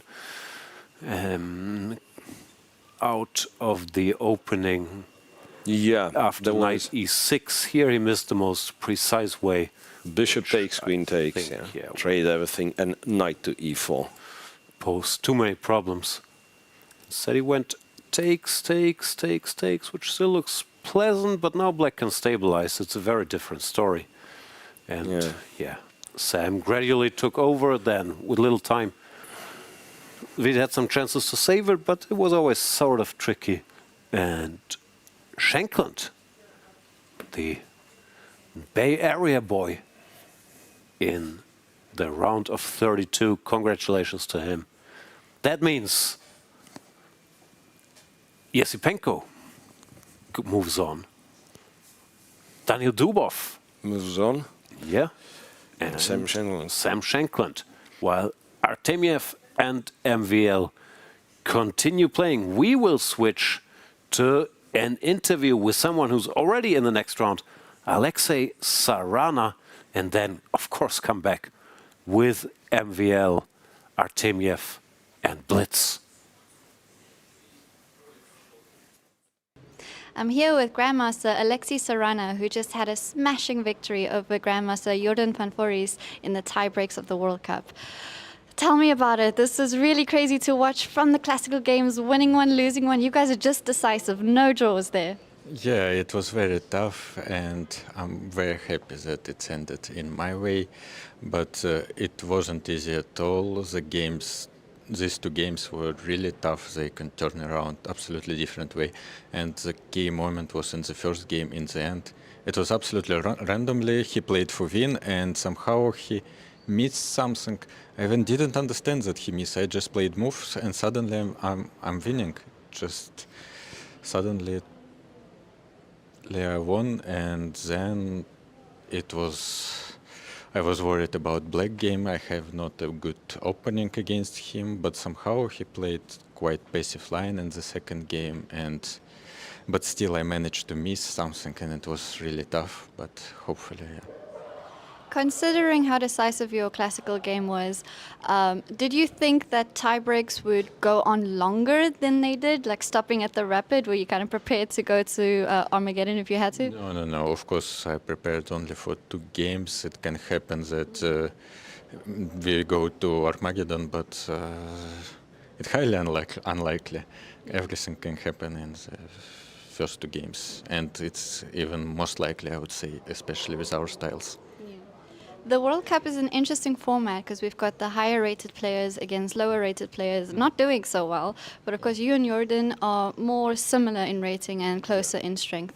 What do you prefer, against someone lower rated where you kind of a lot of stakes are on the line, or someone more of your level? Of course, here the goal is to go first as possible, so of course lower rated is better.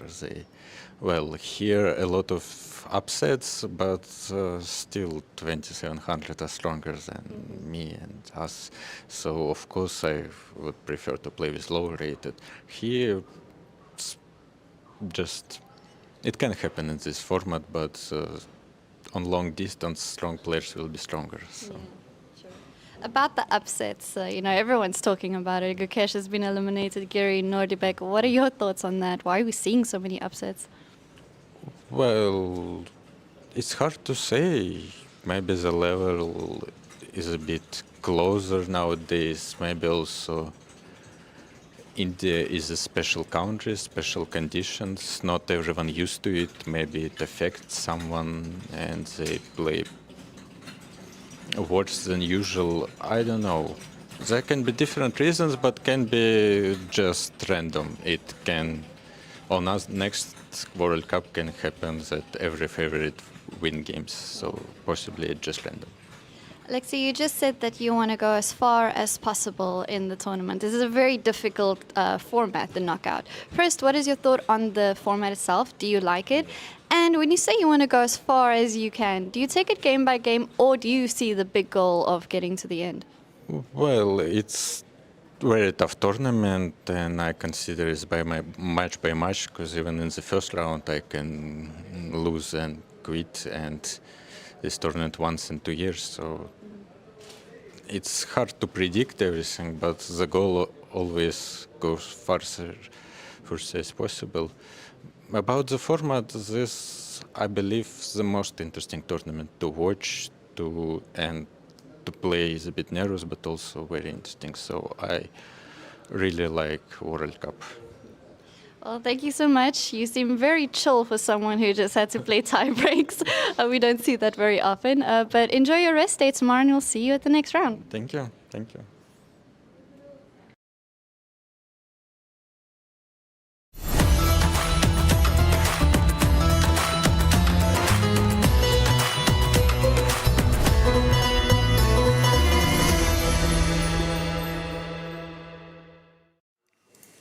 Welcome back, everybody.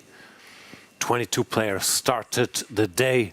Only 2 are left, still fighting it out. And let's jump straight into the action between Maxime Vachier-Lagrave, the longtime French top player, and Vladislav Artemiev with the black pieces, who used to be a top 10 player in classical chess not too long ago, dropped a bit there, but remains a formidable opponent in all-time controls. Miro, what's happening? Well, I was tempted to say it was the Berlin, but in fact it was this delayed exchange. Ruy Lopez, so it was bishop b5, a6, bishop a4, waited for bishop e7, and then captured on c6.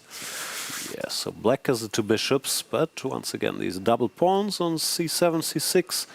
Maxime went d4. Now it looks like an exchange Spanish, yeah, structurally. Bishop went to f4. Right. Fun fact, computer says g5. So G5 is one of the moves. G5, bishop g3, g4. Absolutely merciless stuff. That won't happen. Knight c5. Knowing like Artemiev, yeah, classy move. Probably not considering this type of a move. No. Knight c5 to e6 is something, yeah, that he would realistically do. We should clarify, this is now 5+3, this is blitz, and we've talked about this before. Queen d8. It's a bit hard to adjust after playing rapid, where you get 10 seconds per move, to this much faster pace. Queen takes, bishop is to take to cover the pawn. But the yeah, but then position is healthy. Then the knight's going to defend the c7 pawn from e6. That gives you a chance to move the bishop, and yeah, and Compi of course doesn't even care, goes a5, and you know, like whatever. But Maxime, I think both sides are happy. Maxime likes his Berlin endgames, this type of business. Yeah, and Vladislav in general, like he's no stranger to positional chess. Yeah. Yeah, so far it's a bit too early to predict something, and we all didn't spend time at all, as if he was planning to enter this endgame. Pragmatic. So far in this match, that's game 7 of this tiebreak, to remind you guys. No, it's good. Game 7 of this match and game 5 of today's tiebreak. So far, the only realistic chance was the first game of today, and we all got crushing position in the rapid, but failed to convert.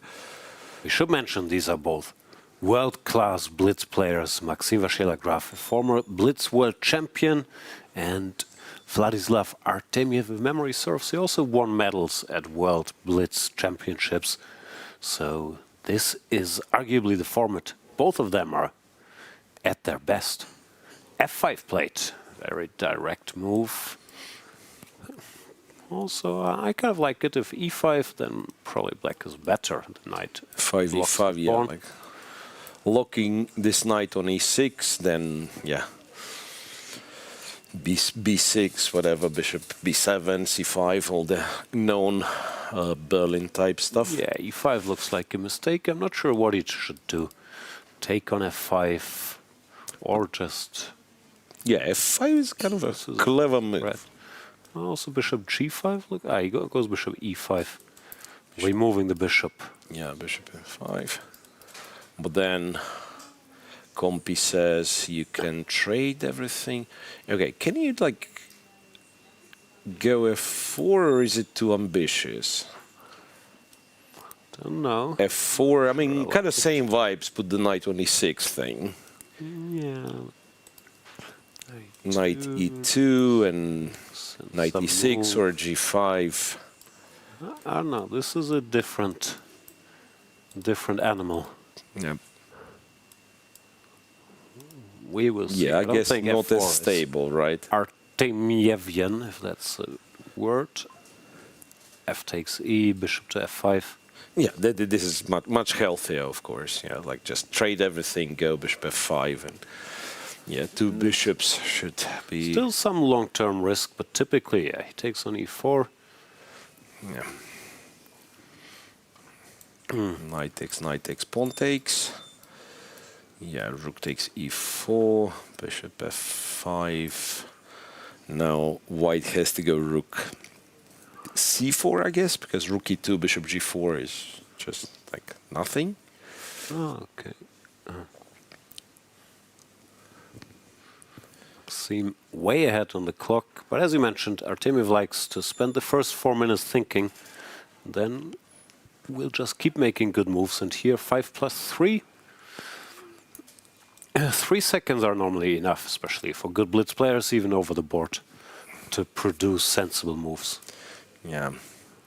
So rook to c4 played, and for black is still a little bit rough. Yeah, the bishop stuck on d8. You could argue bishop f6. You do not lose the pawn, but then you swap one of the bishops, and structure is still better. Yeah, we don't want that. Still better for white.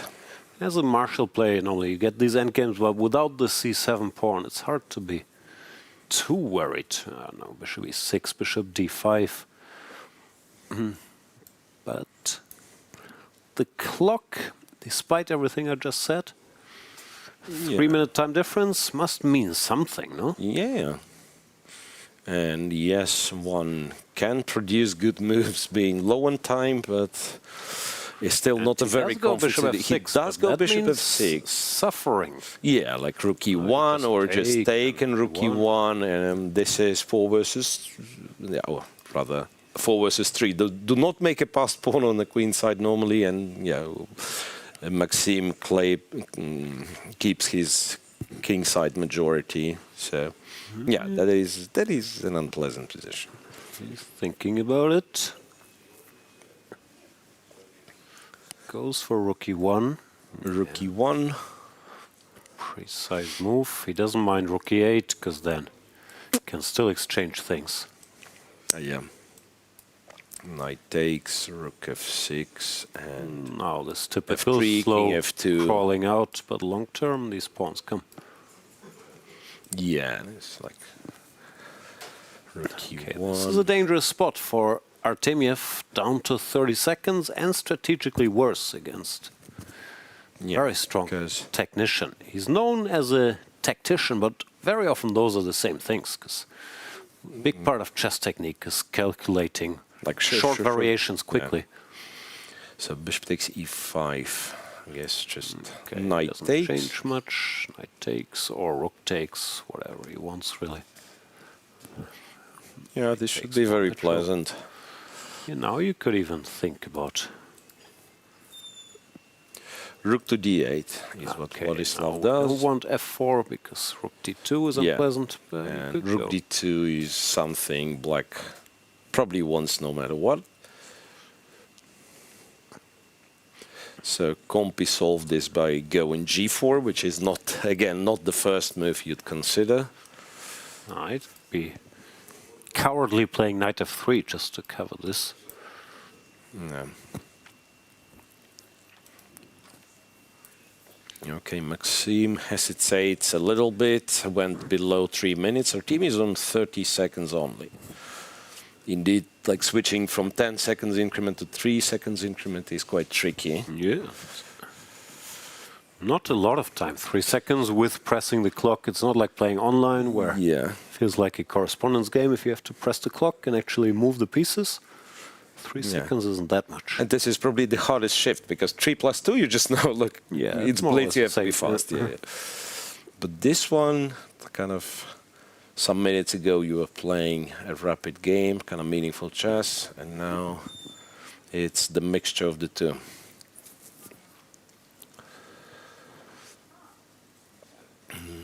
Yeah, that is. Yeah, back to f3, plate. bishop g6. G6, not sure what that's about. Maybe once bishop h5. And still get the rook to d2. Bother that horsey. Yes, smart move.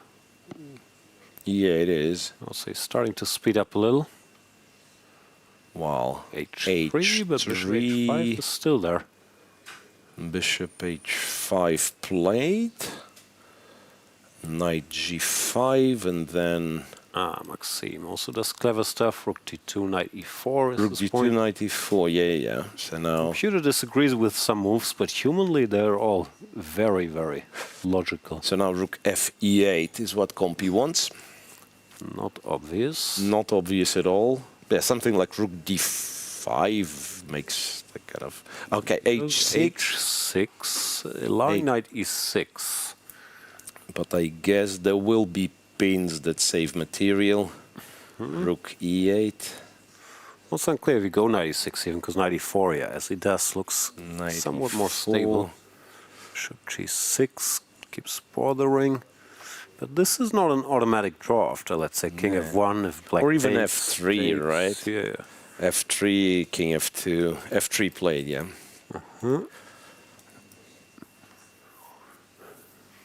f3, rook e8.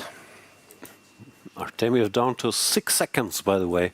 King f2 and king f7 is like a good move, no questions asked, but basically... Still playing well, but long term you gotta be worried about black's prospects here. Kind of given up on like making a draw with initiative, so basically, now it's suffering. h4, and then he takes on e4. Rook c to e4, now check from d2. And what is it? His point is if rook 1 e2, rook takes e4 and h4 is hanging. So he has to go rook 4 e2. Traded this rook and went rook d1. And like black rook is active and he'll start slowly like advancing the king side. I was taught. Built a pawn chain, h5, g4, king e3, rook d2. c5. But I guess with rooks, you will eventually somehow like create a tackle here on the queen side, right? It's minor pieces usually this absolutely inefficient. You move the pawns and they don't go anywhere. With the rooks, you'll somehow get some sort of counterplay. King e6. Step 1 accomplished, chain built. But what is next? Rook d2. Yeah, like in a way... King f4, making the black king decide on which side it wants to guard. c3. C3, stopping some pawns. Oh, 5 seconds. Both sides down on the clock, but Maxime still has a bit more margin. What happened? Rook a1, a3, rook b1. Yeah. I guess it's just like kind of hard to activate. Yeah. Oh, and rook e5. Now he means business. Rook e5. But Artemiev remains very focused. c4 was the only move. c4 keeps making all the best moves. c7. Back to f6. Back to f7. Yeah, king Artemiev not f5. collapsing. King f5. And is it Yeah, looks like, I don't know, to me it looks like he's getting in. Yeah, he's getting him. No? Apparently it's still fine. King F8? Yeah, all correct. King G6, took C3, Rook F7 check. Still nothing to see here. King E8 only move, played. Wow, that is amazing. Rook to the first to be able to stop the... Oh, finally mistake. He had to take the pawn. Rook takes A3. Wow. What's Rook now? C1, now G5. Yeah, No, amazing. no, no. Rook F6 played. Rook F6, C3. Not fast enough. Rook F6, C3. And black is back in business. Rook takes H6, King D7. Is he trying to lose it? King D7. Who's winning and now why? the C pawn. How do you stop the C pawn? Who's winning Maxime and why? has messed up. Rook A6, Rook A6, C2, no time. C2, check. he gives some checks, but the king You goes to D5. Yeah, why not You don't have a D6 is a check. big question, right? But C6 is also fine, right? Uh-oh. B7 with the also good. tempo. And now black king is B6, winning. Rook Rook to B1. B1. Rook B1 is good. Rook B1 is, oh. Okay, gives the pawn, but he gets a queen. No, but Rook B8, King C7, this is it. What a drama. What a turnaround there. Let's maybe do it in slow motion. Slow motion for the... briefly. Yeah, I've missed all the action, to be honest. When was it winning?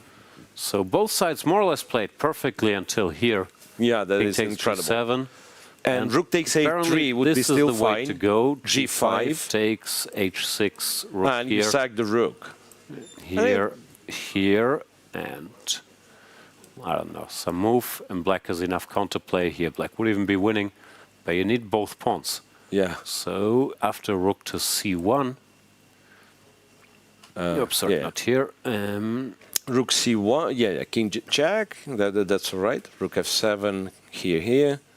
Instead of Rook F6, right, G5 was good. Yeah, after Rook C1 here by black, now G5, HG, H6 was winning, Rook H1, and the point is just that black can't create two passes. One is easily stopped, and you... And yeah, you like win the Rook, you take the G5, basically you have almost infinite time. Yeah, I mean, this Rook F5 is... Yeah, Rook F5 is... Nice move, stopping A5 and making sure you can go here. But it wasn't the only way. So that was a winning chance, but Maxime went for Rook F6. Now C3, the counterplay was fast enough, and Rook takes H6 was too much after that. Yeah. Black is even winning, white had to hurry here to organize play with his own pawn. So yeah, dramatic ending, but what composure by Artemiev. He made one mistake more or less the whole game with Rook C1. Yeah. Seconds on the clock. Then when given a chance, he immediately switched to winning mode. Could see these guys are good, and now pretty uphill task for MVL to come back with the black pieces.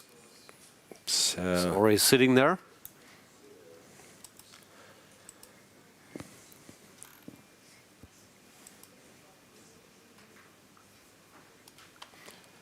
Yeah, and I think while MVL is regaining composure, the match will be resumed shortly. And let us talk to Charlize, who is in the fence zone, I was told. Oh.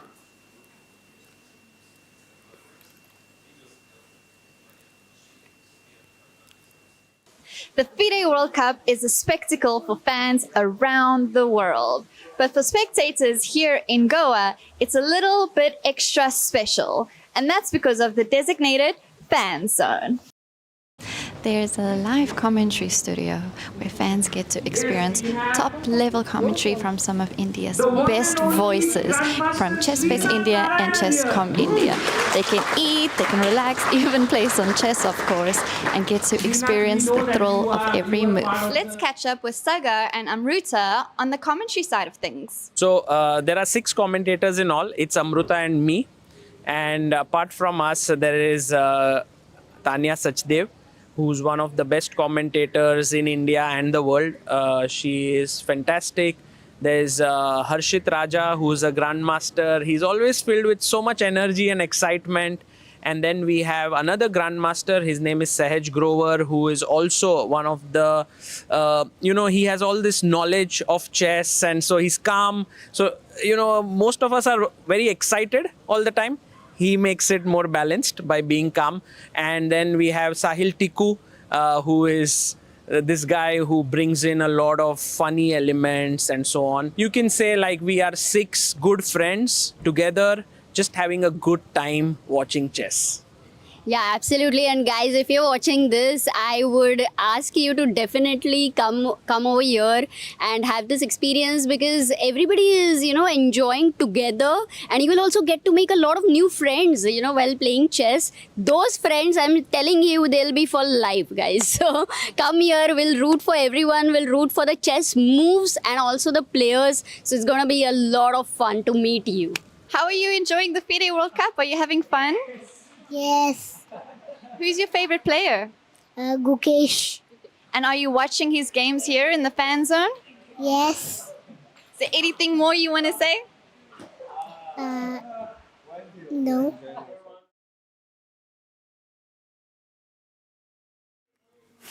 I've got nothing to say as well, Jan. I like that kid. I learned a new concept. You can make friends for life playing chess. Why? Where? Where are these people? Anyway, I'm not sure if Artemiev and MVL will become friends for life after this game. MVL is in big danger of leaving the World Cup here, and Maxime Vachier-Lagrave is always one of the favorites in the World Cup, has played 8 times, multiple deep runs, but now he must win with the black pieces on demand against the ever-solid Vladislav Artemiev. This is a tall order, and he's thinking about his second move, how he can get the game. Will he go G6, E6? G6 Not is a what he big typically mistake does. because knight BD2. Okay. Queen's This Indian? Less of a mistake. So Maxime is not a regular Queen's Indian player, so he's a bit out of his depth here. Bishop A6. Let's see if he finds a way. Bishop A6. What's the most solid system against Bishop A6? Depends where you stand. B3 is the main move. Knight BD2 is not the most solid, but it's very Artemiev. Like after D5, yeah, you can take and you just play the position. Bishop back to B7, Bishop G2, C5. Also possible. Right, but then like you can castle. Theory is sort of E4, CD, E5, E5, some annoying stuff. I remember some. That's not going to games, happen right? under these circumstances. I guess you castle CD and then knight D4 or B3, no? Yeah. Castles. No, black absolutely has to take because. Don't know. What do you? Knight C6. No, Bishop Bishop E7. E7. He's trying to. Do we believe that? Because push E4 or D5. I'd be tempted to get. Okay, I mean, again, maybe not in a game where I only need a draw, but I'd be tempted to prove that now D5 is a good move. Now B3. He's trying to be as solid Good as moves. possible. Play good moves and play them quickly. Also, this is what he does, no? Like Venkataraman, both bishops, Bishop B2. He will have lots of experience on all these semi-hedgehog structures. After D5, everything gets exchanged, so tough spot for Maxime. True that. Like, I think you go D6, knight BD7 and hope. Yeah, so let's say with the knight on D2, white maybe is not that big of a fighter for an advantage, but yeah, it's ultra solid. Yeah, Artemiev, normally he doesn't try to win out of the opening. No, he wants to put his bishops, his king, and then do stuff, E3, Queen E2, whatever. Okay, knight A6. Like you could go literally, just go E3, Queen E2, rooks in the center, like all the good stuff. No, this is how he plays anyway. Yeah. So it's not like it's a stretch for him to have to play so E2 solidly, quote unquote. The question for Maxime will be when to go C takes D or D5 here now. He's gone D5 now. Right, and then okay, rooks to the center will still happen. Yeah. Like you probably play this sort of a game of a chicken who starts trading first. Yeah. Well, in this case, again, maybe white could start, but absolutely has no reason to. So F to D1, A to C1 are good moves. Play good moves, press the clock. What's he considering? Yeah, it He feels like takes D, or what is he? Because, yeah, like going too deep to choose which rook goes first, it seems to be unnecessary. Yeah. Put some rook. Fair enough. A to C1. Yeah, the problem for Maxime that white's actually slightly better. Yeah. It's very dry position potentially, and also white is slightly better, so you still have to prove.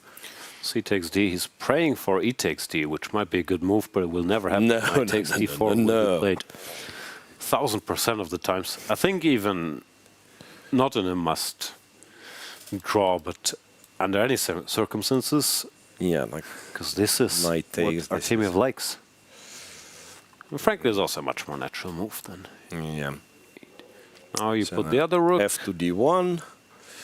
Then you offer draw. Here comes the rook. Setup completed. All pieces have moved. Very efficient. Rooks connected. All moved once, except for the knight that had to recapture. Rooks are connected. Queen is on E2, best square. King safe, yeah. Now you can start doing other stuff. Knight F3, Knight E5. Yeah. Queen D. Yeah, it's not even clear what black has to do. No, nothing. Just also keep making good moves and hope. No, but he's a bit worse. Rook E8. Knight B5. Knight B5. Oh, we're going for action. So apparently A6, Knight C3, and then there is like this pressure on D5. If you somehow take, then yeah, again, it's symmetrical and white is just better. Yeah, the queen is not good on D8. No, yeah, queen is like Rook E8 is actually kind of counterproductive in reality, because like sometimes queen would go to E8 even. Yeah, Artemiev has played these positions, these structures all his life, so all this stuff comes very natural to him. Okay, there is D4, like something that the sort of, okay, the position is already not great, but D4 at least, like not to have the symmetrical structure, but one doesn't know, maybe D4 loses on the spot. Queen D7, yeah, queen is uncomfortable on the D file, staring. Okay, apparently Knight D to E4 is a very strong move. Start trading the horses and also, yeah. No, I guess autopilot is Knight F3, which also looks alright, but Knight D4, not impossible. Indeed, no, he goes CD5. CD5, which is also fair because black has to recapture with the pawn, and then you kind of keep hovering. Well, in reality, though, it kind of justifies Rook E8 a little bit. So it's a bit of a concession. Still not much happening, but maybe Maxime can at least dream of some, I don't know, A5, Bishop A6, Knight FE4, H5, H4, some piece activity now somewhere. You basically just have to, like A5 keep it. First of all, like keep the pieces on the board, and at some point start throwing stuff at your opponent. Yeah, and A5 all of a sudden you feel like, oh, here's some counterplay. Bishop A6 is coming.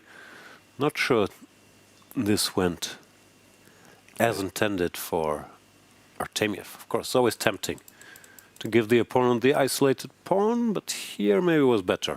Well, Knight D4, Knight F3, not to open it. Yeah. Okay. So can he go Knight D4, Bishop A6, Knight B5? Well, self-pinning never was a... where I guess there's nothing, but starting to worry already about some A4, A3, which apparently is nothing.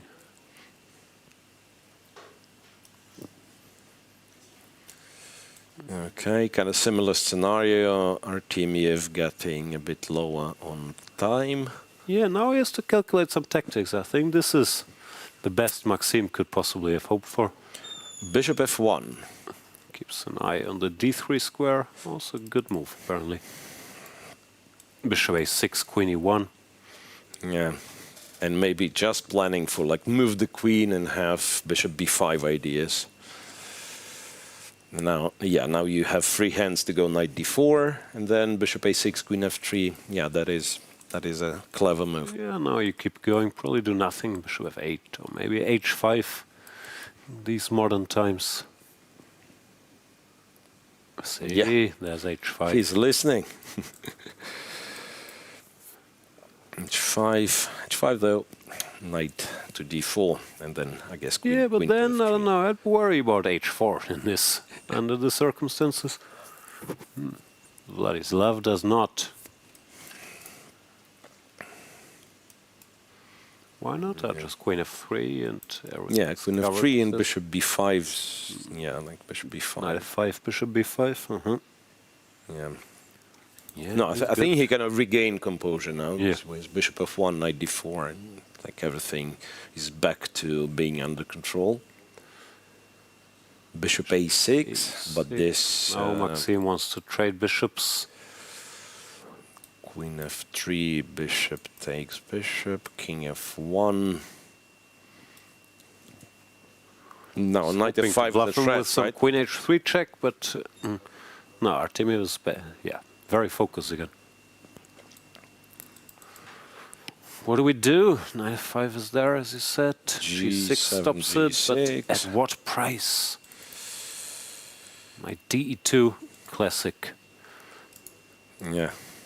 Anti-Nimzovich concept, I think, expressed by Larsen, right? I mean, you don't block, pawn, you eat the pawn. Yeah. Exactly. And it was played, yeah. Knight d2, e2. Big student of Larsen, Vladislav Artemiev. And just like no realistic way of saving. I mean, you could go like knight to e4. Also, promise it's a must-win, and all these lines precisely. Are just like there are some lines that you don't lose the pawn. Yeah, if we lose, but it's all sad.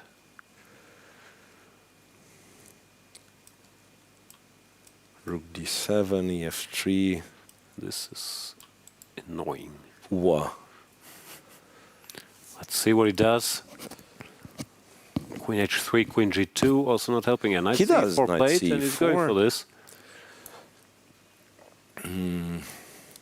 Will Artemiev spot that he can take on e4? Because it is a little bit fancy. Yeah, it's complicated. It is a little bit fancy. Also, it's not forced, yeah, knight. But no, he's on top of it. This is world-class chess. And now rook d7 is the only move, but actually sufficient. Still?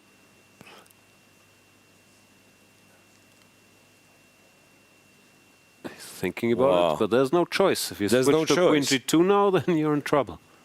Yeah. Also, probably just lost. You can't do that. Yeah, wait. So rook d7, panicking, rook d7, ef3. Well, there is also rook takes c8, which is rook rook c8, rook e7, fe, and you have to go king e1, which apparently is fine, but it's not over yet. Knight g4, some jumping. Wait. He doesn't see it. He doesn't see it. More drama. No, he's panicking. More 5 drama, seconds, 4. No. He does take. He does take, which is a good move. So now Maxime has to find... takes on c1. Takes on c1, but that is... But that allows knight takes, no? Just knight takes, stabilizing. yeah. E takes. And now you can rook e7 just wins. Ah, no, he didn't do it.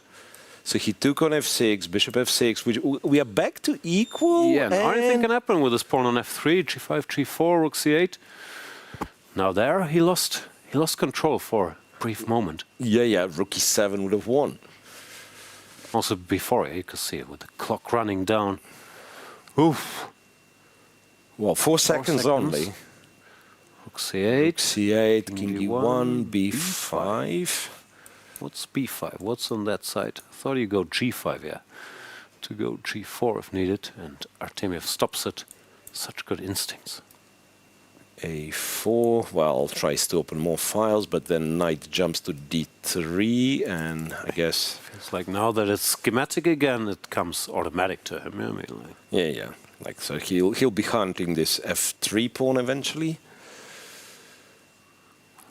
Bishop c3, that's more of a defensive move, stopping knight e1. Rook d5. Yeah. AB b4, and Jacobi just considers this one to be equal. Rook a5. Defending against rook a8. And maybe you have some sort of there is still, it's kind of a fortress, but the game goes on, right? Well, and e4 was a mistake. Was a mistake. mistake. Rook d8, rook d4, and Maxime instantly pounces. Now the rook can enter the fortress. 2 seconds. And Maxime has a chance. He can smell it. Rook enters. Wow. Bishop takes e5 apparently is already good enough. Yeah, Bishop e5, yes, he decides on bishop e5. It's not the end. We're headed for another round of blitz potentially. Rook a2, and it's a check and a trade, and the king goes in. Yeah, you can also start with king f6. Yeah, you can go king f6. Make a move, sir. He's calculating rook takes a2, which you don't have to do. You don't have to do, but yeah. Wow, yeah, king f6. And it's over. Rook a4. Okay, still fighting with the king on f6? Still fighting, yeah, king f6 was... It's very lost. It is. 6, yeah, g5, g4, yeah. Okay, go b4, see what happens. Yeah. g5, takes, rook f7. Yeah, the b pawn's running. Yes, man, I mean, in it on seconds, like... I guess h4 wins.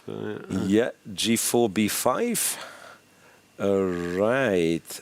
Okay. This is... He's coordinated. Gets it under control, and then the king goes in. This should be... King d2, rook b2, king c1. Yeah, it's still a bit tricky there. No, this is far from over. This might actually be a draw. Wow. So much drama. We can barely follow. Apologies for the lack of explanation, but this is fast and furious. Like the good stuff. King e1. Paul Walker. Is an okay move. Rook b2 now comes with those checks, but where's the rook going? King g6. Okay, move to c7 and wait. Winning at some point. H4. Yeah, there comes h4. Up. Keeps making moves, but is this enough? Also h3 is there, no? Yeah, I guess Maxime. Yeah, just king goes around closer to the rook, right? e4, no? e4 and e3, right? And then you're threatening a checkmate. King d4. And yeah, after a check, you go king d4, and that will be it. Rook c2 is a tempo, though. Yeah, rook takes b7 is good enough. Rook takes b7 is rook good b1 enough. Also good enough, but yeah, this will do. King here, h3. Still always asking a question. These guys are so resilient. And there could be some, like, you know, some, okay, this one's over, right? Yeah. I mean, it's been over many times and still yet not over. Now it's very over. Very over because of rook b2 and rook b1. Well, Oof. Wow. What a match. Of action. What a game. And Maxime Vachier-Lagrave comes back. With the black pieces. He doesn't lose before Armageddon, as we were told already. Wins on demand here from a sort of bad position. Artemiev did everything right, just, lost control slightly in one moment. You could feel he was getting nervous, having to calculate direct stuff. Wow. And MVL took his Incredible stuff. Incredible stuff. And this is why MVL usually goes very far in the World Cup. Yeah, exceptionally it's hard to kill. Steven Seagal. So we will have... Being asked stuff. Do you want a break? Which color do you want? You want to win or you want to go home?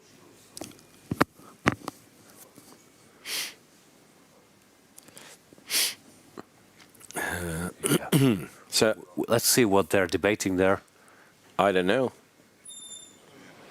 Just let me know what time you want to start. We need 10 minutes break or 5 minutes break?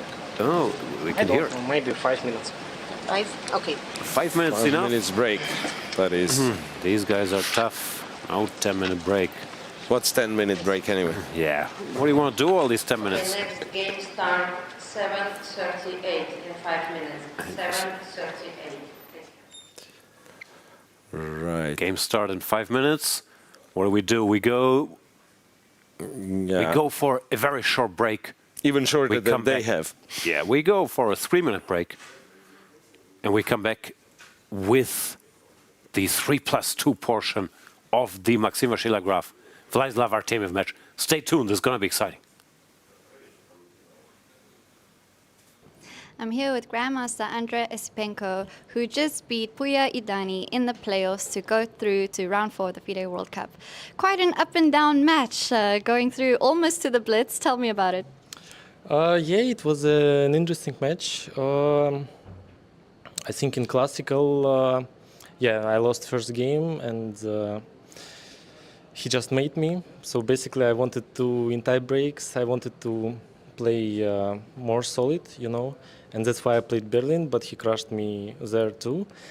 And in short rapid, I didn't even understand what to play because he can mate me, he can like beat me in endgame. So I played something balanced and made a draw, which was like a win for me with black. And yeah, with white so far, I think I won every game, maybe, if I'm not mistaken. So it was important, you know, to get at least something from black, you know. He said he was very well prepared for your first classical game. Were you surprised by his opening choice, and did that affect your preparation going into the second game in a must-win situation? Yeah, actually, I knew that he's a good, you know, theoretician, and he knows theory very well. So I didn't surprise that he knew theory so well, but I was surprised with his choice of opening, kind of. And yeah, in tie breaks also, I was expecting something from him in the opening if I play like I played in classical. So that's why I was trying to change, you know, to change some openings inside e5 kind of first move. And yeah, he's a very, very good player. I'm very happy to beat him in the match. Let's also talk about your first round that you played against Nijat Abasov, which was, I mean, wow, 2-0 in the classical. Nijat obviously did so well in the last World Cup. One of your games was like 26 moves. It was crazy. Tell me a bit about that match. Yeah, but I think Nijat maybe is not in his good shape because first game he blunders this bishop a6 idea with b5 and b6, and it was like collapse, complete collapse. And in the second game, he was prepared very well, but I was also, you know, checking this line because I knew, like, I was thinking what he can do, kind of, in the opening, and I kind of guessed what he will do. And he never played this line before with knight g5 in Italian. So I just repeated this, just, you know, in case, just in case. Yeah. Let's talk a bit about your mentality, because you've been able to bounce back from losses. Now, this is already a very tough tournament, a very tough format, but arguably having to come back with the win is not that easy. How do you do it? I just thought that, you know, going back is not such a bad idea, kind of. It doesn't mean I don't like this place. I just, you know, don't mind going home at some point. That's why I was quite relaxed. And actually, this is like my best strategy usually, like to not care, actually. So yeah, that's why I was trying to, you know, keep this in mind. And speaking about going home, you recently got married, so congratulations on that a few months ago. How has that affected your chess? Do you think in a good way, having that support system? How's it going? Actually, it didn't affect at all, I think. But some players, you know, wrote me after I got married, actually, who plays in this tournament too. Still, they wrote me that, like, we expect you to lose like 100 ELO points. Wow. Yeah, but I didn't feel this way. I think it's completely fine, and I will probably improve even. Well, thank you so much, Andrey. Congratulations for today. Enjoy your free day tomorrow, and we'll see you in the next round. Thank you.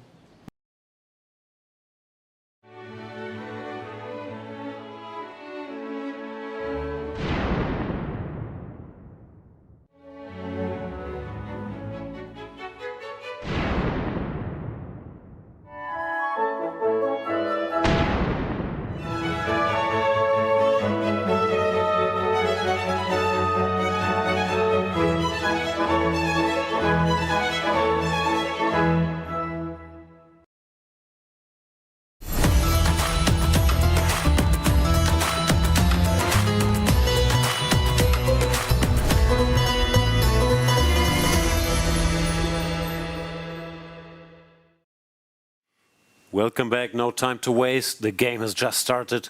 3 minutes plus 2 seconds. 2-game match between Artemiev and Maxime Vachier-Lagrave. Dead even after 8 games. And another Artemiev line. A very solid end game. That is the slightest bit better for white. Bishop d7, bishop e3. He knows what he's doing. Yeah, so the king somehow hides on b1 or something, or yeah, wherever it has to go. Yeah, bishop e3. Sometimes I've also seen like king e1, f4, king f2 played. Oh, yeah. So basically, like again, eventually trying to get some sort of a Catalan-esque pressure with bishop on g2 being, yeah, king e1, yes, right, yeah. Rook to c1.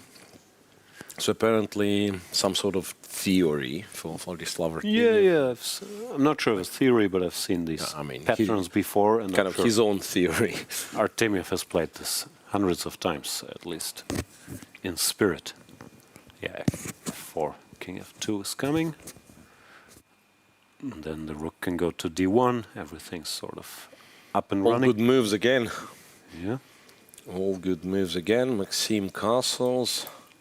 Maxime under some pressure here, not the worst pressure in the world, but mildly unpleasant.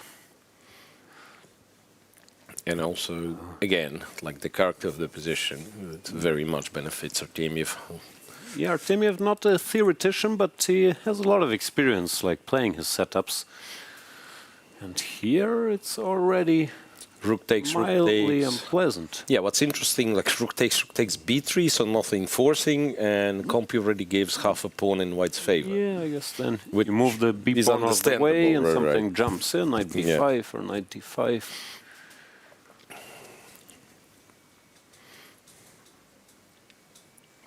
Okay, then so needs to be mentioned. Artemiev not taking off the jacket even for the 3+2 portion of the match. It's allowed, Vladislav. You don't need to wear the jacket all the time. Look at Maxime. Yeah, Maxime even rolled up his sleeves to be faster. Rook takes d8. Rook d8. Very rook precise.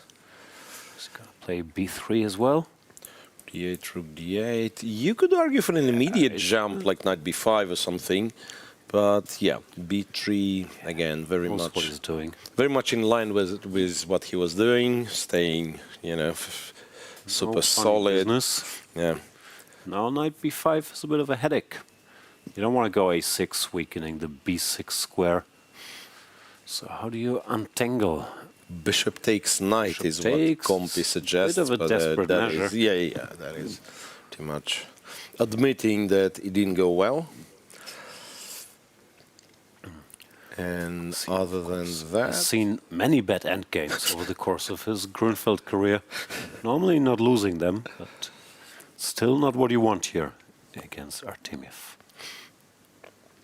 Yeah, he does take. He's very pragmatic. Okay, takes not so pleasant. So let's suffer.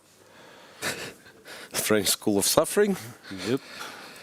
Heard of that one? Rook takes f6, and now what he do is just. I kind of started one thing, maybe king e1 to cover d1. That's what computer was giving. One looks very tight. Yeah. But even you have to a3 b4. A bit more straightforward. Yeah, a3 b4. All of those positions are like better for white. The question. Better yet, but can you defeat the French knight? Vladislav taking a pause. What else would you? Yeah, like rook c. Yeah, again, rook c1 is like Compi desperately wants to defend the d1. Yeah. Which not sure if Vladislav is as concerned about that. But interesting, you're thinking for so long. It looked like a position you can still play by hand, like a3, b4.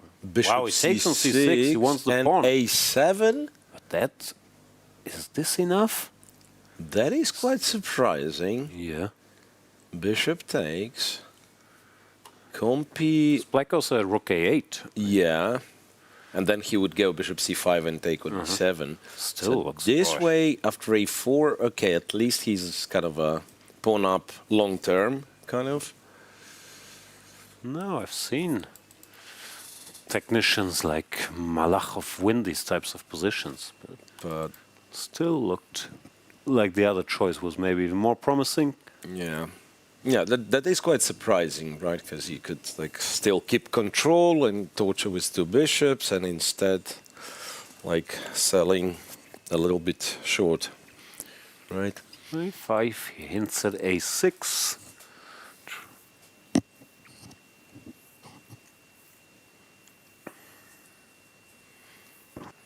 Yeah, which is probably not a threat even, because Compi goes h5 and a6. I imagine some rook a1. Yeah. Takes. Seems to have come to the same conclusion. Goes king e8. King e8. Now maybe g4. Yeah, that's why computer was going h5. So g4, rook h3. What? G4, rook h3. Finds a new target. a6. Now it goes a6. a6. King d7 is the idea. Yeah, but king d7 or this rook a8, it's still kind of a passed pawn, plus you have the queen, the king side. So it doesn't matter what computer says, white will be like going for a long time, hovering around. Well, yes, 11 seconds. So not necessarily a long time. Yeah, many moves. Rook a1, a takes b, bishop takes, can't allow black to queen. Bishop c5. It's still gonna be unpleasant. b4 and... Yeah, there's also this G4 finds time thing. to throw in g4, yeah. Yeah, there's also this g4 Seems thing. like a key move, Okay, he goes b4 first. Neither seems very concerned about the king side. Yeah. Rook b1, I guess. Interestingly. Rook b1, rook a3. Okay, still very unpleasant. Yeah, like rook a7 is a threat. Now he goes h5. The rook will come, no? Yeah.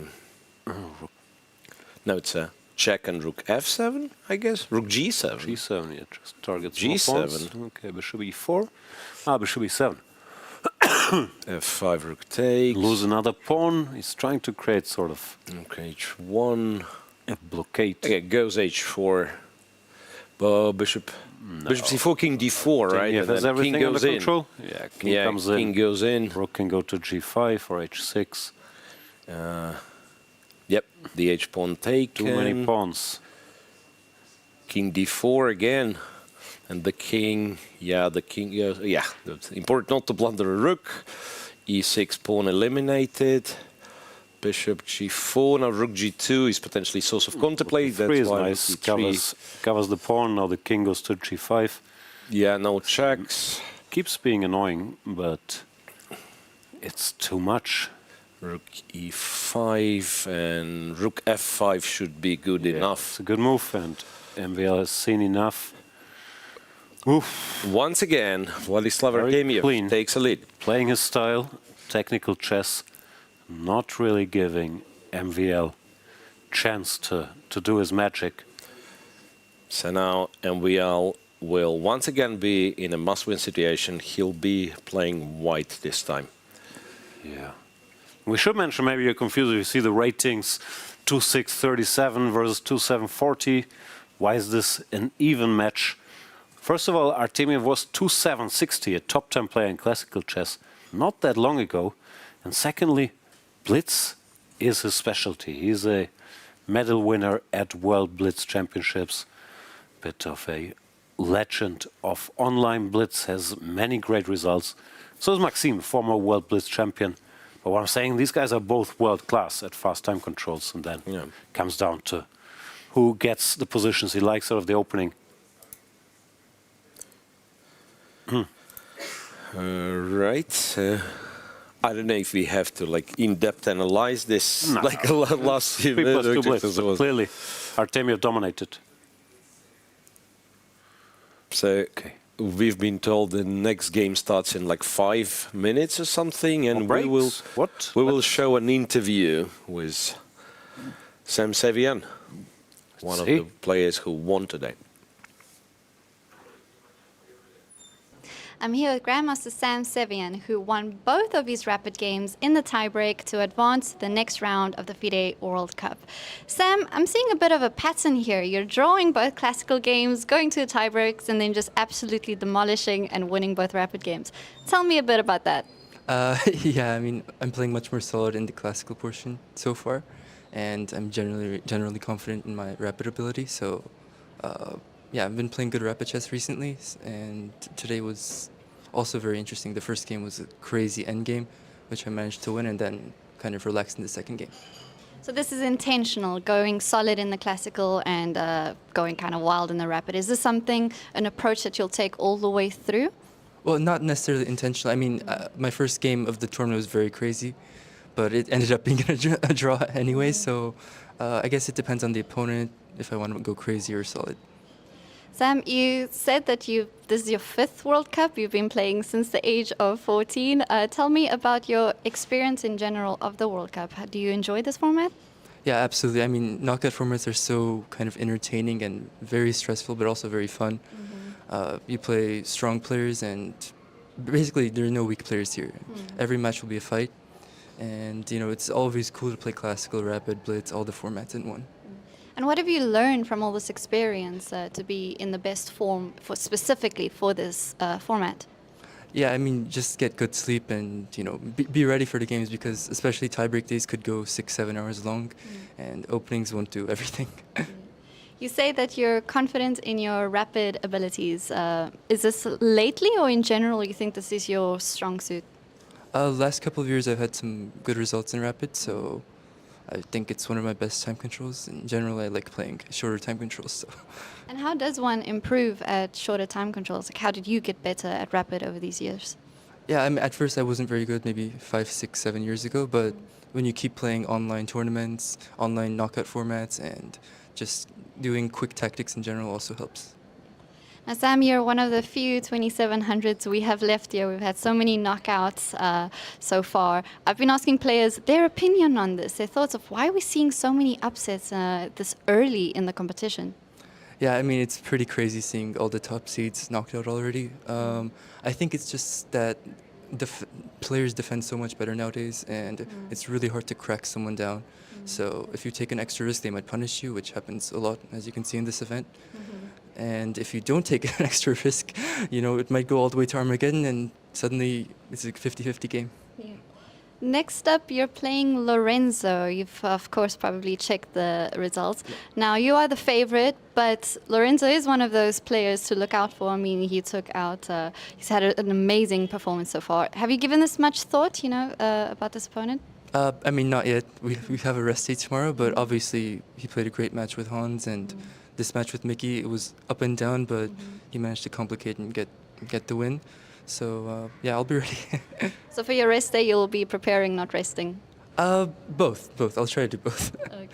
Well, thank you so much, Sam. Always lovely to talk to you. Enjoy your rest day, and we'll see you at the next round. Thank you. Welcome back, everybody. Game number 10 between Maxime Vachier-Lagrave and Vladislav Artemiev is about to start. These two just can't stop playing. Maxime lost the last one, so he has to win, right? Yeah, has to win if he wants to play game 11. They can't play more than 11 games against each other.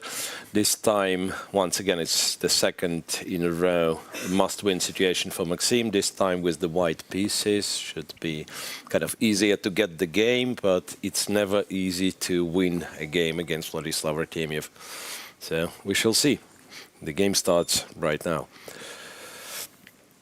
Fully composed, still waiting for the signal from the arbiters to start. Make some moves, e4 or something.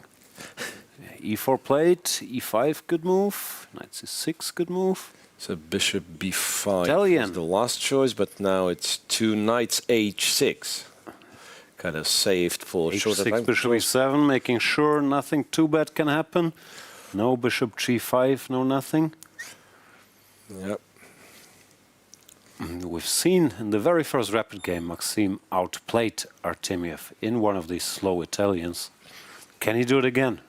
Yeah, failed to win, but at some point was completely winning. Right. That was with the bishop on a7 though, so it's a little bit different setup. Right. Knight to g5, I believe, has been seen. 3, avoiding bishop g4. Knight takes, queen takes, goes small bishop advantage g5, for g5, solid. g3. It's kind of a... Okay, Maxime. Yeah, he's played these positions all his life. I guess Artemiev is trying to keep it sort of simple. Maybe exchanging on e3, then going bishop e6. Yeah, that's what I was thinking. Like, can you go bishop e6 immediately? Yeah, or do you have to take? Like, because theoretically, like, takes bishop e6, you're guaranteed to exchange one of the bishops, right? Yeah. King h8. He chooses neither. He wants to wait for h4, then take, and then go he f5. takes, and he can go f5 if he wanted to. Yeah, he does want to. And then he does. Yes, he does, and he's apparently doing very fine. Yeah, this bishop e3 f5 is actually quite good for black. And also, again, like maybe not in the vein as in the previous game, but very simplistic sort of. Yeah, you don't have to solve.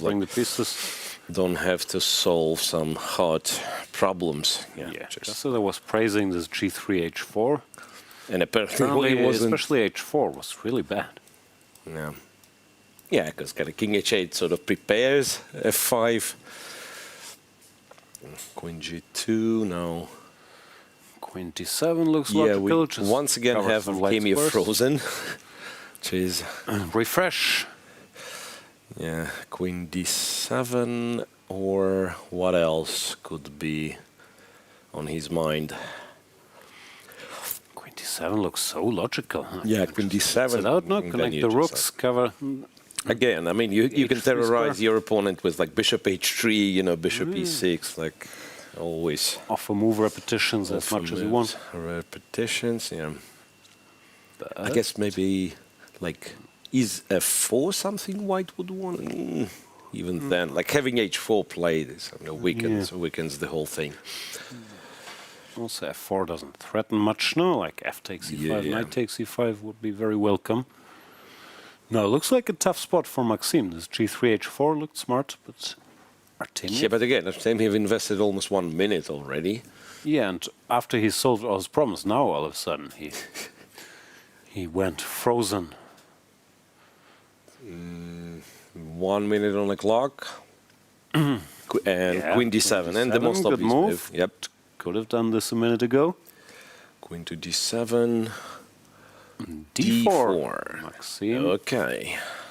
Trying to mix it. Bishop h3, just to be annoying maybe. Yeah, like bishop h3, white will have to go to h1 or h2, something. Yeah, h1, I guess, to keep the queen on diagonal at the least.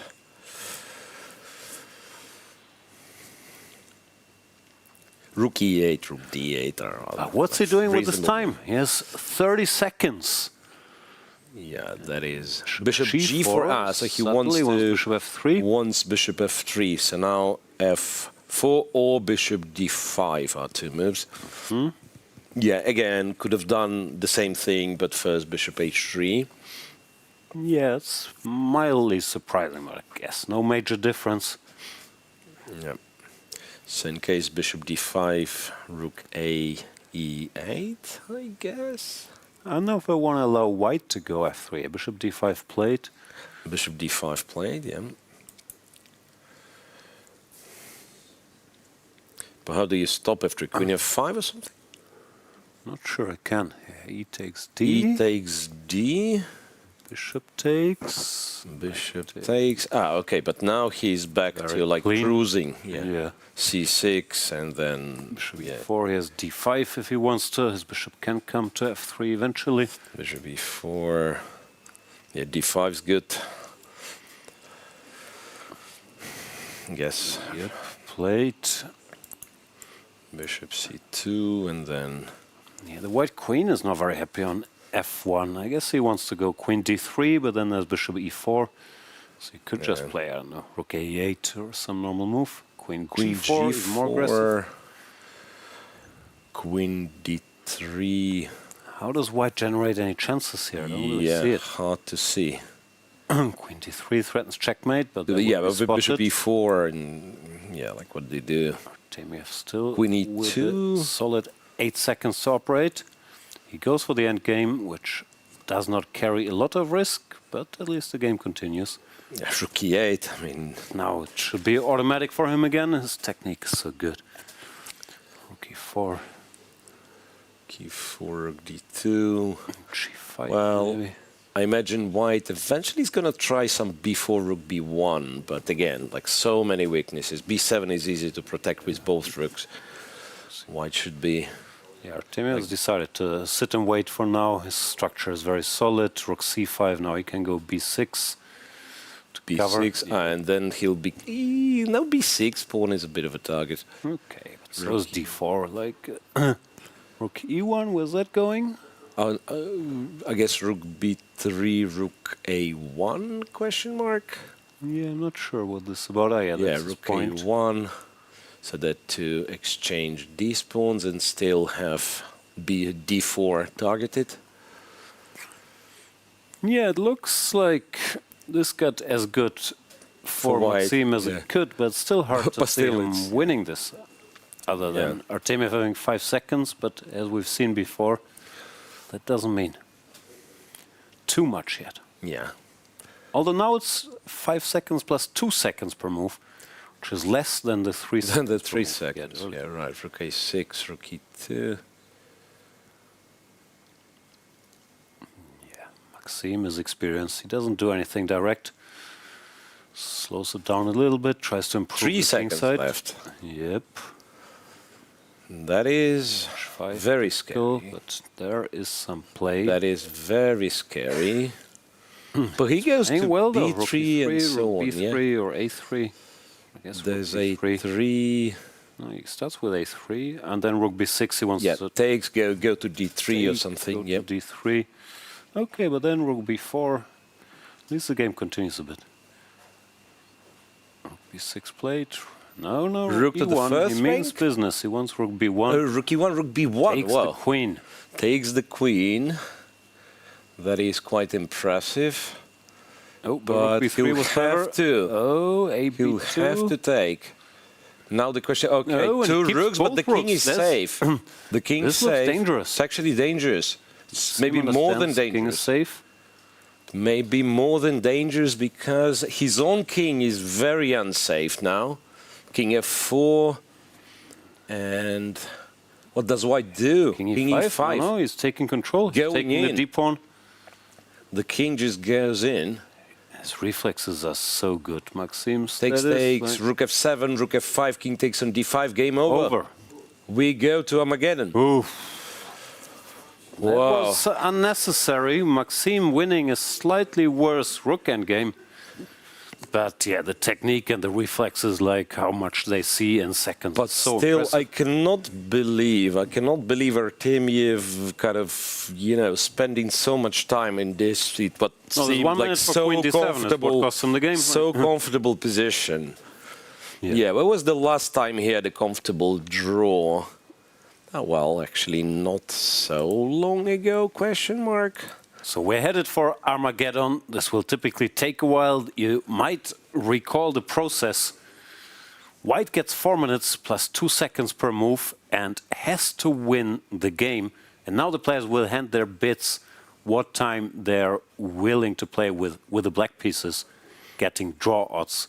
We've seen, for example, in Mamedov versus Rasmus Svane. Mamedov bid 3 minutes, Rasmus Svane bid 3:13. You're not allowed, you told me, to bid more than 4 minutes, so the games can't take too long. But yeah, there will be a bit of a preparation phase where both players have to fill the form, then sign it, it gets signed by the arbiter, then they compare whatever, decide who plays what. So I imagine... They also have to set up the PGN typically with whoever gets the white pieces. So this takes a moment, and you can use that moment. Not just to get a hot beverage, but also to like and to subscribe to the FIDE Chess YouTube channel that apparently would help all of us tremendously in our personal growth. So do that. Also check out the other FIDE social media if you've missed an interview or you want to learn more about the World Cup. You do that, we get ready for Armageddon. We will switch to an interview with Sam Shankland and Charlize.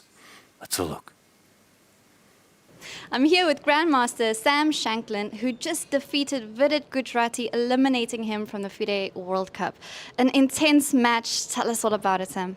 Yeah, I mean, it was back and forth. Like, the first game, I put him under a little pressure, but not much. The second game, I was lucky to survive, and that got us to tie breaks today, where the first game I was completely winning and then lost, but then somehow just cruised straight through with black in game 2. And then when we got to faster games, I guess that's where it was decided. But yeah, I mean, I thought we were very evenly matched. That's what our press officer also said, that this is going to be a match that might go on the longest. We were preparing for you to maybe even go to Armageddon. But you started the day off with a loss. Of course, you can't let that affect your next game, right? What was going through your mind after this result? Well, I just threw my preparation away because I need to avoid theory, so I just played the Philidor just because to try to keep pieces on the board. And then, he did what he did, and I just sort of won easily. And then I just thought, okay, let's do this again. That was easy. So, but unfortunately for me, he played much, much better with white the second time. And I think I was slightly worse the whole game until I sort of got messy at the end. Interesting to completely put your theory away, but that must in some way make you a little bit less stressed, do you think? Yeah, I mean, if I play normal main lines, if I play e5 on move 1, he just plays the 4 knights and makes a draw. I mean, I can't do that. I've got to play for a win on command with black. And I just thought, play just play the Philidor, keep pieces on the board. Yeah, I was just freestyling, but then it worked so well, I thought I'd do it again. And Sam, tell me about your World Cup experience in general. How are you finding it? It's my favorite tournament of every single time. I mean, I think knockout system is the best way to run absolutely any individual sport. The most successful individual sport by a very wide margin is tennis, and I don't think there's a single tennis tournament that isn't knockout. So I'm a huge fan of knockout style events. Everyone loves filling out a bracket, and the games tend to be fighting. There's not much incentive to make draws because you still have to beat the guy. And yeah, now that it's come to India, it's really nice. I mean, I had a very deep run in 2021, and funnily enough, in 2021, I won I got a bye round 1, won a very clean match round 2, and got lucky to win a tiebreak in round 3. So far, we're following the trend. And what did you do then?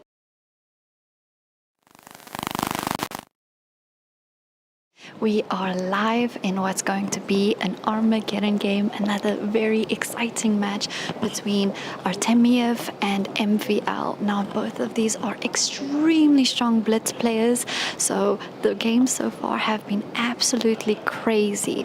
When it comes to Armageddon, of course, we know that both players put in a bid to see who plays black. Essentially, white starts with 4 minutes, 2-second increment. Black puts in a time. Whoever gets the lowest is the one who's awarded the black pieces. And in this case, that is Vladislav Artemiev. Now, it's interesting because both players have been doing very well with white. So, if he wanted to be black is another question. We'll find out after the game.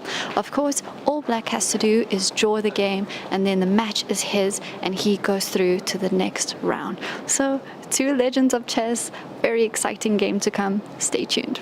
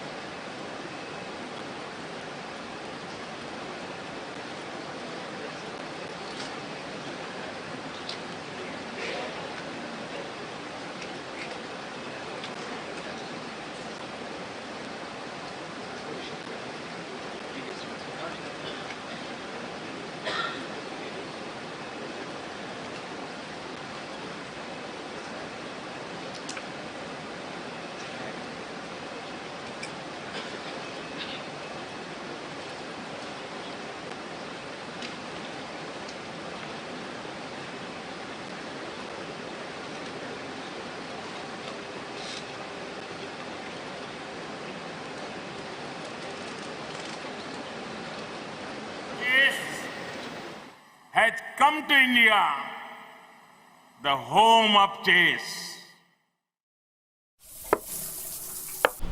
अरे यार देगी अरे क्यों चालियो घोड़ो Yes! Yes! Yes! Yes! Chess chess chess chess खेल ये हमारा है। आओ दुनिया वालों ये वेलकम तुम्हारा है। अपना गेम भारी है, हैंडशेक की बारी है, अब इंडिया बोलेगा। It's your move, it's your move, Goa कर रहा है wait. It's your move, come come come don't be late। It's your move, ए तो कोई खोर। चतुरंग के सारे रंग सदियों से हैं अपने संग, शतरंज बिछता है हर आंगन, विश्व को दिया हमने विश्वनाथन। डंका बजा है गोवा सजा है, खेल जमेगा खूब। It's your move, हो न जाए checkmate. It's your move, check में भी होगा just. It's your move, Goa कर रहा है wait. It's your move, come come come don't be late। It's your move, esto todo। It's your move, एक दो ढाई। It's your move, it's your move, it's your move, it's your move, it's your move। The FIDE World Cup 2025, starting from 31st October to 27th November in Goa, India. It's your move।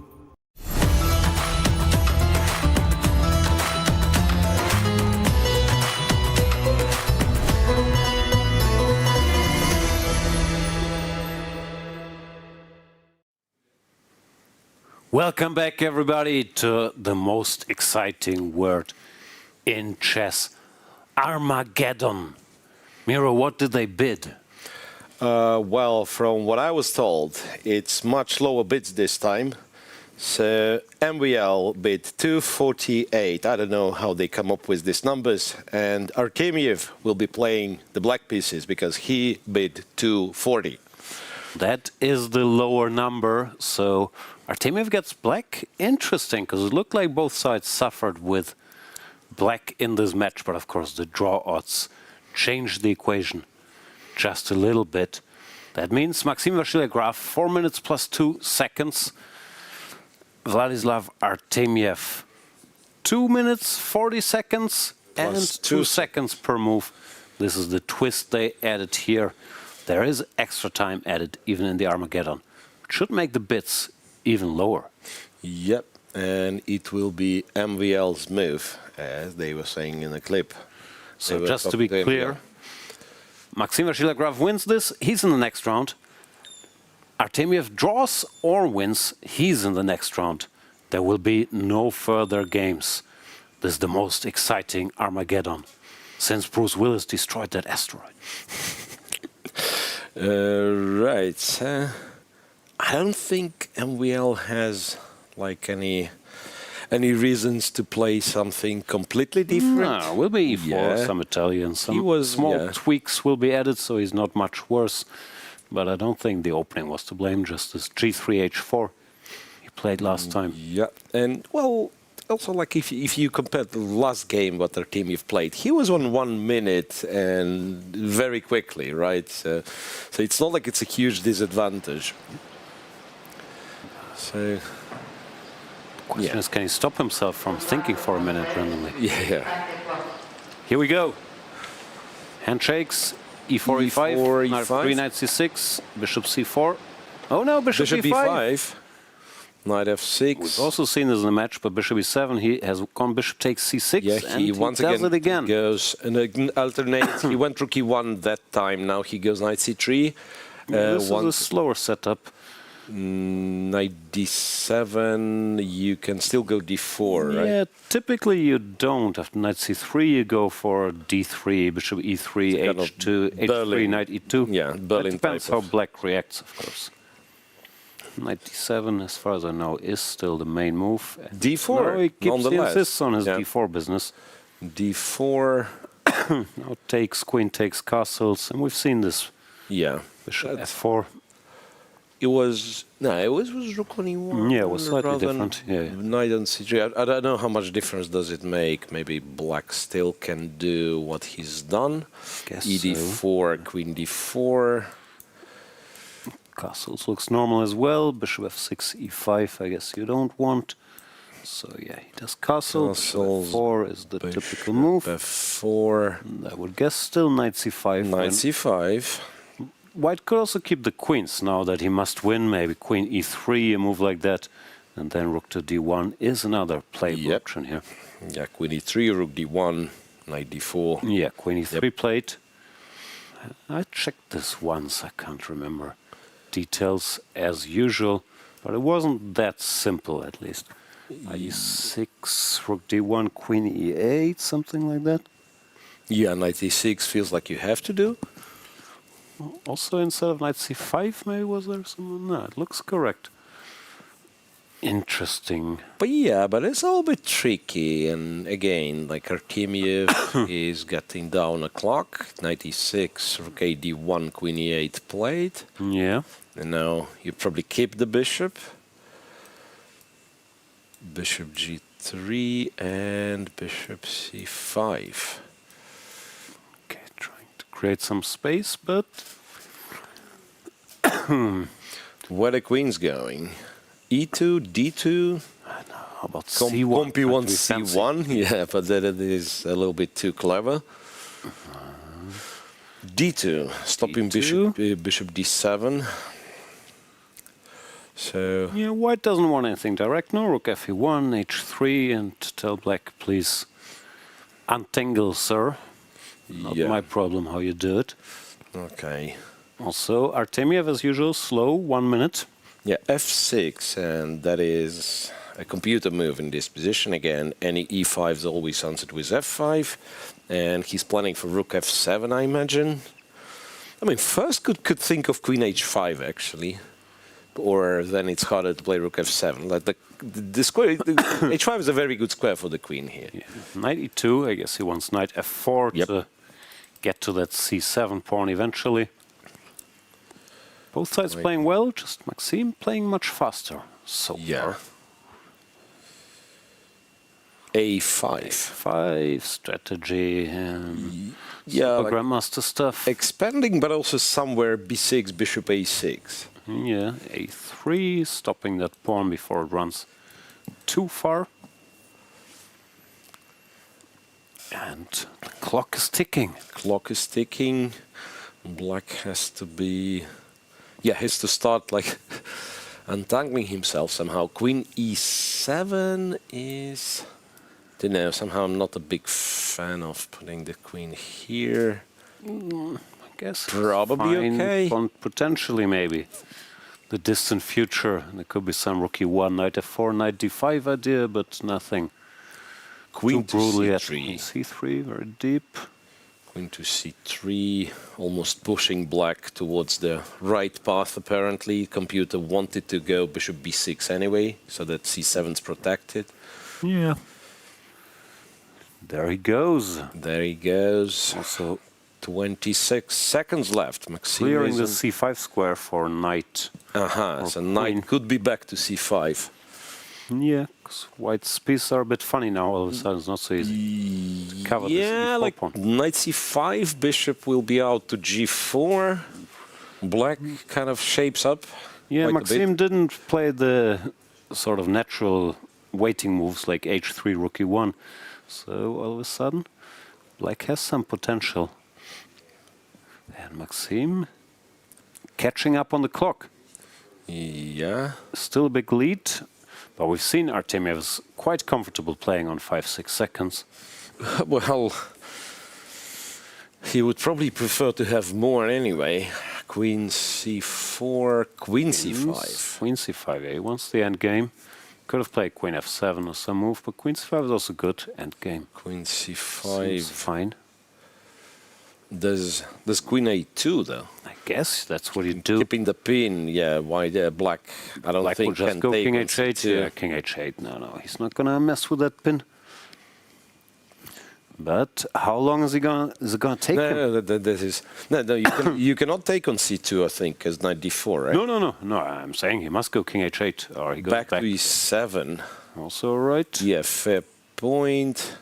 Queen on a2 is not great. You can still return to f7 if you wanted to. Knight d4. E to d4. Queen f7. What does he want? Knight f5. But then black has knight c5. Yeah, knight f5 g5 looks threatening. Oh, knight g5. He played this like it was winning material, but it just forces exchanges. Knight g5 is not ideal, though, because now knight e7 check. Oh, I missed that. And then take the queen, and you cannot take with the rook. Oh, and Maxime spots it. He's so alert. You give him any tactical chance. Takes, you have to take with the knight, and there goes your two bishops advantage. Then the rook comes to d7 potentially. Knight no, he just plays it slow. Knight d2, knight c4. Yeah, knight white is better. Now white's better. Oh. And Artemiev is down to 7 seconds.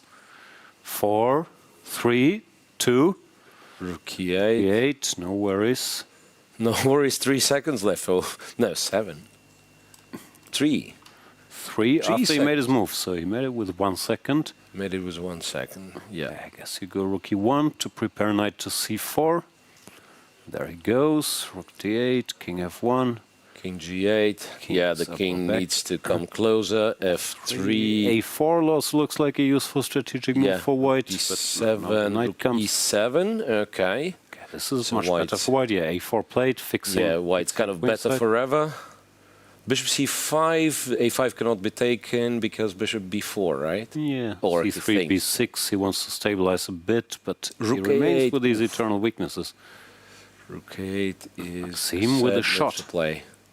Yeah, I guess rook 8 to play b5. Maybe that is kind of the point. I'm not sure if it's a good idea, but rook d3, knight back to g5.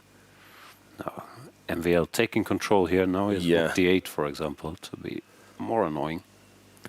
But no, he prefers to shuffle. b5. Prefers for b5.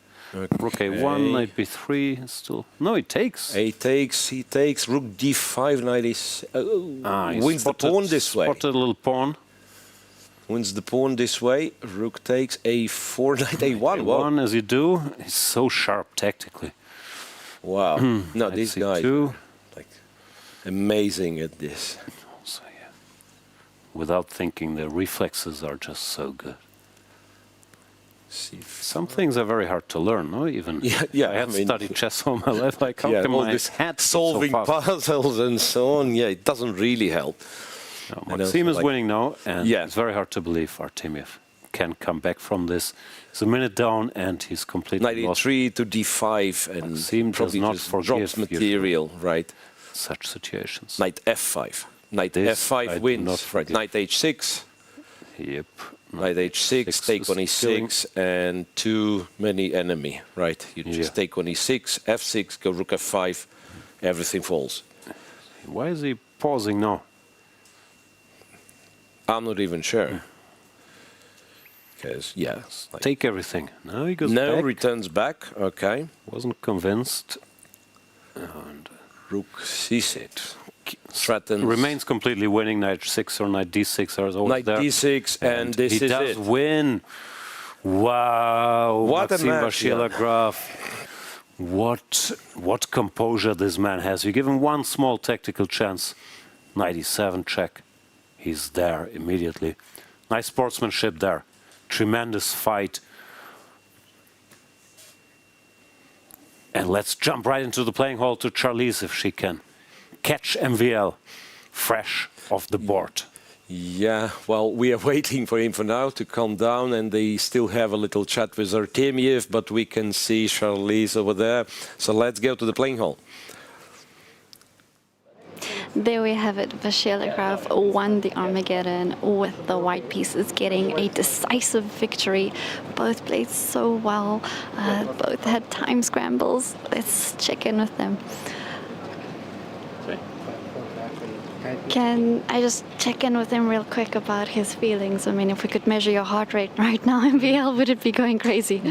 Yeah, I guess so. This was a great match. I mean, congrats to to Vlad, it took all I got in myself to come back and to win it. I feel relieved, of course, but well, the road is still very long. Did you think that we would be going all the way to Armageddon today? I knew it was an option. I know Vlad is extremely solid player, very resilient. I'm too, and yeah, I would gladly have avoided the 2 must-win games, but yeah, I knew this could go all the way. I mean, you both are just crazy with blitz, you know, superstars in this format, so it was wild to watch. But tell me a bit about the bidding process. So Vlad, he bid 2 minutes 40 seconds, and we hear you bid 2 minutes 48 seconds. Super close, but were you hoping for the black pieces? It was very close. I didn't know what to opt for, and I didn't want to think too much about it, so I just put down a time that seemed reasonable and, yeah, went my way. Which is interesting to me because the previous 2 games, both of you did really well with the white pieces, and you did the same now. So I was wondering, like, do you want white? Do you want black? Is there a difference, or you just played? It's really like at this time of the evening, you know, you're not even thinking about getting white or black. Wow. Okay. Yeah, you're trying to survive. Yeah. Well, thank you so much, Vachier. Congratulations. We were all like sitting on the edge of our seats. That was amazing to witness. 2 legendary players. We'll see you in the next round. Thank you. And yeah, there. We heard it from a tired but happy Maxime Vachier-Lagrave.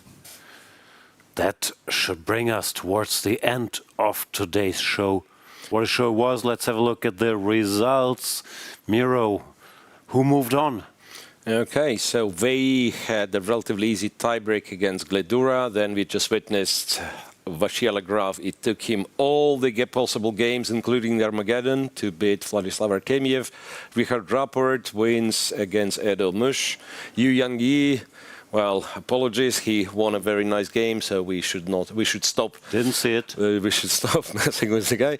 Shankland wins against Vidit after winning a game on demand. Karthik won against Bogdan-Daniel Deac. Sevian eliminates Evgeniy Najer. Sarana wins against Jorden Foreest. Drawless match, by the way. Yesipenko-Puyei-Dani also was quite a bit of drama. Yesipenko needing to come back. Relatively easy match for Yakuboyev 2-0. Needed Nodirbek. We needed Nodirbek in the tournament. And Daniel Dubov wins against Georg Maya. Yeah. Dramatic day. We got another Armageddon. Tomorrow is a rest day here in Goa. Well deserved for the players that are still in the running. Then the day after tomorrow, the round of 32 resumes. We have important announcements to make. The player of the round was not present today, by the way. No, I did some lobbying behind the scenes. Of course, I'm deeply biased, but I thought if you defeat the world champion in classical chess with the black pieces and knock him out, you deserve it. Fredrik Svane from Germany for eliminating Gukesh. Congratulations. Of course, player of the day was Maxime Vachier-Lagrave, but we don't have such a title. That's it from us. We would like to thank the organizers and partners of the FIDE World Cup in Goa, the All India Chess Federation, Sports Authority of India, the Ministry of Youth Affairs and Sports of India, the Government of Goa, and the Sports Authority of Goa. We would also like to thank you for watching. Miro, anything the viewers could maybe do? Yeah, I think they should, well, kind of enjoy the free day tomorrow. But before that, they have to like and subscribe. And comment. Please. Who doesn't love YouTube comments? See you the day after tomorrow. Thanks for watching. Thank you very much, guys. See you.